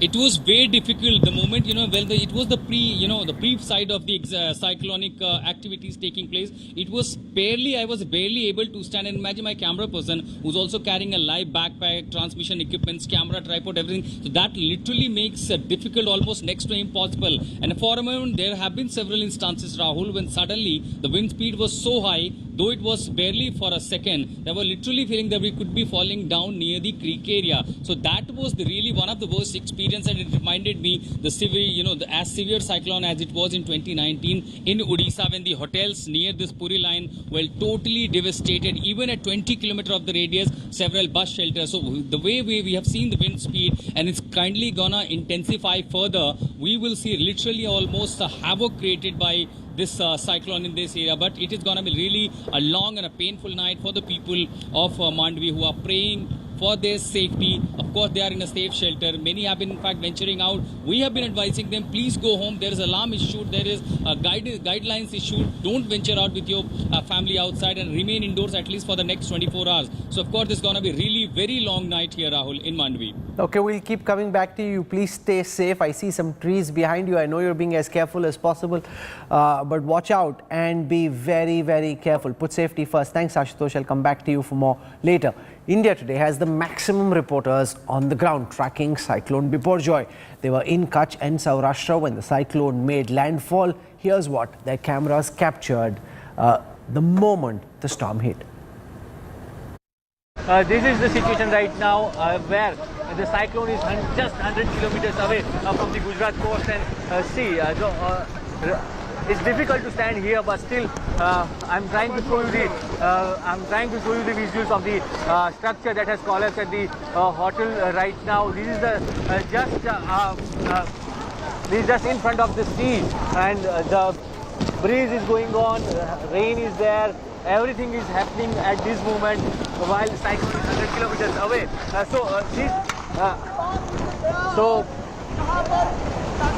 This is a severe situation right now here. The cable has broken and all the electric poles are just at the risk because of this heavy and gutsy wind. So this kind of situation normally occurs when the heavy wind is there. So still the other part of the structure, they are trying to removing it from here.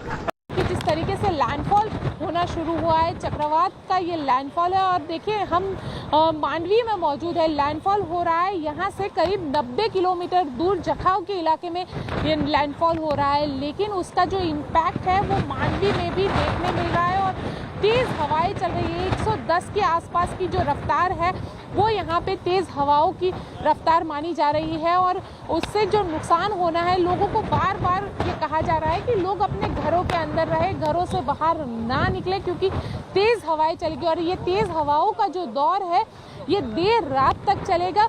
The effect of Cyclone Biparjoy can be clearly seen in Jamnagar. You can see we are right now in Bed area and a huge tree has completely fallen down and blocked this particular road and the wind speed is still so high. This huge tree and the electric pole have fallen on this particular house. The good thing is that no one inside that house, so nobody is injured.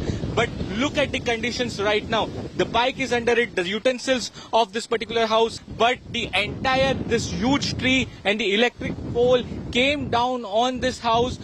3 cows were there and that 3 cows came in this particular tree when it fall down. Then immediately they came and rescued all the cows from here. So this is the situation right now we are witnessing on ground, that how due to Cyclone Biparjoy the conditions are actually very scary here, and in next few hours it will be more difficult situation for the people on ground. The NDRF and other officials are continuously getting calls that there are several trees which are fallen, some electric poles are fallen. So right now advice to all of the people over here is that they should stay indoor and stay safe. And the pre-impact of this landfall of Cyclone Biparjoy is already visible in parts of Kutch and Mandvi. Almost everything goes invisible now. The creeks, very rough ocean, and the wind speed. This is literally going to create havoc in this region of Kutch. In fact, even standing at this place is next to impossible now. I can see literally the weather has deteriorated. All machineries are on standby. Quick response team will be at distinction. In fact, look at the wind speed. It is very difficult to even face this. In Kutch Mandvi with Sanjay Kumar, I'm Ashutosh Mishra for India Today. I want to go across live at this moment to India Today and Aaj Tak's bureau chief in Gujarat, Gopi Manyar. She joins us. गोपी, मैं देख रहा था कि तमाम जो सरकार के मंत्री हैं वो मौके पे थे, मुआयना कर रहे थे कि किस तरीके की तैयारियां की गई हैं साइक्लोन बिपरजॉय के लैंडफॉल का। आप बताइए कि इस वक्त कितने लोगों को इवैक्यूएट किया गया और सरकार की तरफ से इस साइक्लोन के बाद किस तरह की तैयारियां हैं ज़मीन पे? बिल्कुल, देखिए राहुल, आपको बता दें कि अब तक करीब 90,000 से ज़्यादा लोगों को इवैक्यूएट किया गया है सिर्फ 7 डिस्ट्रिक्ट में से, जिसमें कच्छ, द्वारिका, जामनगर, मोरबी और राजकोट का इलाका है। वहीं से अगर 90,000 जितने लोगों को इवैक्यूएट किया गया है तो एक बहुत बड़ा सरकार की ओर से डिसीजन लिया गया, क्योंकि जिस तरीके से साइक्लोन आने की चेतावनी यहाँ पे जारी की थी, पिछले 3 दिनों से लगातार इवैक्यूएशन का काम है वो यहाँ पे किया जा रहा था। इस वक्त हम देखिए पूरे मांडवी शहर के अंदर लाइट नहीं है। इलेक्ट्रिसिटी न होने की वजह से काफी ज्यादा लोगों को परेशानी हो रही है। साथ ही पूरी तरीके से जो हवा की रफ्तार है वो करीब 110 के आसपास बताई जा रही है। कहीं से भी किसी भी तरीके का फ्लाइंग ऑब्जेक्ट जो है, बाहर से हम लोग लाइव कर रहे थे, लेकिन इतना डरावना मंजर लग रहा था क्योंकि तेज हवाएं चल रही है, पेड़ हिल रहे हैं, पूरी तरीके से जो होर्डिंग्स की आवाजें हैं वो सारी हिलने की आ रही है। तो बेहद डरावना लग रहा था क्योंकि कभी भी कुछ भी आके आपको चोट पहुंचा सकता है। और जिस वक्त ये साइक्लोन टकराया है, 5 घंटे का ये पूरा प्रोसेस है जो मेट डिपार्टमेंट ने बताया है। उसका इम्पैक्ट जखाऊ से लेकर मांडवी का इलाका है, कम से कम पूरा जो कच्छ का इलाका है वहाँ पे उसका इम्पैक्ट महसूस किया जा रहा है और तेज बारिश यहाँ पे शुरू हो चुकी है। तो लोगों के लिए और गवर्नमेंट के लिए, क्योंकि ये रात का वक्त है और रात के वक्त में कितना नुकसान होगा उसका अंदाजा लगा पाना फिलहाल काफी मुश्किल है। तो कल सुबह का इंतजार करना पड़ेगा। आज की रात है वो कहीं ना कहीं, चाहे वो सरकार हो या आम आदमी हो, हर किसी के लिए काफी भारी कहेंगे, क्योंकि तेज हवाएं चलेगी, बारिश हो रही है, इलेक्ट्रिसिटी नहीं है। वैसे में कितना नुकसान होगा, किस तरीके से होगा, क्या होगा, ये सारी चीजें लोगों के जहन में बेहद डरावनी रहेगी और कल सुबह इसका अंदाजा लगा पाएंगे कि कितना नुकसान हुआ है। रिस्टोरेशन की अगर प्रोसेस करनी है तो किस तरीके से करनी है, क्योंकि पूरी टीम, इलेक्ट्रिसिटी हो या सड़क की टीम हो या फिर जो जल विभाग की टीम हो, ये सारी टीम को कच्छ के अंदर डिप्लॉय कर दिया गया है। मेडिकल इमरजेंसी के लिए एम्बुलेंसेस को डिप्लॉय कर दिया गया है। तो ये सारी चीजों को लेकर फिलहाल तैयारी पूरी कर दी गई है, लेकिन रात का वक्त है, साइक्लोन टकरा रहा है, रात के 2 बजे तक ये पूरी प्रोसेस चलेगी। तो कल सुबह पता चल पाएगा कि साइक्लोन की वजह से नुकसान हुआ है वो कितना नुकसान हुआ है। Rahul, Gopi, we'll come back to you for more later. Please stay safe. That's my top concern at this moment. Makarand Kulkarni joins us. He's a meteorologist with SkyMet Weather. Mr. Kulkarni, welcome. Can you give our viewers a sense of how this cyclone is proceeding at this moment? I was told that the wind speeds are slightly lesser than what was initially expected.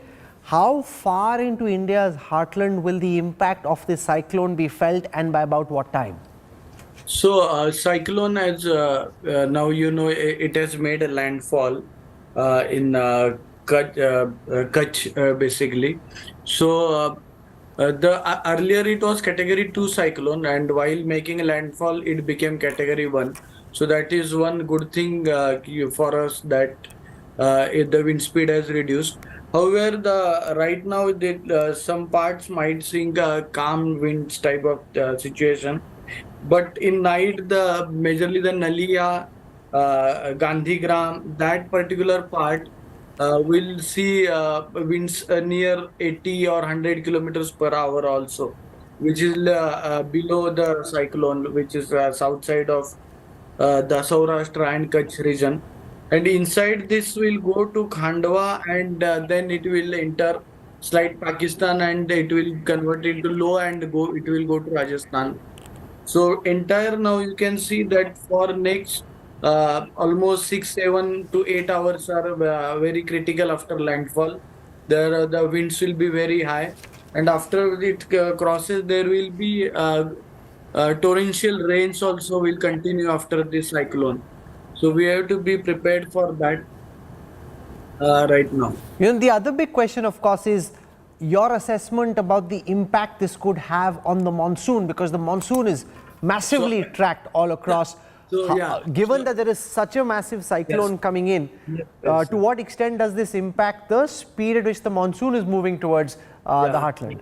So it's a good thing that you asked this question, because now only people are asking regarding cyclone. So see, whenever there is a cyclone in near onset of monsoon, onset gets delayed. Like there was one cyclone in Bay, so our onset got delayed. Now in general, delayed by how many days? Pardon? Delayed by how many days? For this cyclone also, because of this cyclone, the monsoon is not progressing at its speed. So what will happen when this cyclone will, now it has made landfall, when it will be converted into low, the monsoon will start rising towards Mumbai and Maharashtra part, but the rest part of India will not get much rainfall. That is our assessment right now. So the monsoon will, the onset is weak. We will not see very heavy rainfall. The rainfall will increase in southern parts of India like Kerala and Karnataka part, but rest part of India will not get much rainfall, at least till end of this month. So I understand the part where you're saying, Mr. Kulkarni, that the monsoon gets delayed. Could you try and tell me how many days does it get delayed by? Secondly, does the nature of the monsoon change? Because a lot depends on the kind of monsoon India will see. So does it stay the same as was expected, which is supposed to be a near normal monsoon, or could the cyclone impact the kind of monsoon India sees? Yes, cyclone definitely impacts the monsoon, as I told also, and particularly when cyclone near onset will definitely impact, because you see it's like a dawn which is moving here. So if you see the cloud satellite images, the clouds are just concentrated near that cyclone. So so the entire this energy right now, this is with cyclone, and it has taken lot of energy from our Arabian Sea. So a monsoon will be it looks like for next 15 days the rain activities will not be much. There will be rainfall here and there, but not like monsoon rainfall like MP, our Odisha, Maharashtra, also some part, the central part of India, which we call core monsoon zone, will not receive expected rainfall at least till next 15 days, till June end. No, so what I was trying to understand before I conclude is, if the monsoon's progress is getting delayed, you've made that point, till about the end of June, but does it change what happens after that? Will these places still receive the kind of rain they would have received ordinarily had the cyclone not happened, or does the cyclone also impact the kind of rain that Delhi, Punjab, Haryana, Uttar Pradesh would now receive in comparison with what they would have received had the cyclone not happened? That's my question. So cyclone will not go till Punjab, Haryana. Right now, it will be just southern part of Rajasthan. It will affect Jodhpur, particularly district. The low will go there and it will bring some rains over there, but it will not go to Punjab, Haryana, and those parts of India. Okay, that wasn't the question I was asking. What I was asking was that will this cyclone impact the kind of rainfall in the monsoon that the other Indian states will get? You've said it will delay the arrival of the monsoon to these states. What I'm trying to understand from you is, let's assume Delhi, as an example, was to get 100 units of rainfall ordinarily in this monsoon. Now that this cyclone has happened, does that 100 units change to 80 units or 60 units, or does it still stay 100 units? That's essentially my question. Cyclone, as repeatedly telling, it is impacting the progress of monsoon, but it's if we see the monsoon is 4 months business and cyclone is maximum 4, 5, 6 days, so it will not impact after its landfall. Its importance is over, but till that the damage what it has done is it has stop the progress of monsoon. Now monsoon should have gone till MP and above, so which is not the case right now. Understood. Definitely it has impacted, and what damage it has done is already done now. Okay, Makarand Kulkarni, for joining us. Thank you very much. So you're predicting like a 15-day delay in the progress of the monsoon. That is significant, and of course the kind of destruction that we'll see because of the impact of Cyclone Biparjoy. We'll keep tracking that very, very closely. For a moment, I want to shift attention away from the meteorologist and go across to Dwarka. Brajesh Doshi joins us, and as I do this, I want to go across and show you where the cyclone is at this moment. Live images of where the cyclone is at this moment, and then I want to go across to Brajesh Doshi. He's in Dwarka at this moment. This is where the cyclone will be at 9 p.m. tonight. Here you are, 1 second. There you go. So this is where the cyclone will be at 9 p.m. tonight. The eye of the storm coming in, and then as we progress further through the night, head towards the morning, the cyclone comes in much further. So by about by about 9, 10, you can start feeling the impact in the morning of the cyclone inside Rajasthan as well. Brajesh Doshi is in Dwarka, a very significant Indian city. Brajesh, we've looked at what's been happening in Mandvi, we've looked at what's happening in Jamnagar. Give our viewers a sense of the situation on the ground in Dwarka where you are. Brajesh. Rahul, right now the situation is getting worse because there is a heavy wind and as well as the rain is heavily downfall is here. So that's why it's difficult to stay at this ground. But I'm trying to give you the details regarding this is the situation of Dwarka. I will ask my cameraman to show you some scenes outside the beach area because the lights are not here. The power cuts are here in Dwarka, in Jamnagar and in Kutch. As a precautionary step, government has shut down the power supply for next 24 to 48 hours. So people are staying at home and they have to be in the home without lights. If they have generator, then they can use their generator for the light. Otherwise, all people have to stay without light and they have to be in home because on one side there is rain and one side there is heavy wind, gutsy wind are there. So this is the situation right now in Dwarka. A similar situation in more than severe situation in Kutch because the cyclone is reaching towards Kutch. So that's why and it's hitting around Kutch Jakhau port. So how much it will damage or how much the damage is done, it will be we will get the information by tomorrow morning. Right now the situation is not so good. The sea is rough from the morning itself. So this kind of situation, this kind of scenes are everywhere near the coastal area, be it Pobandar, be it Jamnagar, be it Dwarka or be it Kutch. So this is the normal situation because of the cyclone right now. It's very difficult to stay in the evening when I was reporting from here, the same spot, there was a wind speed of around 80 kilometers per hour and it was difficult to stay on the ground. So this kind of situation at the time of cyclone is hitting to Kutch and then there will be more 6 hours. The impact will last for the 6 hours. So that will be the difficult period for the government and the people as well because they have to stay at home and they don't know what will happen and how it will happen because the rain on one side there is rain and then the other side there is a gutsy wind. So this is the difficult situation for the people and the administrative part also.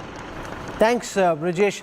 We'll come back to you in just a moment for more. And if you could just give me a sense of what everyone is doing there, Brajesh. You know, all the people in Dwarka where you are, where are the people in the areas where the maximum fury of the cyclone will be felt? Have they been taken in? Are they still in their homes? Are they inside Pakka homes? What kind of preparations has the government made on the ground, Brajesh?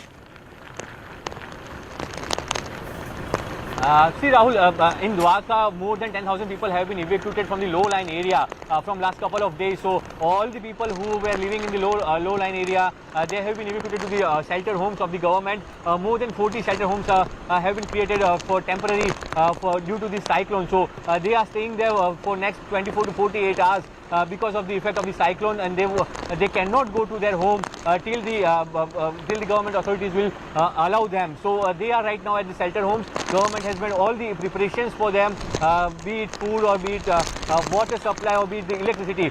Though electricity is not right now because of the precautionary measures, they have shut down the power supply. But on the other side, I would like to add that Army, Navy and Coast Guard, they are also on the standby mode because the Okha port is just 30 kilometers away from the Dwarka and it is also near to the Kutch. So 15 ships of Coast Guard and 7 rescue helicopters are there in Okha and they are just waiting for tomorrow morning. If needed, they will rescue some people if heavy rainfall will continue till night. So if there will be flood-like situation, Army, Navy and Coast Guard, they are on standby mode in Okha. Thanks, Brajesh Doshi, for joining us from Dwarka. I want to go across to Jamnagar. Jamnagar is where Reliance Industries has its massive refinery, a lot of heavy-duty industrial equipment over there. Saurabh Akhtania is joining us from there. Saurabh, this is where we have very high-value industrial installations and largely they'd be secure, but I'm very curious to know what the current situation in Jamnagar is. What can you tell us?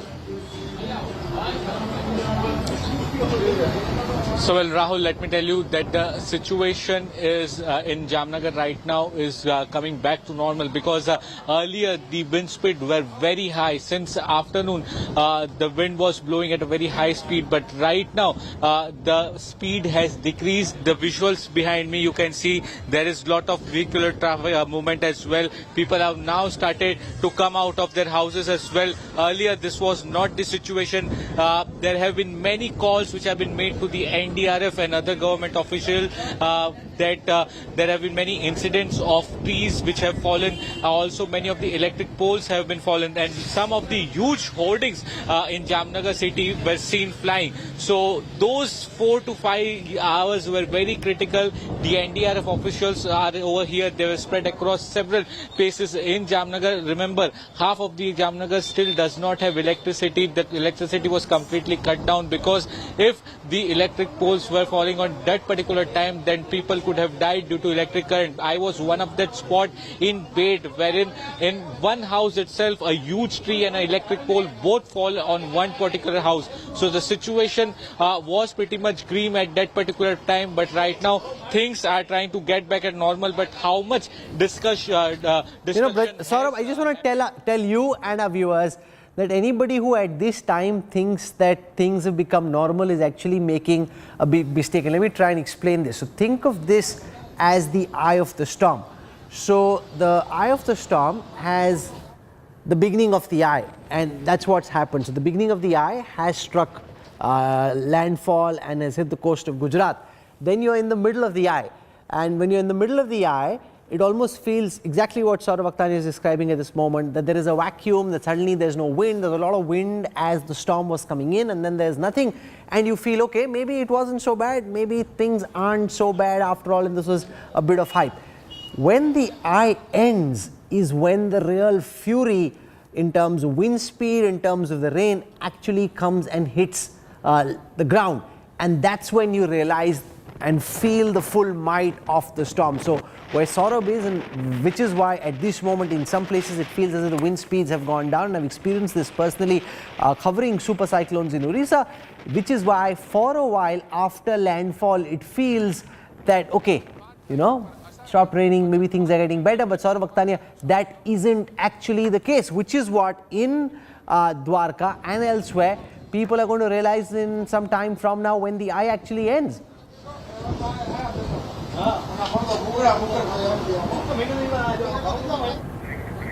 Okay, there is obviously a lot of disturbance there in the area where Saurabh Akhtani is. We'll go back to him for more, but remember, if at this moment it feels as if there's a vacuum, it's because you are in the eye of the storm, which is why it is called being in the eye of the storm. The massive storm is actually coming at the back, and I can show it to you on the image as well, which is where the storm really is, and therefore that's what you need to be really mindful of. So just 1 second, let me come to this particular moment. Here we are at about 8 p.m. So the moment you're in the eye of the storm, you feel as if there's been a suction, which is where the winds are coming from the back, and that's where the full might of the cyclone actually hits you. What we want to do right now is, for a moment, turn our attention to Prime Minister Narendra Modi's massive visit to the United States next week. And just before that, it's now come into public knowledge that India and the United States will be signing a landmark drone deal. The $1.8 billion deal will give India 18 lethal Predator drones. The weaponized hunter-killer drones will give India a big boost in its surveillance and military intelligence capabilities. This is a hunter-killer that the Indian Armed Forces have been wanting for a very long time, but for various reasons, on account of cost, on account of the absence of transfer of technology, India hadn't been able to place an order yet. Now the decks being cleared, the formal announcement will be made when Prime Minister Narendra Modi is in the United States, and this weapon acquisition will be a big game changer for the kind of capabilities India has against China and against Pakistan.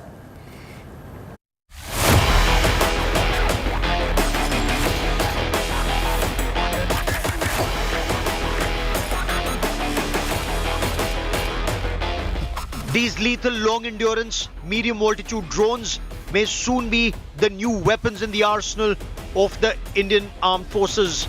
The Defence Acquisition Council on Thursday gave its nod for the acquisition of the Sea Guardian drones.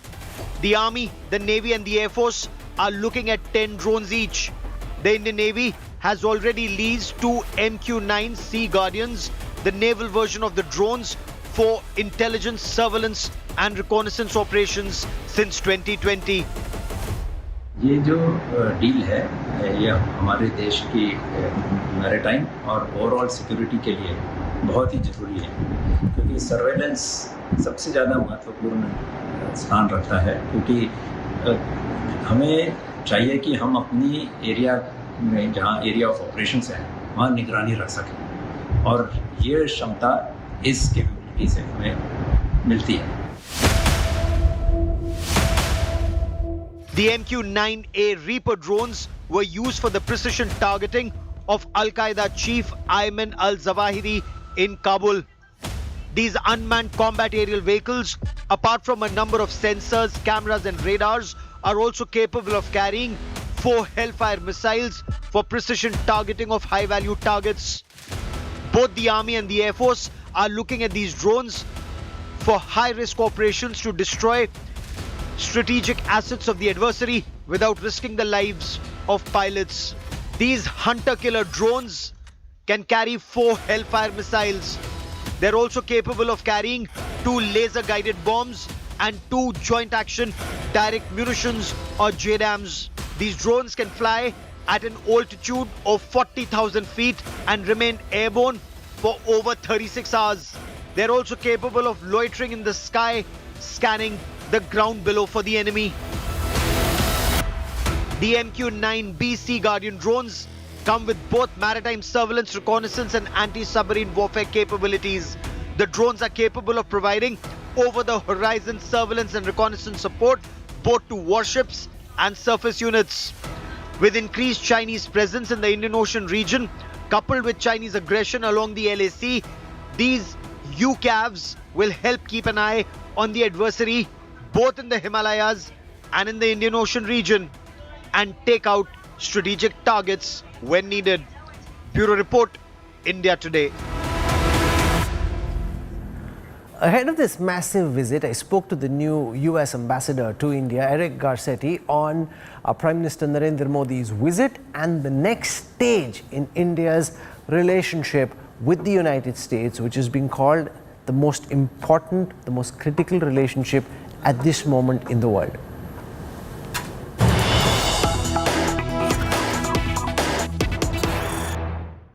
To talk about Prime Minister Narendra Modi's big state visit to the United States, we're joined in New Delhi by the US Ambassador to India, Eric Garcetti. Mr. Garcetti, welcome. And it's fantastic to see you in person. All of us in India have been waiting for you for so long, so it's really great to have you here. Well, it feels like home. Thank you. It's so much has changed, but the warmth of India has not. Oh, fantastic.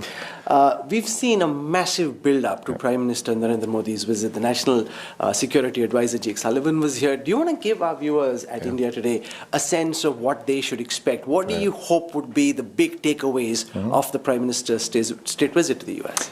Well, I think it's a historic visit, but it's also at an historic moment, an historic time, not just in the friendship between the United States and India, but even in the world, the global challenges we face, everything from climate change to war. How do we have what I call the 4 Ps? Peace, prosperity, our planet, and people. And I think this visit will focus on how India and the United States can be a force for good in each of these, creating more peace, building more prosperity, protecting our planet, and connecting our people. The US Defense Secretary was here. The National Security Advisor has been here. Yes. Some of the key outcomes are being kept guarded, but can you give us a sense of what people should expect in terms of the key announcements that are likely to be made during the Prime Minister's visit? Well, I think no surprises to all of your viewers and to folks who have been watching this relationship. We've been deepening our military cooperation, whether that's defense production, our technologies, our training. All of that is a really important piece of deterring bad actors, but also strengthening our own defense in the Indo-Pacific region. Second, you're going to see, as we just saw with the National Security Advisor's visit, technology. How can India, which is brilliant on technology, and America, which has cutting-edge universities in technology, use technology as a force for good? So I think you'll see things around how do we ensure that our cell phones are used to protect us and connect us, not to oppress us? What can we do to have critical minerals move forward so the supply chain is diversified? And what can we do to lessen some of the trade wars that even at a small level we've seen burn for decades between the US and India? And then I think when it comes to the people-to-people, we're going to see, I think, some agreements to move forward on climate at work. We're going to see agreements on education, and hopefully some good things that will connect our people with fewer wait times for folks who are looking to travel to the United States, whether it's as students or whether it's as immigrants. That's a big issue here. People Absolutely. Waiting for visas. And a priority of mine. Oh, great, fantastic. Hopefully you can resolve some of those niggles. Prime Minister Modi has been to the United States earlier. This is his first state visit, though. Yes. Do you want to give us a sense of how important this is in the US scheme of things, this relationship with India and this particular moment? I think this is the most critical relationship growing in the world today. And I think that this visit reflects that. I know the Prime Minister came as a young man, talks about how he looked at the White House, and now to come back as leader of the most populous country in the world, the largest democracy in the world. I hope that this will really be a chance for people to see these are two countries that don't just do big things, we have values underneath them, the foundations of the things that we stand for, pluralistic societies, making sure that, like this interview, we have a press that informs us, looking at the ways we can empower women, take the poor and move them into the middle class, how technology can help us have opportunity.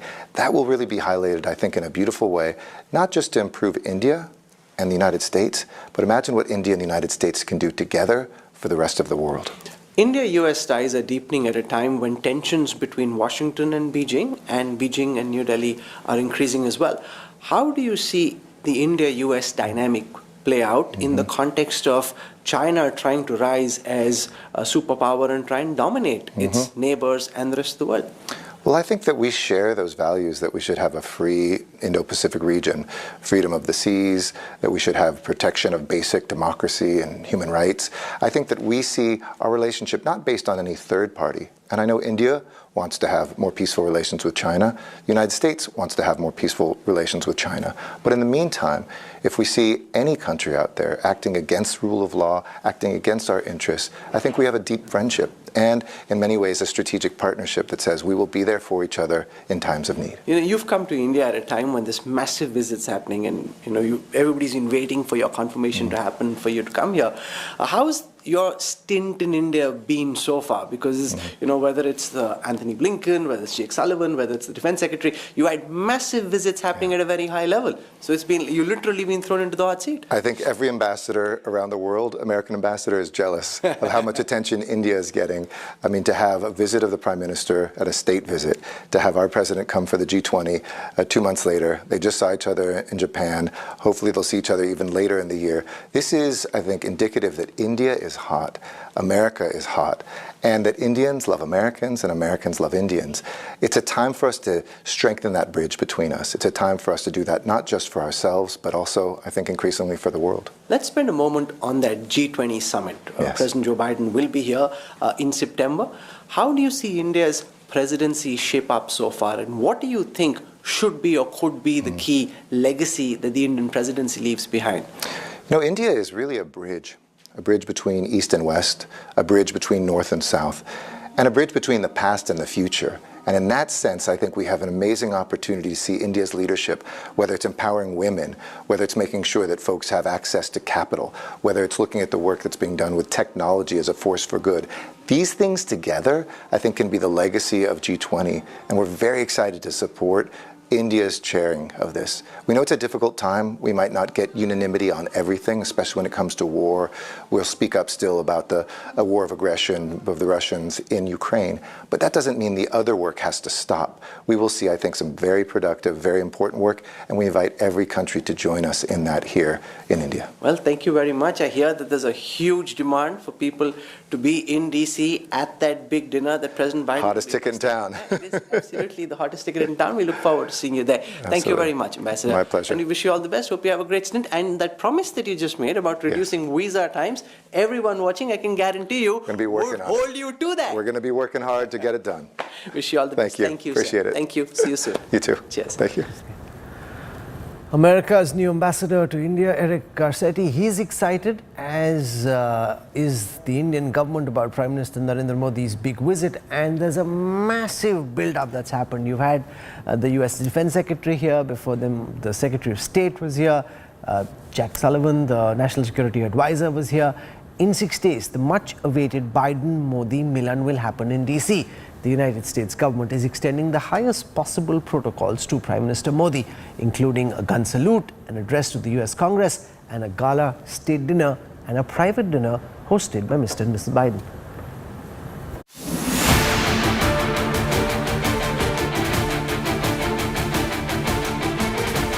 A diplomatic engagement of the highest significance in 2023. The world's most powerful nation set to extend the highest protocols to Prime Minister Narendra Modi on his official state visit starting June 21st. Military honors, gala dinner, summit talks, and an address by the leader of the world's largest democracy to a joint session of US Congress.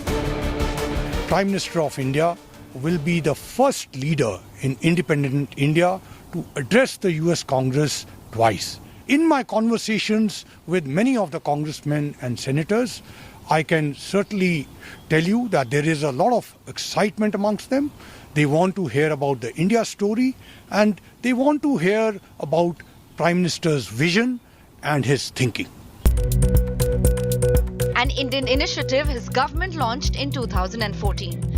Prime Minister Modi is scheduled to lead the International Yoga Day himself at the United Nations Secretariat in New York on June 21st. Under the leadership of the Honorable Prime Minister Modi, who's really been pushing international recognition of yoga and supported the International Day. So the Honorable Prime Minister will be leading this session of yoga at the UN, at the United Nations, at the Secretariat on the 21st of June. I think it'll really be a very, very big deal. He travels to Washington the same day. The Prime Minister is likely to attend an education event with First Lady Jill Biden. The day ends with a private dinner with President Biden and his family. An official welcome for the Prime Minister at the White House in Washington, D.C. the next day. A 21-gun salute in honor of Prime Minister Modi. A bilateral with President Joe Biden follows, with defense, tech partnership and climate change in focus. At Capitol Hill, the Prime Minister scheduled to address the joint session and became the only Indian Prime Minister to get the honor twice. His speech will be keenly watched for his geopolitical import. The Prime Minister will be back at the White House in the evening for the state dinner. In attendance will be some 250 guests representing the diversity of the Indian American community. Here that there's a huge demand for people to be in DC at that big dinner that President Biden Hottest will be ticket in hosting. town. Yeah, it is absolutely the hottest ticket in town. We look forward to seeing you there. Vice President Kamala Harris and Secretary of State Antony Blinken will host a lunch on June 23rd for Prime Minister Modi at the State Department. During his US tour, Prime Minister Modi will address two diaspora gatherings, one of them at the prestigious Kennedy Center in Washington, D.C. A visit expected to transform India-US ties and elevate their strategic partnership across sectors. With Seema Sirohi in Washington and Geeta Mohan in New Delhi, Bureau Report, India Today. I will be in New York and then in Washington, D.C. covering the Prime Minister's big visit. You can track all our coverage all through the week next week. Coming up on the other side of a quick break, the Delhi police recommends cancellation of POCSO charges against WFI President Brij Bhushan, but he's charged with sexual harassment, stalking and outraging women's modesty in the case relating to 6 other wrestlers. Details coming up on the other side.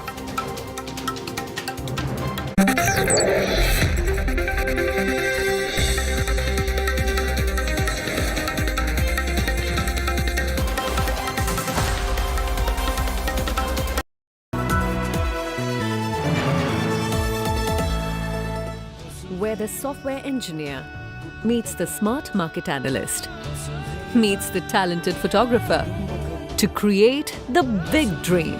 The world comes together at Sharda University. So where are you?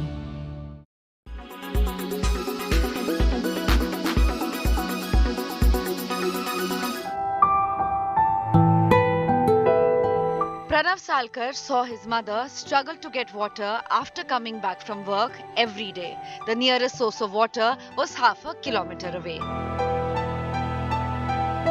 Pained by this sight, the 14-year-old took matters into his own hands. He started digging a well, and in 4 days, he struck gold. त्याला मी एक सूचना दिली होती का इथे कोण कण थोडंसा पाणी लागतो का आपण बघूया. नंतर आम्ही मग कामावर जायची सुरुवात केली. मग त्यांनी मनापासून सुरुवात केली खोदायला. त्याच्याकरता त्यांनी खोदता 3-4 दिवस त्यांनी लावले आणि पाणी लागलं. Pranav's parents speak fondly of their son's efforts. They recount how he had made a ladder to dig out soil from the pit. आम्ही मजुरी करतो आणि संध्याकाळी येतो काम करून. मग मला त्रास होतो म्हणून माझ्या मुलाने विहीर खोदली 4 दिवसात. मला आनंद वाटतो. ते पाणी तुम्ही वापरता का? त्या पाणी आम्ही वापरतो. Kelve village in Palghar gets piped water thrice a week. To Pranav's parents, who work as labourers, the well is a relief. And it goes without saying, Pranav is now a hero in his village. Bureau Report, India Today.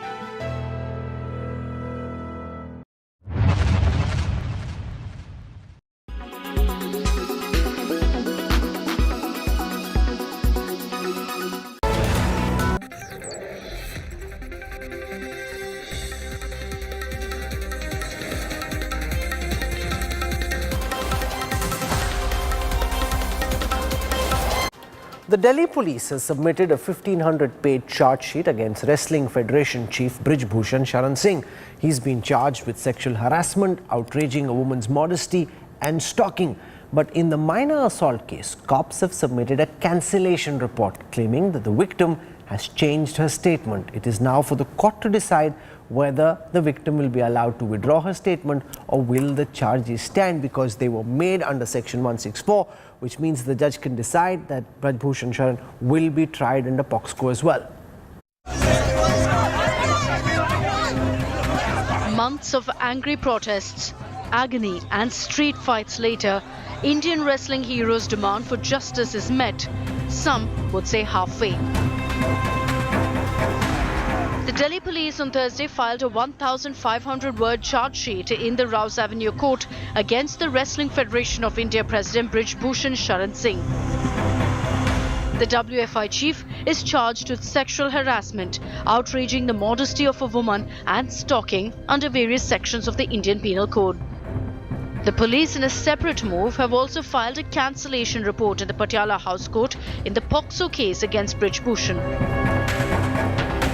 In this 550-page cancellation report, the police claim they've not found any corroborative evidence in the case.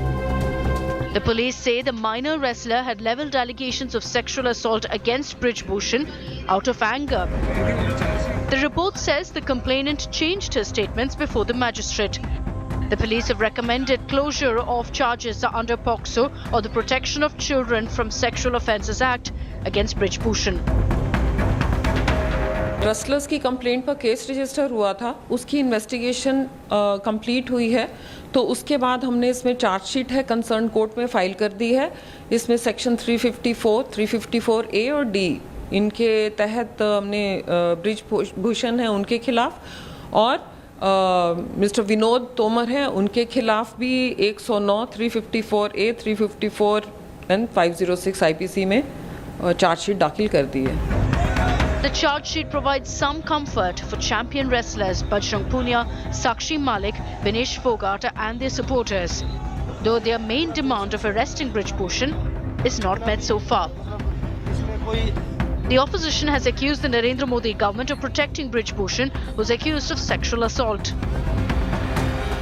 एक अवयस्क लड़की इतने बड़े आदमी के खिलाफ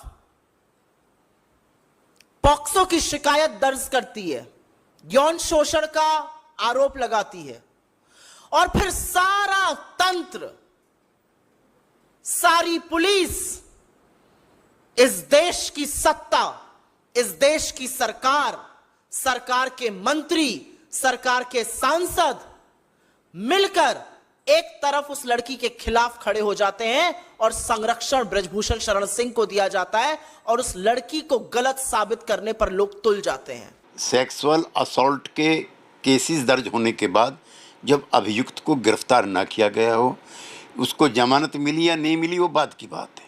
ये पहला अवसर है जब किसी देश विदेश की नहीं, दुनिया भर की जो नामी ग्रामी पहलवान हैं उनके द्वारा एफआईआर दर्ज की गई हो और अभियुक्त गिरफ्तार ना हो। Even as a political showdown has begun over the police's handling of the POCSO case, the decision to close the case is to be taken by the court. The charge sheet has been filed within the 15th June deadline as set by the sports minister. With the Delhi police now pulling off a balancing act by filing charge sheet in one case and cancellation report in the other, how the wrestlers react to this remains to be seen. With Shreya Chatterjee and camera person Alok from New Delhi, this is Srishti Ojha, India Today. This is where I wrap up the news track tonight. We'll track the wrestlers' case very closely, and we'll also track Cyclone Biparjoy. Our teams on the ground tracking every movement of the cyclone for you. Thank you for your time and your trust. Look forward to seeing you at 8 p.m. tomorrow evening. Goodbye. Good night.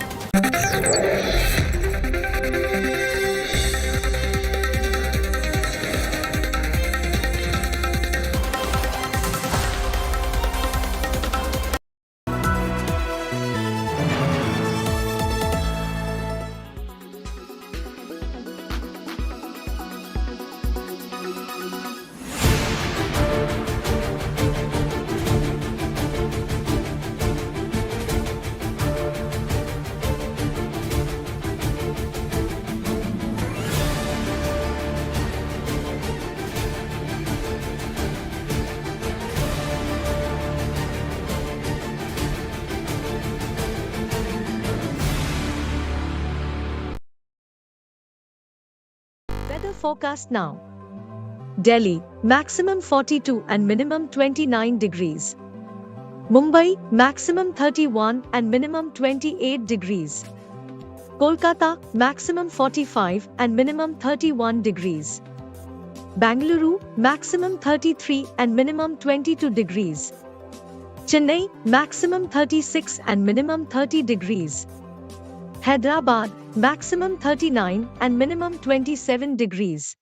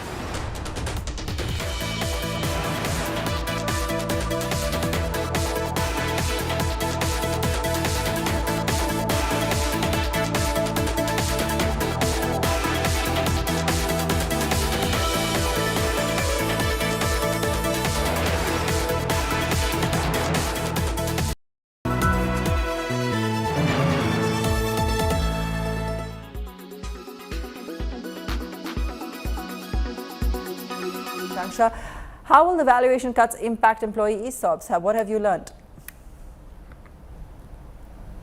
Well, in very simple terms, ESOPs are basically equity in the company in which the employees are working. This is granted to them in the form of remuneration by the company.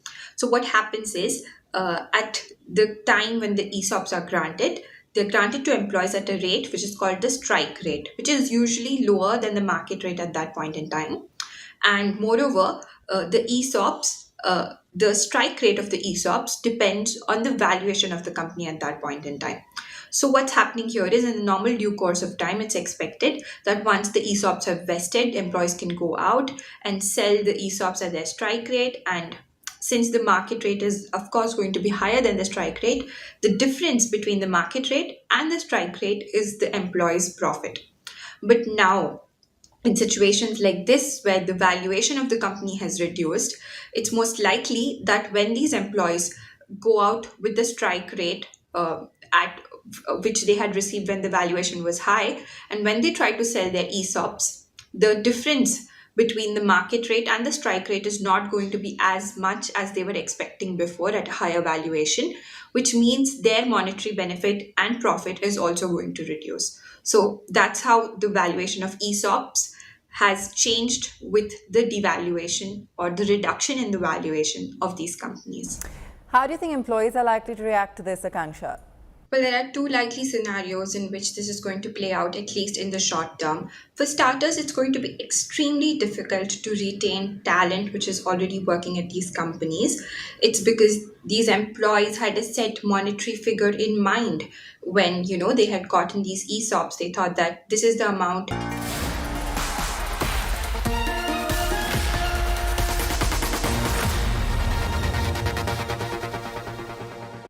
Co-presented by Star Health Insurance, the health insurance specialist.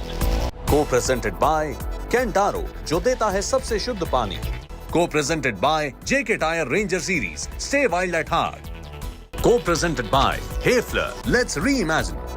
Powered by NECC, Sunday hoya Monday, Rose Khaw Monday.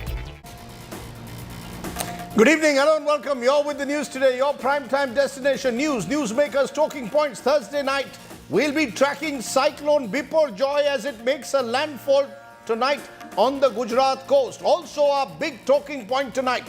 The BJP MP, Wrestling Federation Chief Brij Bhushan is charged, but with no POSCO. Has the case been watered down?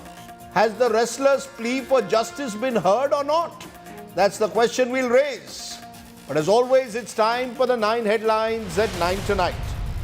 Cyclone Biparjoy's landfall process begins on the Gujarat coast. Wind speeds expected to touch 130 kilometers per hour. Process to continue till midnight. So far, no reports of death, but devastation could take place in some parts. The police recommend cancellation of the POXO case against Brij Bhushan Saran Singh. The BJP MP and Wrestling Federation head says no proof in the minors case. Brij Bhushan charged with sexual harassment, stalking, outraging women's modesty. The opposition says he's been let off lightly. 2 dead in clashes in Bengal, Chopra town. Clashes, open firing in North Dinajpur, nomination filing. Calcutta High Court orders deployment of central forces across Bengal for the Panchayat polls. Violence continues in Manipur. Security forces and a mob clash. Homes lit on fire. Internet shut down. Extended by another 5 days. Karnataka Cabinet approves textbook revision. Hedgewar Savarkar chapters out. Ambedkar and Nehru added in the syllabus.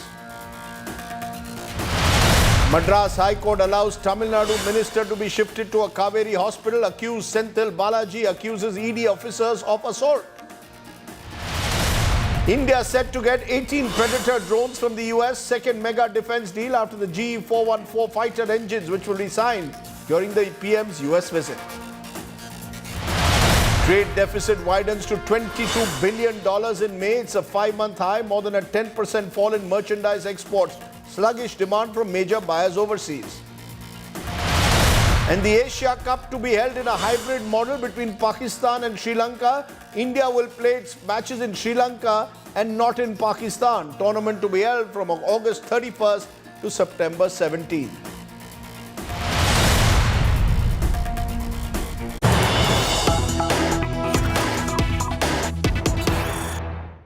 But the big story that we are breaking this evening, Cyclone Biparjoy's landfall process is now underway. Biparjoy will complete its landfall by midnight along the Gujarat coast. Power has been disconnected in Mandvi, Mundra and Nalia. Strong winds and heavy rainfall is lashing the Gujarat coast.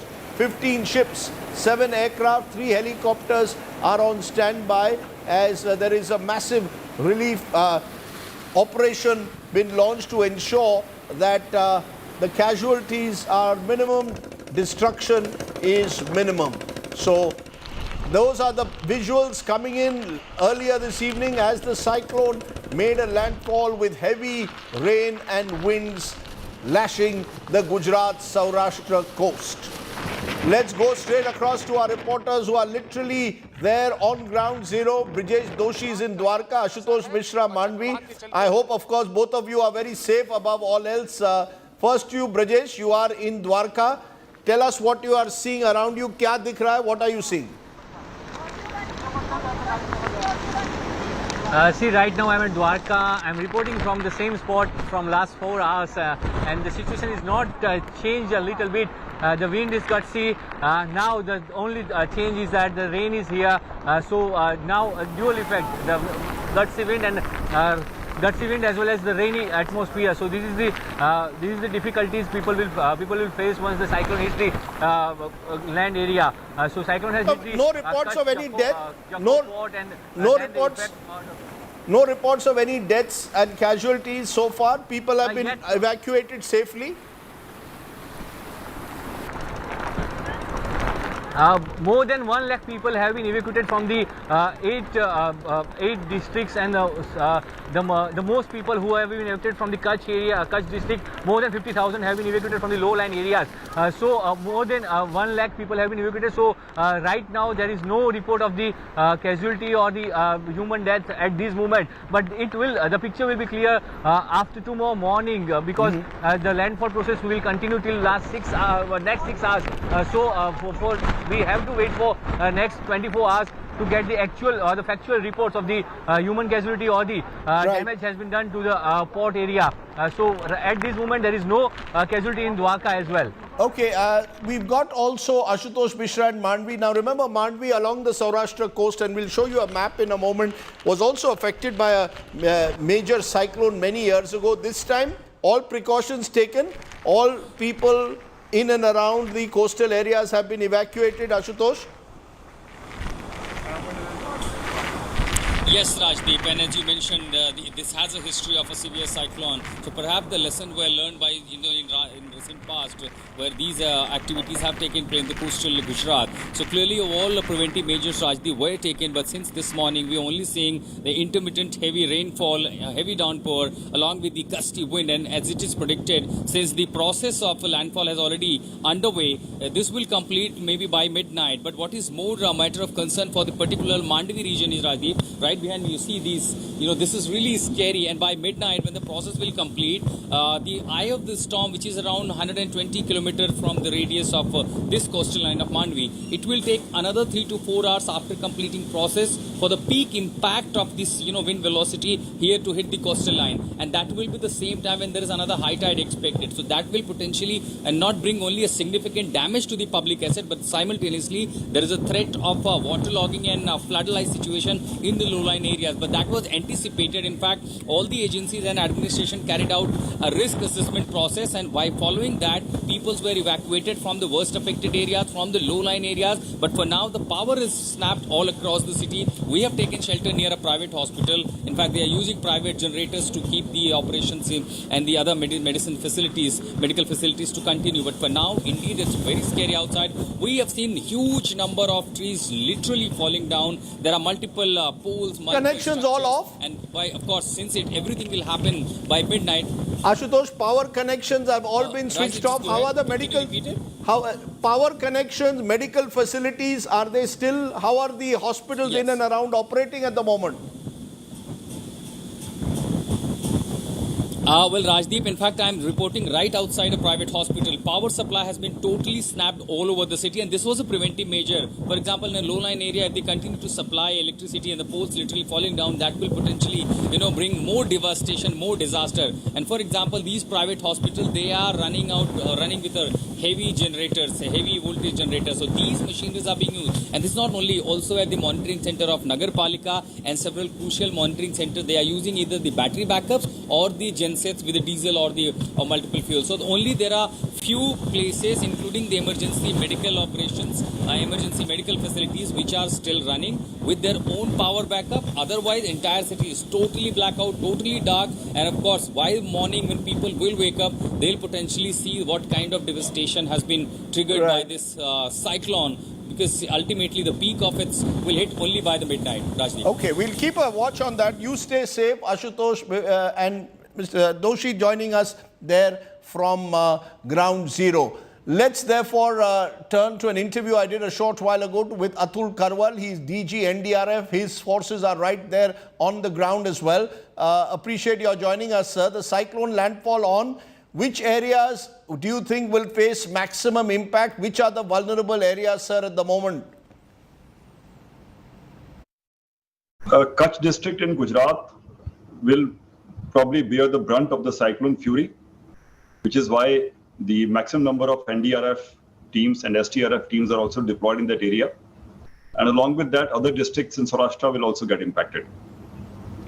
But how prepared are you? We know that a number of forces are out there from the NDRF, state disaster management force as well. Now, Odisha has set an example, sir, with its attempt to create a zero casualty cyclone handling. Is the West Coast as prepared as the East is, sir? Yes, I'm sure we are. We have been a part of the briefings which have happened over the past few days in preparation to face this natural disaster. And government of Gujarat has done their homework in great depth, to the extent that the salt pen workers have been evacuated. The pregnant ladies have been transferred to the hospitals in case the delivery time is near and they get stuck during the cyclone. All the precautions that need to be taken about evacuating people have been taken. A lot of teams are in place to bring back normalcy as soon as possible once the cyclone passes. So all these things have been taken care of in great depth. So I think we are fully prepared. What appears to have also happened is a massive evacuation exercise of people, sir, who live along the coastline. Nearly 90,000 people, according to one estimate, evacuated. Can you tell us a little bit more about those efforts, the number of people you have out on field, just to give a sense of the scale of magnitude of the work being done at the moment to rescue people? Now the number of evacuated people has gone to more than 1 lakh, and we have 18 teams in place in Gujarat. Initially, we had planned to put 12 because that was the estimation which state government had given us, but we pumped in more teams, knowing that if we have reserves at hand, they would be useful in a worst case scenario. So we have 18 teams on ground from NDRF and 12 from the STRF. By when do you think, Mr. Karwal, can we say it is all clear that the cyclone has passed over, the worst is over? How long will that take, sir? Difficult to do that. The cyclone has been moving at slightly varying speeds through today also. So now it's moving in at about 6 kilometers an hour, and it's still about 100 kilometers away from the possible point of landfall, which is between Mandvi and Karachi, little north of Jakhau port now. So slight change, it's shifted slightly north. As per the IMD forecast, it will pass away till about midnight. And immediately after that, the action of the response teams will start to bring back normalcy, clearing roads, restoring power, etc. So it depends on the speed of the passage, on the damage it causes, and then on the recovery phase, as we will handle it as fast as possible. You know, you just mentioned the challenge that you will face once the cyclone passes over around midnight. That is presumably when we will all get to know the real extent of damage being done. And you will need to plan rescue, relief, rehabilitation if needed. Is that the next big challenge? How prepared are you for that, to actually restore power, as you said, roads which are damaged? How long is this? Is this going to be a long haul over the next few days? I think the whole process is challenging because the initial efforts go a long way in preventing loss of property and lives. The mitigation measures which were taken in the last few days will bear a lot of fruit, because if we have taken people out of harm's way, we will minimize the loss.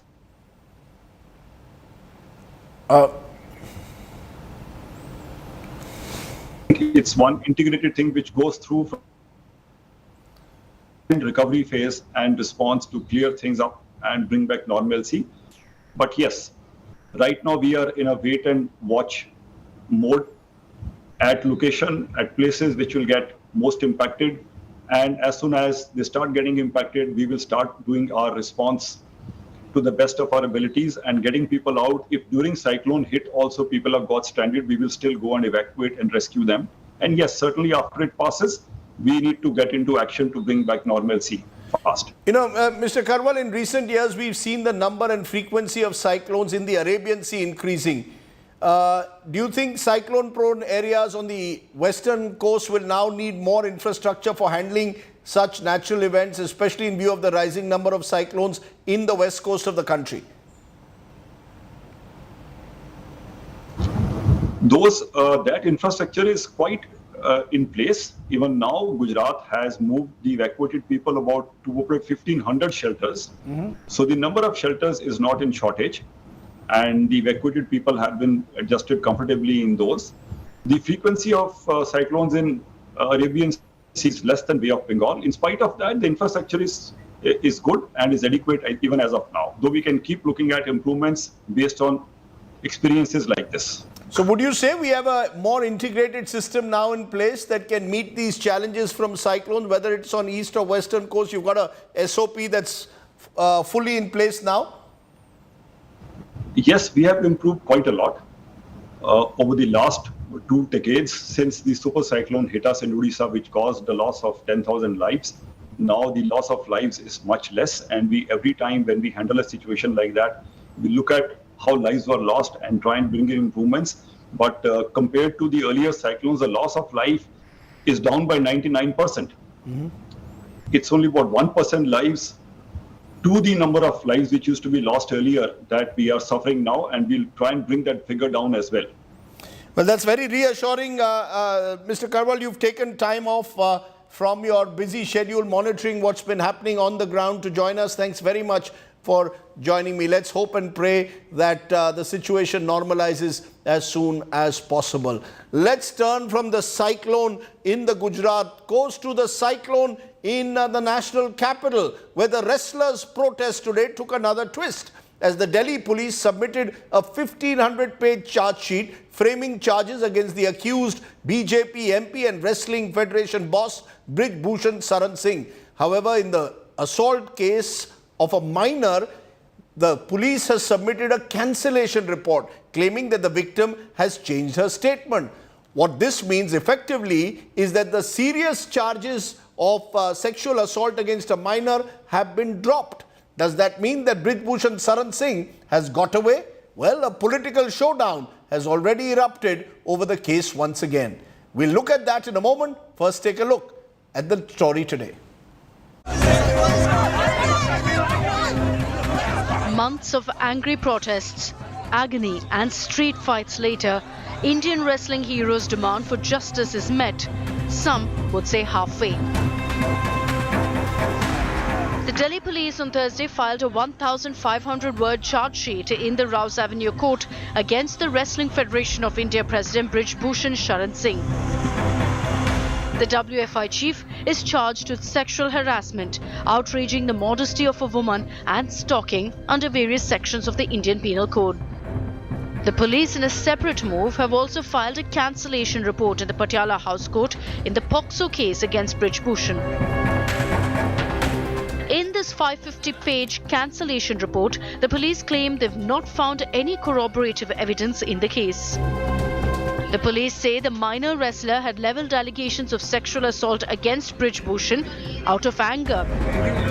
The report says the complainant changed her statements before the magistrate. The police have recommended closure of charges under POCSO, or the Protection of Children from Sexual Offences Act, against Brij Bhushan. Wrestlers की complaint पर case register हुआ था, उसकी investigation complete हुई है। तो उसके बाद हमने इसमें चार्जशीट है कंसर्न कोर्ट में फाइल कर दी है। इसमें सेक्शन 354, 354A और D इनके तहत हमने ब्रिजभूषण है उनके खिलाफ और मिस्टर विनोद तोमर हैं उनके खिलाफ भी 109, 354A, 354 एंड 506 IPC में चार्जशीट दाखिल कर दी है। The charge sheet provides some comfort for champion wrestlers Bajrang Punia, Sakshi Malik, Vinesh Fogart and their supporters, though their main demand of arresting Brijbhushan is not met so far. The opposition has accused the Narendra Modi government of protecting Brijbhushan, who is accused of sexual assault. एक अवयस्क लड़की इतने बड़े आदमी के खिलाफ POCSO की शिकायत दर्ज करती है, यौन शोषण का आरोप लगाती है और फिर सारा तंत्र, सारी पुलिस, इस देश की सत्ता, इस देश की सरकार, सरकार के मंत्री, सरकार के सांसद मिलकर एक तरफ उस लड़की के खिलाफ खड़े हो जाते हैं और संरक्षण बृजभूषण शरण सिंह को दिया जाता है और उस लड़की को गलत साबित करने पर लोग तुल जाते हैं। सेक्सुअल असॉल्ट के केसेस दर्ज होने के बाद जब अभियुक्त को गिरफ्तार ना किया गया हो, उसको जमानत मिली या नहीं मिली वो बात की बात है। ये पहला अवसर है जब किसी देश विदेश की नहीं, दुनिया भर की जो नामी ग्रामी पहलवान हैं उनके द्वारा FIR दर्ज की गई हो और अभियुक्त गिरफ्तार ना हो। Even as a political showdown has begun over the police's handling of the POCSO case, the decision to close the case is to be taken by the court. The charge sheet has been filed within the 15th June deadline as set by the sports minister, with the Delhi police now pulling off a balancing act by filing charge sheet in one case and cancellation report in the other. How the wrestlers react to this remains to be seen. With Shreya Chatterjee and camera person Alok from New Delhi, this is Srishti Ojha, India Today. So let's raise the big questions tonight. The wrestlers' plea for justice, has it really been heard finally? Will Brijbhushan face justice or not? Have the charges against him been watered down?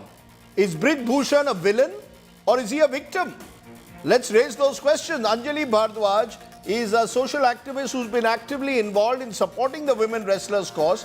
Amitabh Sinha is a lawyer at the Supreme Court associated with the BJP. Neeraj Kumar is former Commissioner, Delhi Police. Aman Lekhi is a senior advocate and former Additional Solicitor General.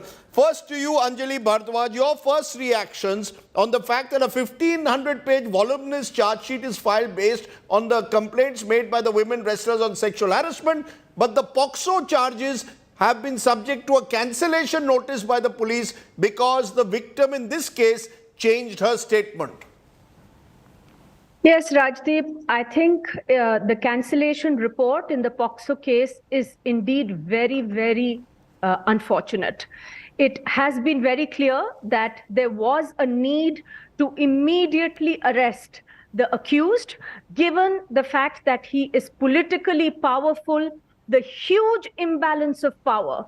On the one hand, the accused, who is a member parliament, he's a Bahubali, it's very well known, and he was also the chief of the federation. And on the other hand, this minor and these wrestlers, these players. So what should have been done was not done, and it is something that has caused considerable apprehensions, and I think those apprehensions have been proven correct today. No, but the statement was, no, 1 minute, Anjali Bhardwaj, you're saying that, are you saying that Brijbhushan Sharan Singh should have been arrested on the 5th of May, and I'm putting now the timeline. On the 5th of May, the Delhi police recorded statements of 7 wrestlers who alleged harassment. On June 3rd, Home Minister Amit Shah met the wrestlers part midnight. On June 6th, it emerged that the minor wrestler has given a new statement, withdrawn the charges. The original charges were made on the 5th of May by the minor.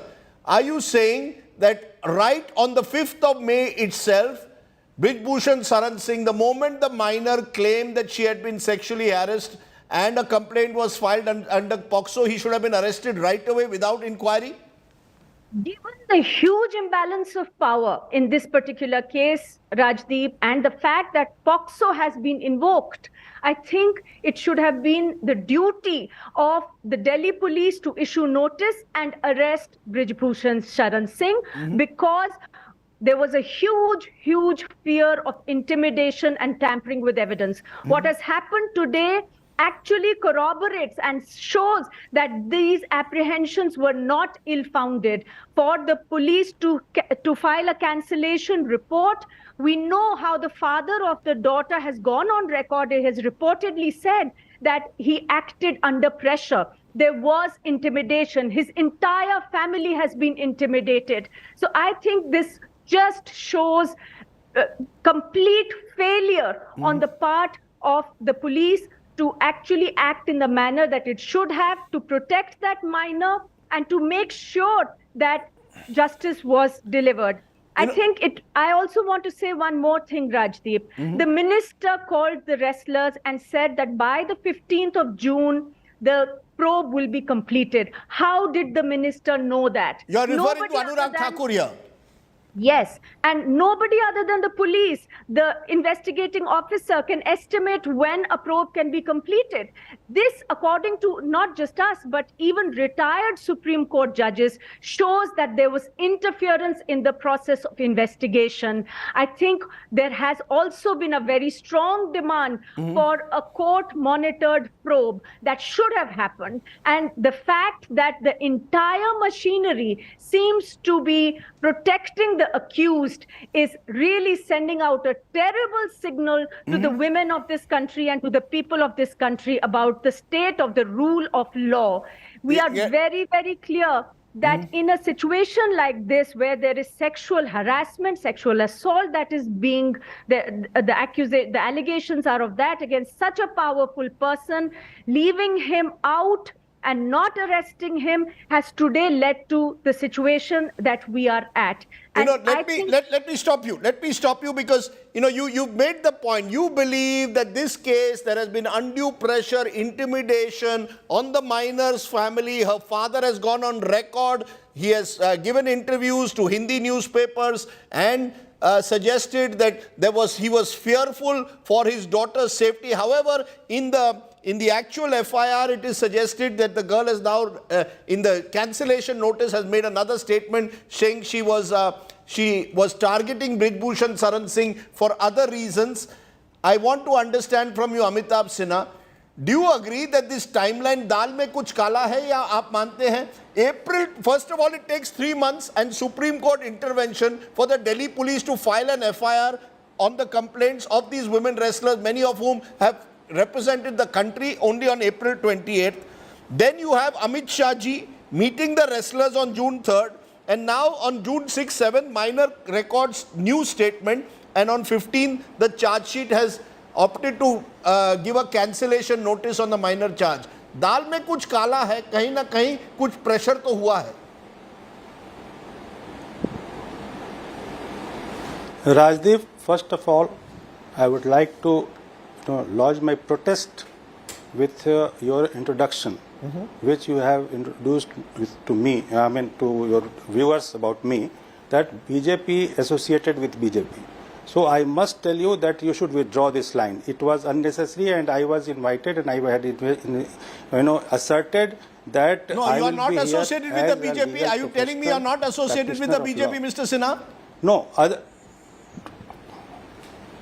No, I am here as a lawyer. Okay. Then I can tell you also that you are associated with some political party. This is unfair. Okay. I am here as a lawyer, as a practicing lawyer. So you tell me now, as a practicing lawyer, you tell me दाल में कुछ काला है. यहाँ आता है. नहीं मुझे हाँ दाल में कुछ काला है. ये इंट्रोडक्शन दाल में कुछ काला है, ये नहीं करना चाहिए आपको राजदीप. मैं आपका सम्मान करता हूँ, हम लोग इतने पुराने मित्र हैं. Why you should unnecessarily? ठीक है, आप बताइए. अब मैं आता हूँ उस मुद्दे पे. What you wanted to know from me? Yes. हाँ, मेरा पॉइंट है, अभी आज की डेट में जो स्थितियां आपने जो पूछा है, मैं उसी के आधार पे कहना चाहता हूँ कि एक जैसे शेर ने बकरे को कहा, पुरानी कहानी है कि तेरे दादा ने गाली दी थी, तो उसने कहा नहीं उस समय दादाजी नहीं थे, फिर नहीं पिता ने गाली दी थी, नहीं तूने गाली दी थी, मैं तुझे खाऊंगा. अभी अभी भारद्वाज मैडम थी, उन्होंने कहा कि कैसे कह दिया स्पोर्ट्स मिनिस्टर ने कि 15 जून तक इस चार्जशीट फाइल होगी। प्रेशर था कि एट अर्लीस्ट फाइल होना चाहिए। तो आपस की एक मीटिंग में जो कई घंटे चली, उसमें जैसा मुझे बताया गया कि उसमें प्रेशर बनाया गया और वो लोग जो कि स्ट्रीट्स के थ्रू जस्टिस चाह रहे थे, मैं इस बात से असहमत हूँ। यदि जस्टिस मिलना है तो उसका एक लीगल प्रोसेस होता है। सुप्रीम कोर्ट ने भी उसको कहा। यहाँ पर जब यदि प्रेशर में अरे अगर सर अगर वो रास्ते पर नहीं जाते तो कंप्लेंट लेटेस्ट बाय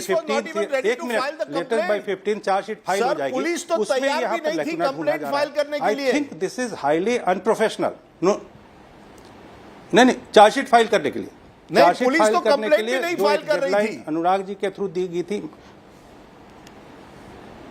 आपकी आवाज ब्रेक हो रही है, सॉरी, मैं कुछ अपनी बात खत्म कर दूं जी। My point is very clear कि जो भी हुआ in the interest of the country हुआ।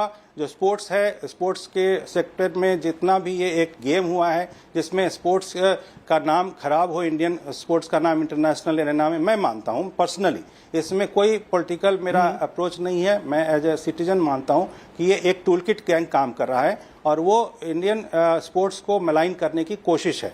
क्योंकि मैं आपको एक बात बताऊं, no, sir, this toolkit gang, are you telling me that Vinesh Fogart, Sangeeta Fogart, Bajrang Punia, all part of toolkit gang? ये कब तक चलेगा toolkit gang? कोई कुछ बोले toolkit gang? Don't take names. Anybody can become toolkit member of, I mean that tool of the toolkit. मैं क्या कहना चाहता हूँ, सुनिए पहले धैर्य से। मैं किसी के ऊपर में पर्सनल कंप्लेंट वो नहीं देना चाहता, कोई अटैक। अरे ये महिलाएं हैं। मेरा पॉइंट ये है, You think it's easy for a woman to say that she has been sexually harassed? अच्छी बात है। By a powerful man to call them a toolkit gang, ये वर्ड, ये सही वर्ड नहीं है आपका। एक चीज सब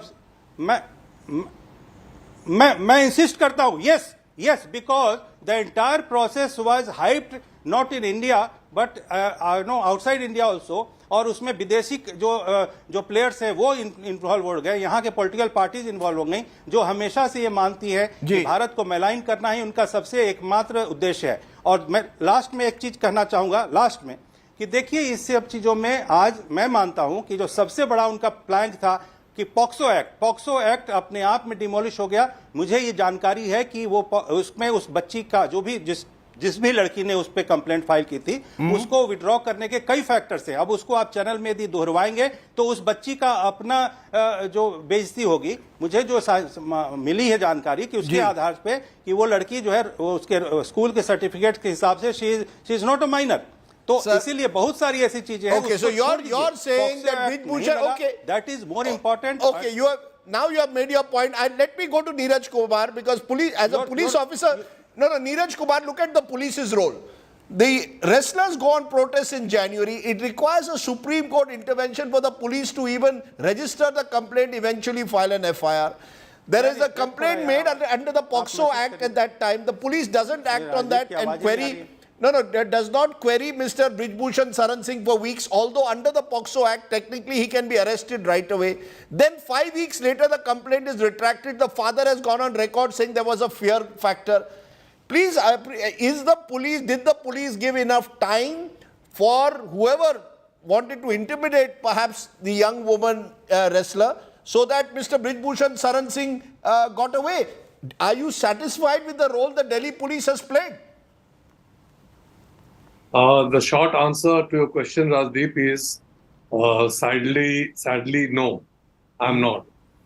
Today, I tried my level best to get information from my colleagues on these very points, but they were not willing to share the information with me. Therefore, I hold no brief for them today. I'm sorry to say this. I would have very much liked to put across the Delhi police point of view. In the absence of any information or any briefing from any one of my colleagues handling the matter, I'm unable to do so. But but prima facie, are you satisfied with the way this case has been handled? I have already told you that no. My short answer to you is I'm not. Because the impression that has gone is that even to get a case registered, you have to approach the Supreme Court for a direction, right, for the process of law to begin. Okay. Therefore, I'm not satisfied. I think as one of the leading police officers of the country, for you to say that you're not satisfied with the way the police has handled this is, I think, an important statement which I think should be registered right away. Aman Lekhi, your view as a senior advocate, former Additional Solicitor General, are you satisfied with the way the law has played out in this case? Or is there a fear that when you have a powerful person involved, he will always get away? Well, Rajdeep, I feel that the process has been disgraced, and whatever disparagement which is there in public domain about the police conduct is wholly justified. It has required less for the police to arrest, and in this particular case, the nature of the allegations, the number of people making the allegations, the seriousness of the allegations, the person against whom the allegation is made, and the integrity of investigation required the police to act differently, the way the police usually acts when it's dealing with people not as well ensconced as the accused in the instant case is. That said, some of my colleagues have talked about toolkit. Now, toolkit is a different issue altogether. I want to mark 2 points. One, insofar as the age is concerned, I mean, it's ludicrous to say that there's an affidavit about age, because in wrestling there are categories, and there are age categories, and for age categories there has to be age verification, and that is part of the accreditation process. So to verify the age, you don't need to have any elaborate investigation, because you're dealing with the wrestling federation, and insofar as the participation in that category is concerned, that itself should be decisive, unless of course you say that there's been some forgery in the documentation which is there, for which the liability will be with the Wrestling Federation of India, firstly. Secondly, insofar as the statement is concerned, mainly because a complainant withdraws the statement, doesn't in any way exonerate an accused, and doesn't absolve the police of the responsibility to investigate, because the efficacy of that particular allegation and the need for investigation does not rest solely on a statement, because as the statement is concerned, the statement can be made and withdrawn, and the withdrawal of the statement may have nothing to do with the veracity of what is being stated. So the obligation on the police to investigate is independent of that particular statement, so the police cannot rely upon that statement. This is number 2. Number 3, and very significantly, insofar as the father is saying, now the father is saying intimidation. When the father is saying intimidation, that itself is a marker in the context in which the whole thing is unfolded, because as you very correctly pointed out, there was a delay even in the registration of the FIR. Because when there's a delay in the registration of the FIR, the battle of perception is lost. I'm not saying that the police did it willfully, but the question is, it is reasonable to presume that the police was reluctant. And that reluctance is absolutely evident in the delay in the registration of the FIR itself. Right. Now, when you choose not to register an FIR, and therefore for that reason are reluctant to investigate, then insofar as the bona fides of the process is concerned, that become inherently suspect. And your willingness to actually go after the accused is consequently affected. Now, once that is the understanding of the process, then the exoneration by the police is in any way going to be suspect. So you're saying that the court can look at this exoneration, the court could see the exoneration as suspect based on the fact that the witness, that the minor's father has claimed that he was intimidated. The court can relook at it. Am I correct? No, not just that. As far as the court, because this is off the record. Now, what the court can do, and this is a very pertinent point, the court is not bound by what the police says, because as far as the jurisdiction of the court is concerned, is independent opinion of the police. Notwithstanding the police saying there is no case made out, the court can yet disagree. And the court can disagree and take cognizance, taking into account the totality of the cases, 1. The court can order a further investigation, 2. The court can conduct an inquiry or have an inquiry made by another magistrate, 3. Or the court can take cognizance of the complaint itself. So as far as this particular issue is concerned, as to the worth of our rights, and insofar as the substance of whatever we claim to be aggrieved by, is in the domain of examination by the court, and is not in any way controlled by the opinion of the police. Okay, I take your point, and that's an important... Mainly because, and this is what I read somewhere... That's an important point you're making, that it is not the opinion of the police. The court can take cognizance of the complaints that were filed in the period, the manner in which it was done. You know, Anjali Bhardwaj, right through this case, I've heard people saying, where is the evidence? You know, what is the evidence they have? We have now got witnesses that include referees coming on record. We've got others from the Wrestling Federation, other women who have corroborated what some of these girls, wrestlers have said. 1,500-page charge sheet. Do you believe that that original charge sheet made by the women wrestlers will stand the test in a court of law? How confident are you that the evidence will stick?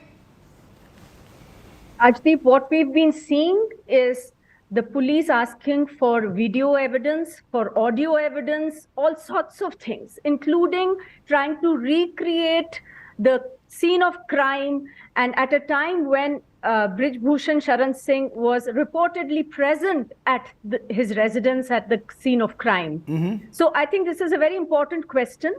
It is very clear that in cases like these, the kind of allegations that have been made, what is the kind of evidence, the photo or audio or video evidence that the police expects to get? Is anybody going to do this in public? Is there somebody going to be making a video of this? Are these women expected to do a video or an audio recording while they are being molested and while they are being stalked? I think it's very clear that in this particular case, we are not going the way in which we are expected to. The police is not going the way in which it is mandated to. In cases like this, a very clear pattern where not one, not two, 7 women are saying that there is a clear pattern of molestation, of sexual harassment and assault. I think there is absolutely no reason, and I really hope that the court will go into the kind of evidence that they have already given in their statement. Their statement should be the evidence. They are saying where it happened, how it happened, they're giving details. All of these are verifiable facts. And just look at the kind of imbalance of power, how it's stacked up. And Rajdeep, I also want to say here that this entire thing about toolkit, I think it's most unfortunate, because as it is bad enough that the system seems to be protecting the accused just because they're politically powerful. And then women are having to do all of this despite such stringent laws existing, the POCSO, other criminal law amendments and so on after Nirbhaya that have happened. Why was there a need for women to come to the street? I take your point, ma'am. I take your point. I am the father of a young daughter as well, and I ask you, Amitabh Sinha, I don't know whether you have a young daughter, but आप मुझे बताइए, ये महिला wrestlers हैं, 1 नहीं 2 नहीं 7 हैं, referees हैं, कई लोगों ने बयान दिए हैं, आप सबको मानते हैं झूठ, और ब्रिज भूषण शरण सिंह जिन्होंने कैमरा पर मर्डर चार्ज के लिए कन्फेस किया है, आप उसको मानते हैं सही? आज इस प्रोग्राम में कोई बीजेपी का ऑफिशियल स्पोक्सपर्सन भी नहीं आना चाहता था. आप मुझे बताइए आज क्या कहीं ना कहीं इस ब्रिज भूषण को बचाओ? आप टूल किट की बात करते हैं, मैं तो उल्टा कहूंगा, ये तो एक जो टूल किट है वो तो ब्रिज भूषण को बचाने में लगी है. पूरी सिस्टम जो है, यंत्रणा जो है, उसे बचाने में लगी है. क्या आप मानते हैं? आप महिलाओं को बिलीव नहीं करोगे. बेटी बचाओ बेटी पढ़ाओ की बात जो करते हैं वो महिलाओं को बिलीव नहीं करेंगे, लेकिन एक बाहुबली को बिलीव करेंगे. क्या ये सही है? आपको लगता है? What is the message? Rajdeep, I can very well understand your emotionally charged statements and the observations. मैं आपकी बात को पूरी तरीके से समझ रहा हूँ, और जो बेटी बचाओ बेटी पढ़ाओ और ये सारे जो अभी तक के स्लोगन्स हैं वो मैं बहुत ध्यान से सुनता रहा. मैंने वकील होने के नाते, being a lawyer, I have gone through so many cases like this. अभी मैं अपनी पर्सनल, यदि मुझे वो एक मिनट का मौका दें, I have handled a case in a vacation bench of Supreme Court very recently, only last week, and the case was simultaneously charged with rape and dowry, both. उसमें सुप्रीम कोर्ट के जज ने कहा कि how both the charges can be run together, rape और साथ में dowry case था, जो कि the boy and the girl were not married. मैं कई चीज़ें ऐसा करता हूं कि इसमें जो लॉज हैं आज इंडियन सिस्टम में, उसमें जो सर मैं आपकी बात को, मैं आपको सीधा सवाल पूछ रहा हूं, क्या आपको लगता है सब कुछ झूठ है? ये सब लोग झूठे हैं और केवल ब्रिजभूषण शरण सिंह सही बोल रहा है? नहीं, ऐसा मैं नहीं, मैं आपसे पूछ रहा हूं. मैंने नहीं कहा. राजदीप, राजदीप धैर्य रखिए, मैं बहुत गंभीर और संवेदनशील विषय पे बात कर रहा हूं आपसे। आपने यंत्रणा शब्द का प्रयोग किया, यंत्रणा शब्द मेरे साथ भी लागू होता है। मैं एक चीज बताना चाहता हूं आपको, देखिए ऐसी स्थिति में मैंने किसी को निर्दोष नहीं और किसी को दोषी नहीं माना है। चार्जशीट फाइल हुई है, चार्जशीट में सबसे बड़ा जो पॉक्सो कहा जा रहा था, अभी I with all due respect to Aman Lekhi, we are colleagues, see in this situation if POXO act is being considered by the court also, then also this contradictory statement and intimidation charges, देखिए मैंने कभी intimidation charges को नहीं सुना है, लेकिन यदि उसमें और ज्यादा डीप जाएंगे then the age certificate will come up, और उसकी वजह से फिर काउंटर कई केसेज हो सकते हैं उस लड़की पे जिसने कि अपने एज को छुपा के एक गलत स्टेटमेंट दिया। मैं इस पे अभी नहीं ज्यादा जाना चाहता। दूसरी बात, जो इतना टाइम लगा, Neeraj Kumar ji also is a respectable person for me, I know him personally, but he is saying that he is not happy with the Delhi Police Act. I must try to remind him that when that blast case, or terrorist blast case had happened and Delhi Police was being charged, he was I think a special CP or something. I personally tried to help him with entire opinion mobilization in favor of Delhi Police, because Delhi Police is the safest scapegoat. Everybody is trying to just hit him. Neeraj Kumar ji was Commissioner Police. मैं इतना कहना चाहता हूँ कि 125 witnesses examined हुए हैं। Everyone in the system दूध से धुले हुए हैं। Everyone in the system दूध से धुले हुए हैं। No, I am sorry. पर उंगली उठाता है वो टूल किट होता है। I will conclude. I might be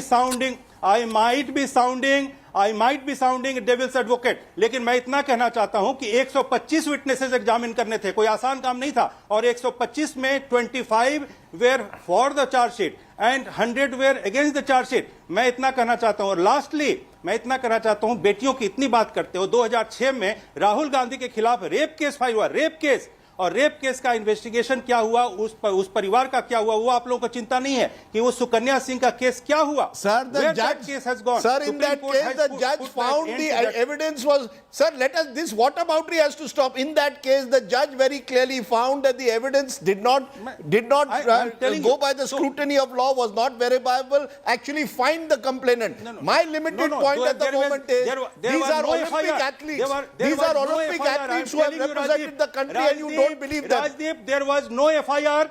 I am telling you, there was no FIR. So you were not concerned about the FIR at that time. Okay, I will leave it there. I am not going to engage in whataboutery. As I said, I am also the father of a daughter, and I will always believe prima facie, when 7 people come up with the kind of evidence that they have.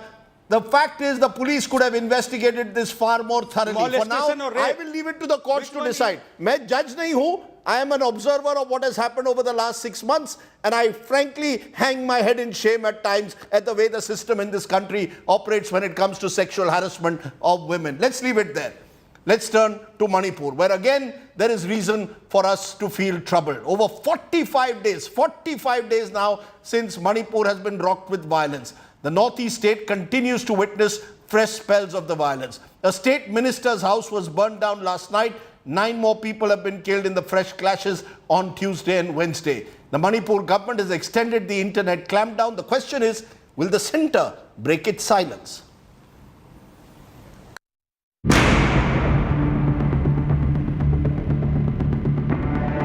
It is now over 45 days since Manipur has been on the boil. A fresh spell of violence has rocked the strife-torn northeastern state. First, the house of Nemcha Kikpen, the lone female minister in the current Manipur cabinet. Her house was burned down on Wednesday. Nemcha is one of the 10 Kuki MLAs who raised the demand for a separate administration. In another spell, miscreants opened fire, leaving at least 9 people dead and 10 injured in Khamenlok village. Monitoring agency should monitor it whether all those activists are in their designated camp or their weapons are deposited or not. If it is certain and if there is intact in all the designated camp, there should not be any kind of gunfire. Several houses have also been burnt down in Khamenlok village. Many sustained injuries in clashes at Gobajang, Tamenglong district. In the last 24 hours, firearms, ammunitions and different types of bombs have been recovered from Tengnaupal and Imphal East districts. Meanwhile, the Manipur government has now extended the internet clampdown in the state for another 5 days. The biggest sign that the law and order situation in the state of Manipur is fast deteriorating is the fact that the East Imphal administration has issued a notice on 14th of January announcing a curtailment of the relaxation of curfew hours from earlier, which was 5 a.m. to 6 p.m. to now, that is 5 a.m. to just 9 a.m. of about 4 hours. The streets of Manipur and Imphal that had gone silent immediately after the violence took place in the state are again seeing rampage, and the state government seems to be clueless on how peace will prevail in the state once again. In New Delhi, Akshay Dongre for India Today. Think about it, 45 days and the violence has not let up. We need a call for peace, for more proactive action. Manipur should be the focus of the Home Ministry at the moment. Let's leave it there. It's a major security challenge, no easy solutions at the moment. For now, that's it on the news. I leave you with the other big challenge that our forces are facing bravely this time on the ground, which is ensuring that people are safe and secure in the cyclone-hit areas of the Gujarat coast. I leave you tonight as that cyclone makes its landfall along that coast with prayers for the people of Gujarat to stay safe. Good night, Shubhratri, Jai Hind, Namaskar.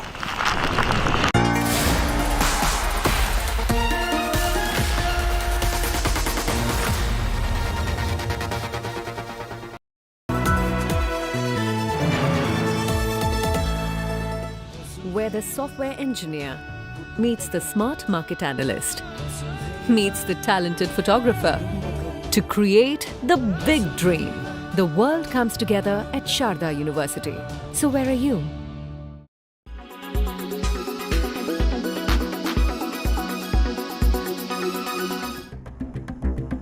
Two advertisements within a space of 2 days reveal the tension within the BJP Shiv Sena coalition in Maharashtra.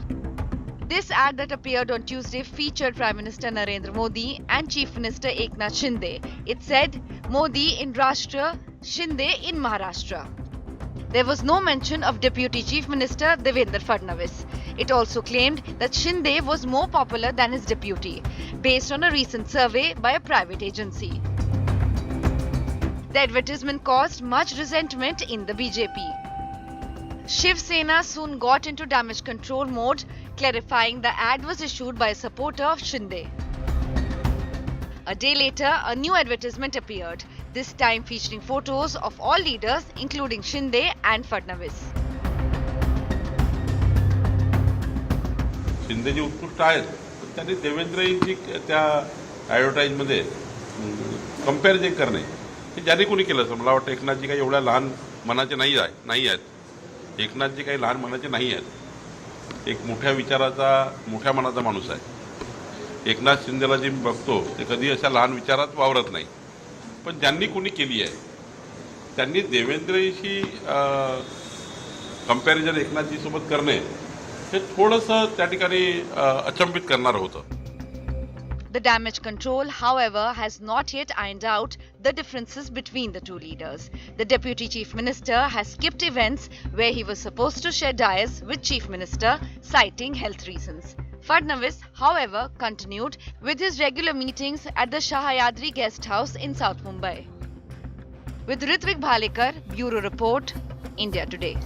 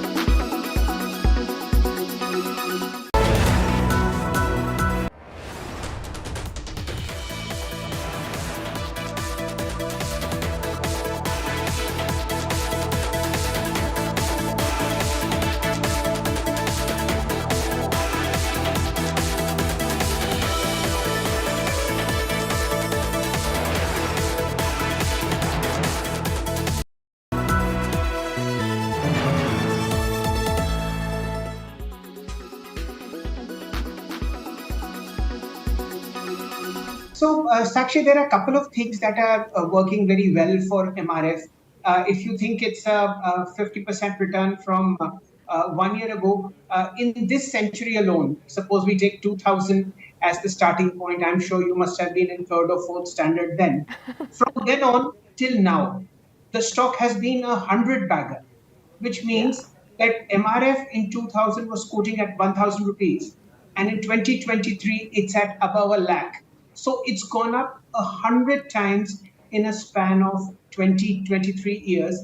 And primarily the reason behind that is a very low liquidity in the stock, which basically means that one, the price ticket is very high, so retail investors generally don't come in, and institutional investors are, from what we've heard on the street, very clear in the mind. Of course, the management also takes a lot of feedback from the market, and they're very clear. Don't split the share, don't reduce the face value, stick to what it is, ensure that there is little liquidity as possible, so that because of the lack of liquidity, the stock keeps on, have that additional momentum to go higher and higher, higher and higher.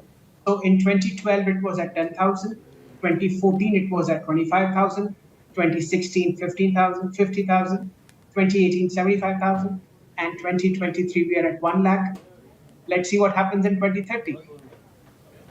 Right, absolutely. But, are you actually now looking at a 2 lakh rupee target at all? Is that still feasible to think, or is it still a very, very far off thing that one can imagine? So, Sakshi, 2 points really. I don't think so.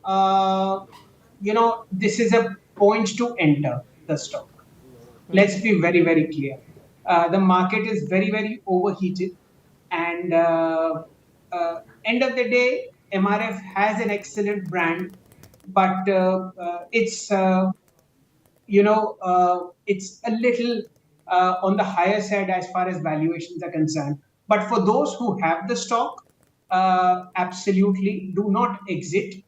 And those who wish to buy, even at these 6 digits, I would just say wait and let it correct a bit. If it does, you're lucky. If it doesn't, then well, you were never a part of the rally and you never are. So what can be done? But I don't think so. This is the time to jump onto the bandwagon. It's extremely overheated. If you look at, the momentum, the price is above short, medium, and long-term moving averages.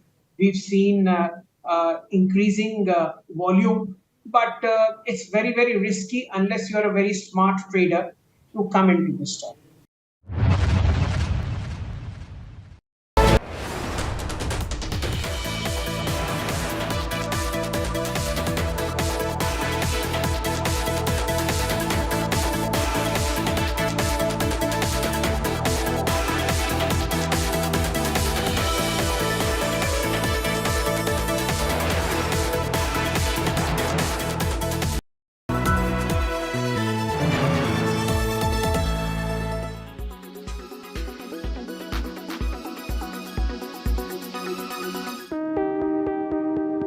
The WHO has put the spotlight on fake sugars, but artificial sweeteners has only been an ever-growing market in India, and outside increase in cases of diabetes and the growing burden of obesity world over has ensured that people turn to alternatives.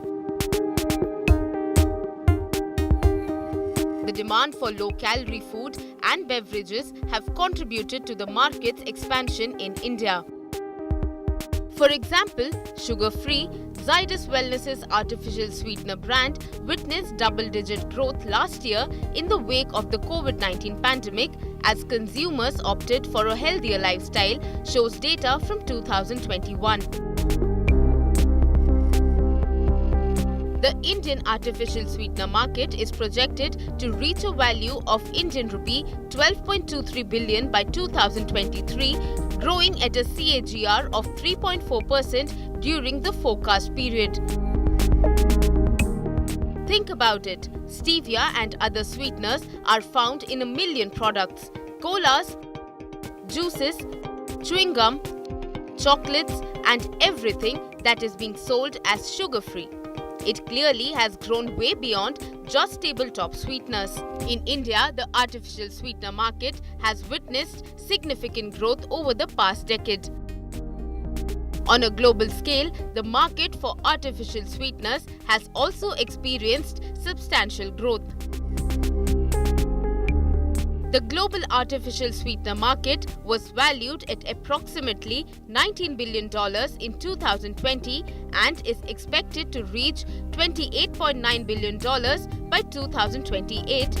The Food Safety and Standards Authority of India said it's evaluating the new guideline issued last week by the World Health Organization, but strong advisories against them is unlikely.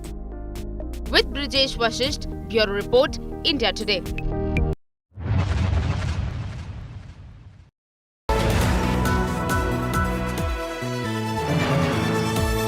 Co-powered by Bajaj Allianz Life Diabetic Term Plan.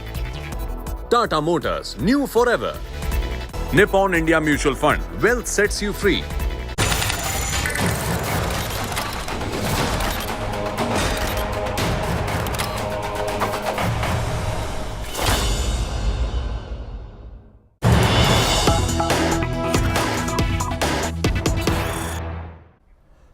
Massive power cuts are being reported from across coastal Gujarat. Cyclone Biparjoy has hit land and high winds and heavy rains are lashing the coast. The landfall will continue till midnight tonight. Many trees have been uprooted, electricity poles and cables damaged. More than 100,000 people have already been evacuated to safety. But even as we speak, we have 15 Indian Navy and Coast Guard ships on red alert. 7 maritime reconnaissance and transport aircraft are on standby. Both the Indian Air Force and the Indian Navy and Coast Guard helicopters are ready for any emergency response. But what's the latest situation on ground right now as Cyclone Biparjoy makes landfall, lashes across the coastal areas? Let's quickly cut across and listen in to the IMD chief. As it was predicted earlier, it is moving northeast direction and it would cross Saurashtra Kutch and adjoining Pakistan coast between Karachi and Mandvi close to Jakhau port. By 11:30, the center of the cyclone will be over land.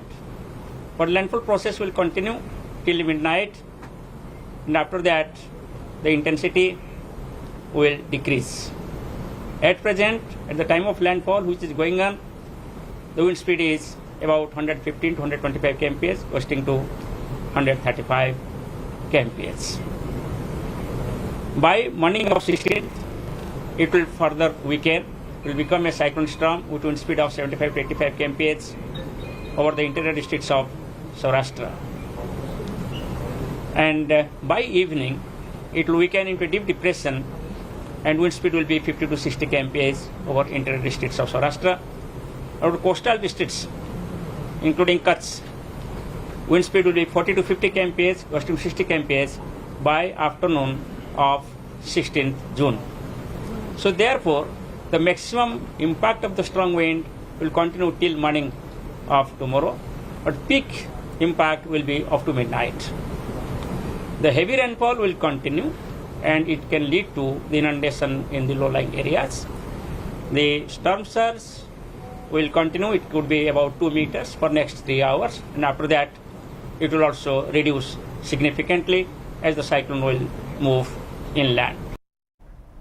So the worst is still not over. It's not as bad as was expected, and thankfully, but the worst is still not over. People are still being advised to remain indoors and not venture out of their homes or whatever location they may be. India Today, of course, has the biggest team of reporters on ground tracking the movement of Cyclone Biparjoy, whether it's Kutch, whether it's Saurashtra region.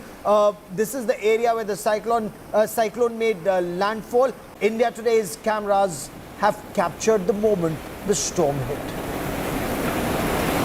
This is the situation right now where the cyclone is just 100 kilometers away from the Gujarat coast and sea. it's difficult to stand here, but still, I'm trying to show you the visuals of the structure that has collapsed at the hotel right now. This is the this is just in front of the sea, and the breeze is going on, rain is there, everything is happening at this moment while the cyclone is 100 kilometers away.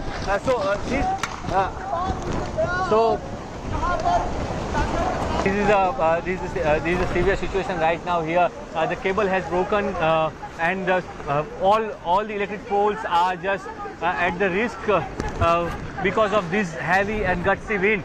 So this kind of situation normally occurs when the heavy wind is there. So still the other part of the structure, they are trying to removing it from here.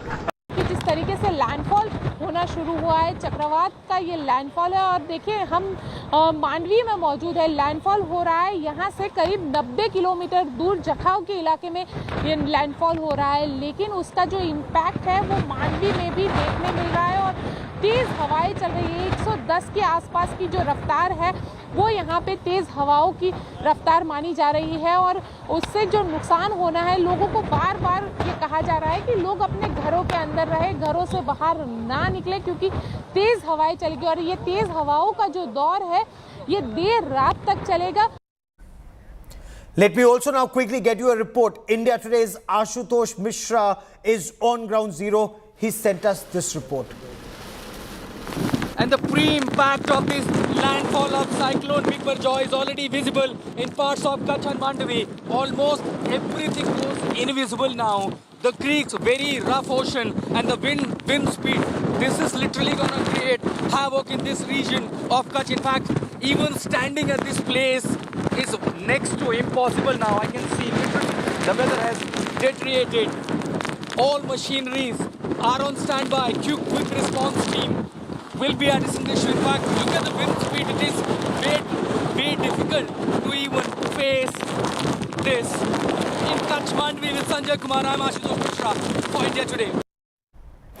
So electricity has been cut off. People are being asked to stay indoors. What's the latest situation right now? I quickly want to cut across to India Today's Brijesh Doshi joining us from Ground Zero. Incidentally, Brijesh is using the headlights of his car to be able to report since there is no electricity in this area. Brijesh, what's the latest right now? Gaurav, we are right now at Dwarka, and as you said that we are reporting from the headlight of the car. So this is the situation right now here. I would like to ask my cameraman to show you the situation that there is no power here in the nearby building. So power cut is there all the in the district of Devbhoomi Dwarka from last 24 hours, and it will remain same for the next 24 hours as well because of the impact of Cyclone Biparjoy. So this is the ground reality right now. The heavy and gutsy rain splashes are there, so it's very difficult to stay here on the ground. This is from the last 4 hours. I'm reporting from here only. So this is the situation that's getting worsened hour by hour. So everything has been taken care by the government. Still, the effect or whatever the damage has been done by the cyclone will be we will be able to know by tomorrow evening only because of the power failure in most of the districts, and there won't be any kind of data shared right now. So we don't know which kind of casualties has been done or which kind of has there been any preliminary damage assessment done? Any preliminary damage assessment? Any reports that have come in? Is the worst over or is the worst yet to come? It's yet to come because right now everyone is praying that the landfall process must complete by it will completed by 12 a.m. So everyone is waiting for the process completion of the landfall. So that's why there is no report yet. There were trees were fallen, there were electric poles were fallen. So this kind of damage has been done in Dwarka as well. But there is no report of the human death yet. So actual picture of the casualty or the actual picture of the loss or damage in the damage it will be come by tomorrow. So tomorrow evening we will be able to know that how much this cyclone has damaged the Kutch area or the Devbhoomi Dwarka. Okay, so which means before I let you go, which means some lessons have been learnt from past cyclones, and thankfully more than 1 lakh people were shifted to safety. So fortunately no loss of life. Stay with me for a moment. Let me get our viewers the latest images that we've been getting and the most dramatic images from earlier today. So Cyclone Biparjoy, the landfall is still underway. It hit Saurashtra and the Kutch region. These are some images of Morbi of the moment Biparjoy made landfall. Wind speeds, according to the Met Department, touched 130 kilometers per hour. The landfall will continue till midnight. The town of Devbhoomi, Dwarka. Dramatic scenes witnessed as Cyclone Biparjoy swept away everything in its wake. People were seen struggling even to walk. Of course, the government advising people to remain indoors. The impact of the cyclonic winds was so strong that electricity poles fell in several areas. Street lights not available in most parts. There is no electricity in most parts of coastal Gujarat, and this is by design, and that is why people were asked to remain indoors. Several trees were uprooted, roads caved in Jamnagar. This is the west coast of Saurashtra, one of the worst impacted areas. Wind speeds are yet to peak. Now, close to 1 lakh people have already been evacuated, and there are at least 30 teams, 18 of the NDRF and 12 of the SDRF, along with teams of the Indian Army, the Indian Navy, the Air Force and the Coast Guard that are on standby to be deployed in to take care of any eventuality.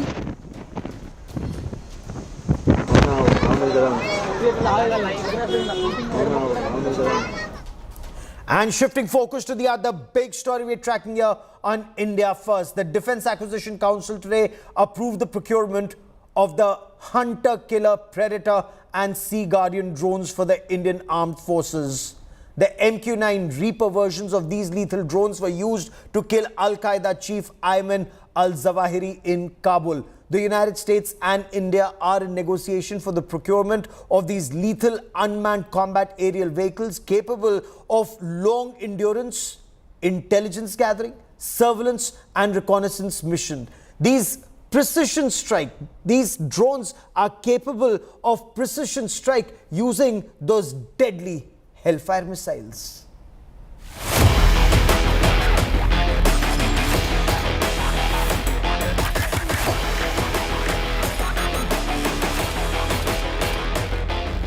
These lethal long-endurance, medium-altitude drones may soon be the new weapons in the arsenal of the Indian Armed Forces.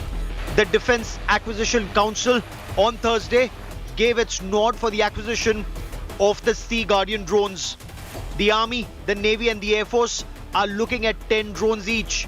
The Indian Navy has already leased 2 MQ-9 Sea Guardians, the naval version of the drones, for intelligence, surveillance and reconnaissance operations since 2020. ये जो deal है ये हमारे देश की maritime और overall security के लिए बहुत ही ज़रूरी है, क्योंकि सर्वेलेंस सबसे ज़्यादा महत्वपूर्ण स्थान रखता है, क्योंकि हमें चाहिए कि हम अपनी एरिया में जहाँ एरिया ऑफ ऑपरेशंस है वहाँ निगरानी रख सकें, और ये क्षमता इस कैपेबिलिटी से हमें मिलती है. The MQ-9A Reaper drones were used for the precision targeting of Al-Qaeda chief Ayman al-Zawahiri in Kabul. These unmanned combat aerial vehicles, apart from a number of sensors, cameras and radars, are also capable of carrying 4 Hellfire missiles for precision targeting of high-value targets. Both the Army and the Air Force are looking at these drones for high-risk operations to destroy strategic assets of the adversary without risking the lives of pilots. These hunter-killer drones can carry 4 Hellfire missiles. They're also capable of carrying 2 laser-guided bombs and 2 joint-action JDAMs. These drones can fly at an altitude of 40,000 feet and remain airborne for over 36 hours. They're also capable of loitering in the sky, scanning the ground below for the enemy. The MQ-9B Sea Guardian drones come with both maritime surveillance, reconnaissance and anti-submarine warfare capabilities. The drones are capable of providing over-the-horizon surveillance and reconnaissance support both to warships and surface units. With increased Chinese presence in the Indian Ocean region, coupled with Chinese aggression along the LAC, these UCAVs will help keep an eye on the adversary both in the Himalayas and in the Indian Ocean region and take out strategic targets when needed. Bureau Report, India Today. So let's try and make sense of this big deal that's being talked about so extensively. Joining me on India First is Lieutenant General Rakesh Sharma, former Ladakh Corps Commander and Distinguished Fellow at the Center for Land Warfare Studies. General, welcome on India First. Today is the 3rd anniversary of the Galwan face-off with China. Indian Navy already has Sea Guardians, of course, on lease. The DAC has given a nod for procurement of more drones. What's the message? What's the signal? And is this China specific? So thank you for inviting me, Gaurav. The question is that we are upgrading and modernizing our force and seriously doing it. The fact of the matter is that we require drones very urgently. We've been seeking these drones for the last 8 years, and the negotiations have been going on for a very long time. At 2020, when all these things happened against us in Eastern Ladakh, we were woefully short of equipment like drones, especially at the tactical level and also at the operational and strategic level. Navy had 2 drones, and the Navy has been flying 2 drones of the same variety on the seas, but then there were nothing available on the over the horizon picture for the line of actual control. Yes. So this makes a tremendous change and tremendous difference. The height it flies, the depth that it can look into. So as an ISR upgradation, and then ISR is being upgraded, continually in the course of last 3 years. But these are game changer. If the Army gets 10 and the Air Force also gets 10 and all are being utilized in tandem in one manner, then of course we have a vision deep inside the Tibetan Xinjiang, and it will be a game changer. And of course, it also provides a lethal aspect of it, the targets and the equipment that it carries across, the missiles it carries across, and the long ranges that it can fire off. So this is indeed, as they say, a game changer for us. It's a very expensive toy. Yes. But having said that, it was most essential for us to have this to get our ISR going the way we need to do so. Fair enough. General, the proposed GE414 engines for LCA Mark II and the AMCA, the Predator drones, the M777 light howitzers, the new armored fighting vehicles, just join all these dots. Prime Minister Narendra Modi, when he travels to the United States, will be talking about almost all and more. So what's the message to an expansionist China? This is India arming itself for more than just Galwan-like border skirmishes. So truthfully, and you rightly pointed out, look at what these 2 senior colonels said in the course in Shangri-La dialogue. They said Indians are the modernization industry not ready for it, and India's modernization is weak. And look what President Xi Jinping said in the course of this week in Mongolia, Inner Mongolia. He said we'll create a steel wall of defense or something like that. Yes. The steel wall of defense, he doesn't have to fight against Mongolia or any one of the other land borders. He's telling India that message was conveyed only with one country that, on which land borders that they have problems. So, it's a message being conveyed to us through many ways, being carried out by President Xi Jinping himself or the senior colonels that they had put across in Shangri-La dialogue. So having said that, we have to prepare ourselves. If you add on to what the Chinese have done in the course of 3 years on the Tibetan plateau and in the areas opposite Eastern Ladakh, there are tremendous changes being brought across there. Of course, we have done commensurate work, but the Chinese have actually brought about the threat right next to our borders. with the formations there, with the kind of roads being built and the kind of runways being created, the heliports being created, the demographic changes being carried out on the border, the threat has been brought as close to it. It didn't exist before 2020, but that's the threat version today by their speaking, by their strategy they want to show, and also by physical location of forces, the way they're planning to do so. So we have to respond, and a response has to be in a manner that it's not platforms alone. It's the way you fight. Larger countries have been defeated by smaller neighbors. Look at Afghanistan defeating Soviet Union and United States. And look at what the bigger countries have felt in Libya or Syria or Vietnam or Korea. We have to be prepared with what we want to fight with and fight how we want to fight. That's the issue. The war fighting, the methodology of war fighting, and what we require to fight with.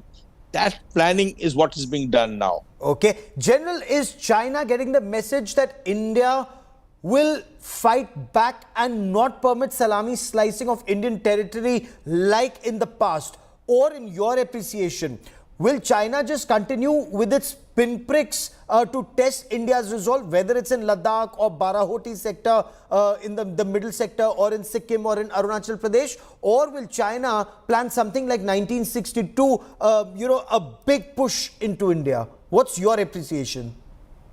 So, you see, what they have tried in the course of in 2020 when they came up, but Galwan is just one major event that happened in that period. 700 kilometers of front they addressed between Rakhi Nala and Demchok Nala. Yes. Very large frontage they addressed simultaneously. And so this is Eastern Ladakh, for the benefit of our viewers. The general commanded his corps there. Go on, sir.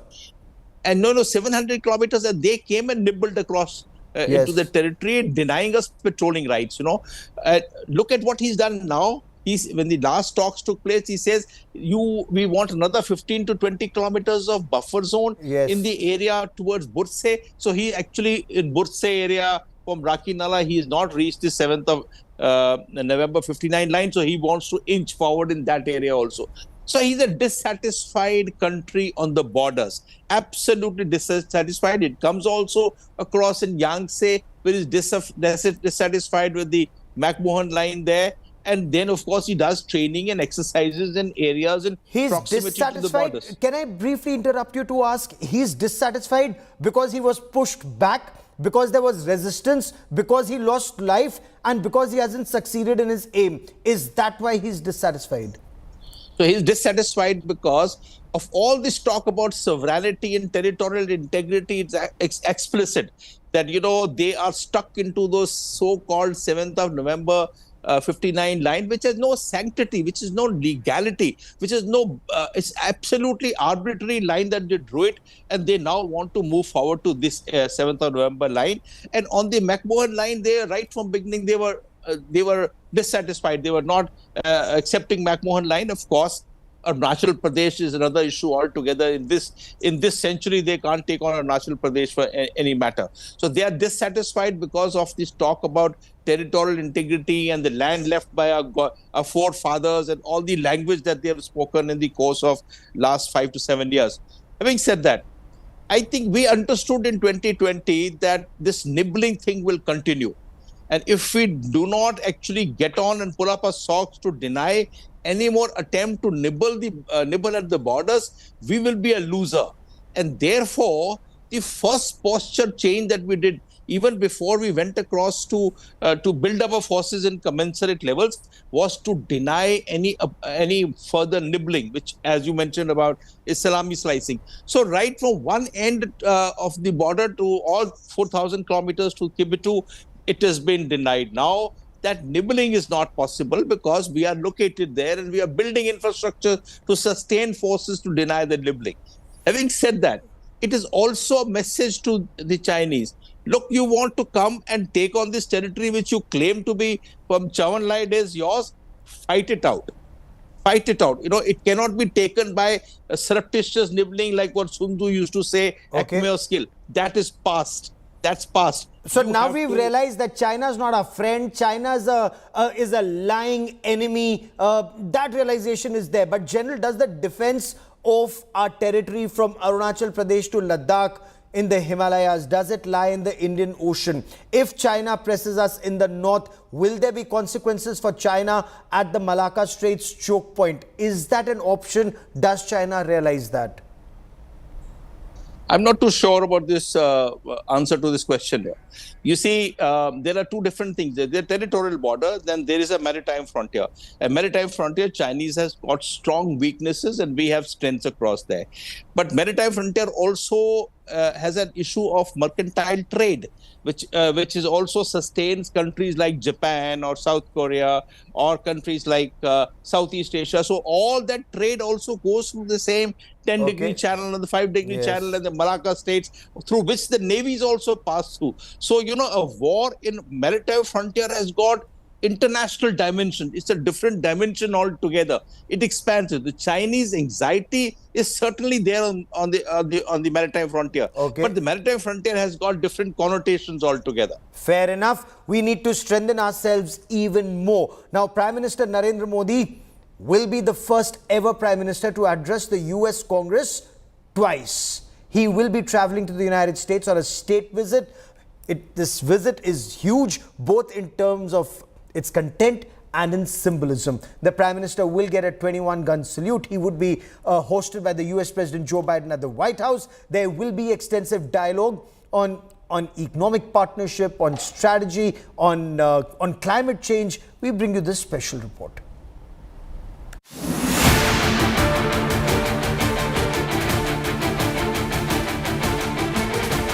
A diplomatic engagement of the highest significance in 2023. The world's most powerful nation set to extend the highest protocols to Prime Minister Narendra Modi on his official state visit starting June 21st. Military honors, gala dinner, summit talks and an address by the leader of the world's largest democracy to a joint session of US Congress. Prime Minister of India will be the first leader in independent India to address the US Congress twice. In my conversations with many of the congressmen and senators, I can certainly tell you that there is a lot of excitement amongst them. They want to hear about the India story and they want to hear about Prime Minister's vision and his thinking. An Indian initiative his government launched in 2014. Prime Minister Modi is scheduled to lead the International Yoga Day himself at the United Nations Secretariat in New York on June 21st. Under the leadership of the Honorable Prime Minister Modi, who's really been pushing international recognition of yoga and supported the International Day. So the Honorable Prime Minister will be leading this session of yoga at the UN, at the United Nations, at the Secretariat on the 21st of June. I think it'll really be a very, very big deal. He travels to Washington the same day. The Prime Minister is likely to attend an education event with First Lady Jill Biden. The day ends with a private dinner with President Biden and his family. An official welcome for the Prime Minister at the White House in Washington, D.C. the next day. A 21-gun salute in honor of Prime Minister Modi. A bilateral with President Joe Biden follows with defense, tech partnership and climate change in focus. At Capitol Hill, the Prime Minister scheduled to address the joint session and became the only Indian Prime Minister to get the honor twice. His speech will be keenly watched for his geopolitical import. The Prime Minister will be back at the White House in the evening for the state dinner. In attendance will be some 250 guests representing the diversity of the Indian American community. Here that there's a huge demand for people to be in DC at that big dinner that President Biden will be hosting. Yeah, it is absolutely the hottest ticket in town. We look forward to seeing you there. Vice President Kamala Harris and Secretary of State Antony Blinken will host a lunch on June 23rd for Prime Minister Modi at the State Department. During his US tour, Prime Minister Modi will address two diaspora gatherings, one of them at the prestigious Kennedy Center in Washington, D.C. A visit expected to transform India-US ties and elevate their strategic partnership across sectors. With Seema Sirohi in Washington and Geeta Mohan in New Delhi, Bureau Report, India Today. We will continue to track developments on the story very closely. That is all I have time for on India First this evening. Coming up next is Business Today with Sakshi Batra. Stay with us.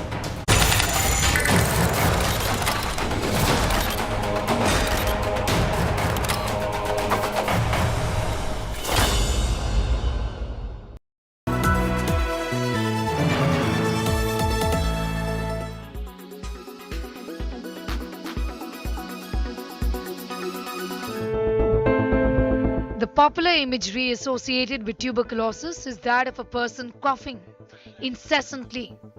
But tuberculosis unfortunately affects more than just the lungs. It is a disease caused by the bacteria Mycobacterium tuberculosis. Though it usually affects the lungs, it can also affect other parts of the body such as the kidney, the brain, liver or spine. However, not everyone who has the bacteria in the system develops TB.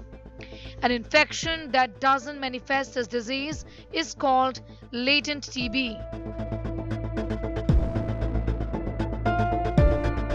Here are the common symptoms: persistent cough, blood in the sputum, unexplained weight loss, fever and unexplained chills. Here are different types of TB. Renal TB. The symptoms are pus or blood in the urine, burning sensation, increased urination frequency, flank or abdominal pain. Brain TB, where symptoms are headache, photophobia, altered state of mental health, unusual posture, stiff neck, nausea and vomiting. Skeletal or bone TB, where joint inflammation, stiffness, spinal abscess and severe back pain, including muscle weakness, are the symptoms. Gastrointestinal TB, where diarrhea, constipation, weight loss, appetite loss, abdominal pain, feeling of a lump in the abdomen are the symptoms. Pleural TB, or infection in the pleura, where the thin layer of tissue that covers the lungs and lines the interior wall of the chest cavity gets infected. Breathlessness, chest pain, cough and weight loss are the symptoms. To date, the BCG vaccine remains the only licensed vaccine for the prevention of tuberculosis. It is traditionally given to newborns, and in that population, it has a protective effect. In India, already the Indian TB Consortium under the aegis of ICMR has conducted trials in 6 states, and they have registered 12,000 contacts of tuberculosis patients. The aim is to prevent the TB disease in the contacts of this patient. So this trial is in run as of now, and we are hoping to get some positive news by 2024.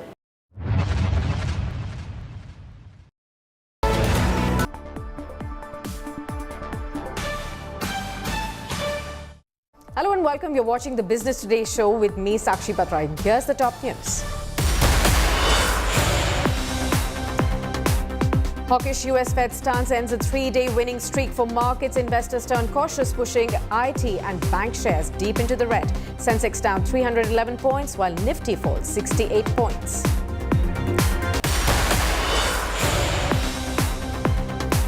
Mixed signals from the US Fed provide some relief as it pauses an aggressive rate hike cycle, but rattles markets with a statement that it will raise rates at least twice by the end of this year.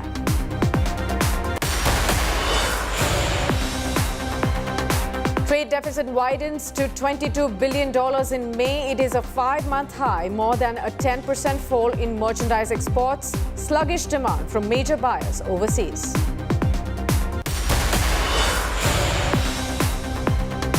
Box office celebrates again with Adipurush releasing tomorrow. Analysts expect better first-day collections than even SRK's Pathan, 3D magnum opus to end 2-month drought. Global superstar Beyoncé blamed for rising prices in Sweden. Economists say the hysteria in crowds from all over the world at her concert in Stockholm led to a 20 basis point rise in inflation in May.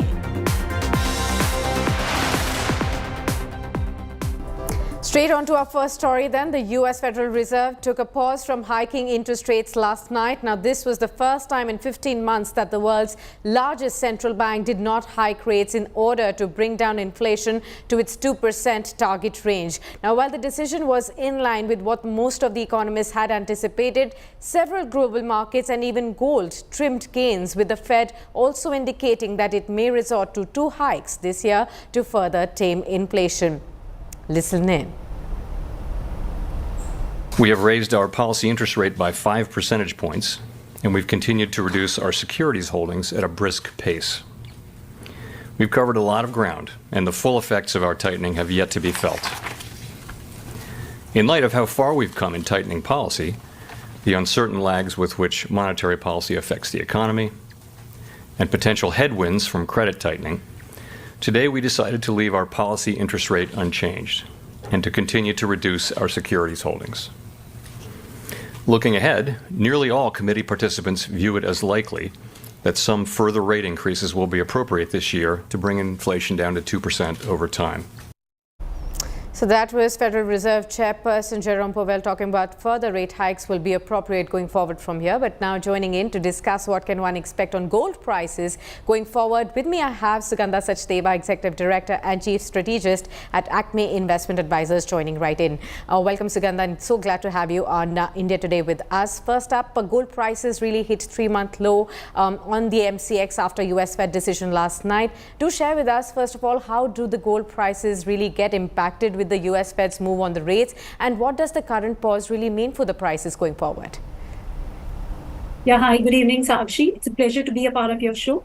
In terms of the gold prices, we have seen that prices have inched lower after the Fed's decision to pause interest rates after almost 10 consecutive rate hikes. But yes, it's a hawkish stance which the Fed has maintained, even though the market was expecting that Fed would actually pause its year-long tightening spree. But then Fed has already hinted that they are likely to hike interest rates 2 more times this year. So now they're expecting the terminal rate to be around 5.6% this year, which is currently around 5.1%. So this is certainly negative for gold prices, because rise in interest rates increases the opportunity cost of holding gold, because gold is a non-interest yielding asset. So that is the reason we have seen some pressure coming in on gold prices. Apart from that, we have also seen that the Indian rupee has also been strengthening. So that has actually accentuated the pressure that we have seen on domestic gold prices. Okay. In terms of other key levels also, gold prices have reached the crucial support of $19.35 per ounce mark, which was acting as a very strong support area for a long time now. Since prices have pierced that level, the trajectory has been slightly lower only, but then the broader outlook I still feel is very positive, because pause is certainly there after 10 consecutive rate hikes. So that is likely to give some breather to gold prices going forward.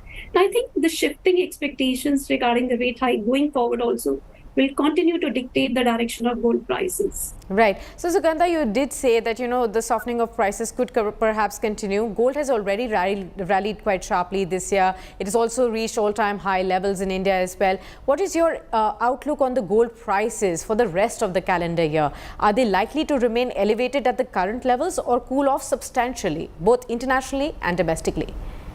I think Sakshi, prices are in an uptrend, and I think this uptrend is likely to persist at least for this year and next year as well, probably. But this year looks very promising, and gold is likely to remain the favored asset this year. So we have a lot of concerns about a global economic slowdown, which is likely to be engineered by these high interest rates. And we are also in a high inflationary environment. So that is another trigger which is likely to support gold prices. Apart from that, after 9 consecutive months of outflows from gold ETFs, for last 3 months, we have seen inflows coming back into gold ETFs globally, and that has been majorly led by American funds. Another major reason which has been supporting gold prices is continued buying spree by central banks. In fact, last year, central banks bought a record 1,130 tons of gold. And this year also, this trend is continuing. In the first quarter of this year, you've seen gold purchases of almost 228 tons. All right. Thanks a lot, Sugandha, for giving us all those insights on what to expect as far as gold prices and the outlook on gold is concerned going forward, and whether these dips could be an opportunity for investors to buy into the yellow metal.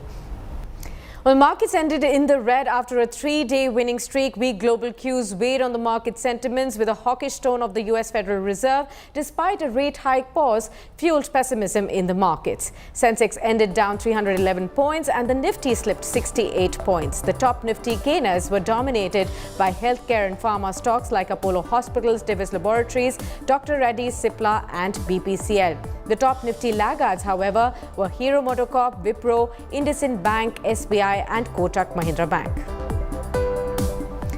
Experts, meanwhile, believe that India continues to be a bright spot in the emerging market space. The benchmarks, the small caps and mid caps have seen a tremendous run-up in recent weeks, leaving investors wondering about the future of the market. My colleague Tanya Aneja caught up with Vivek Bajaj, co-founder of Stock Edge. Here's an excerpt.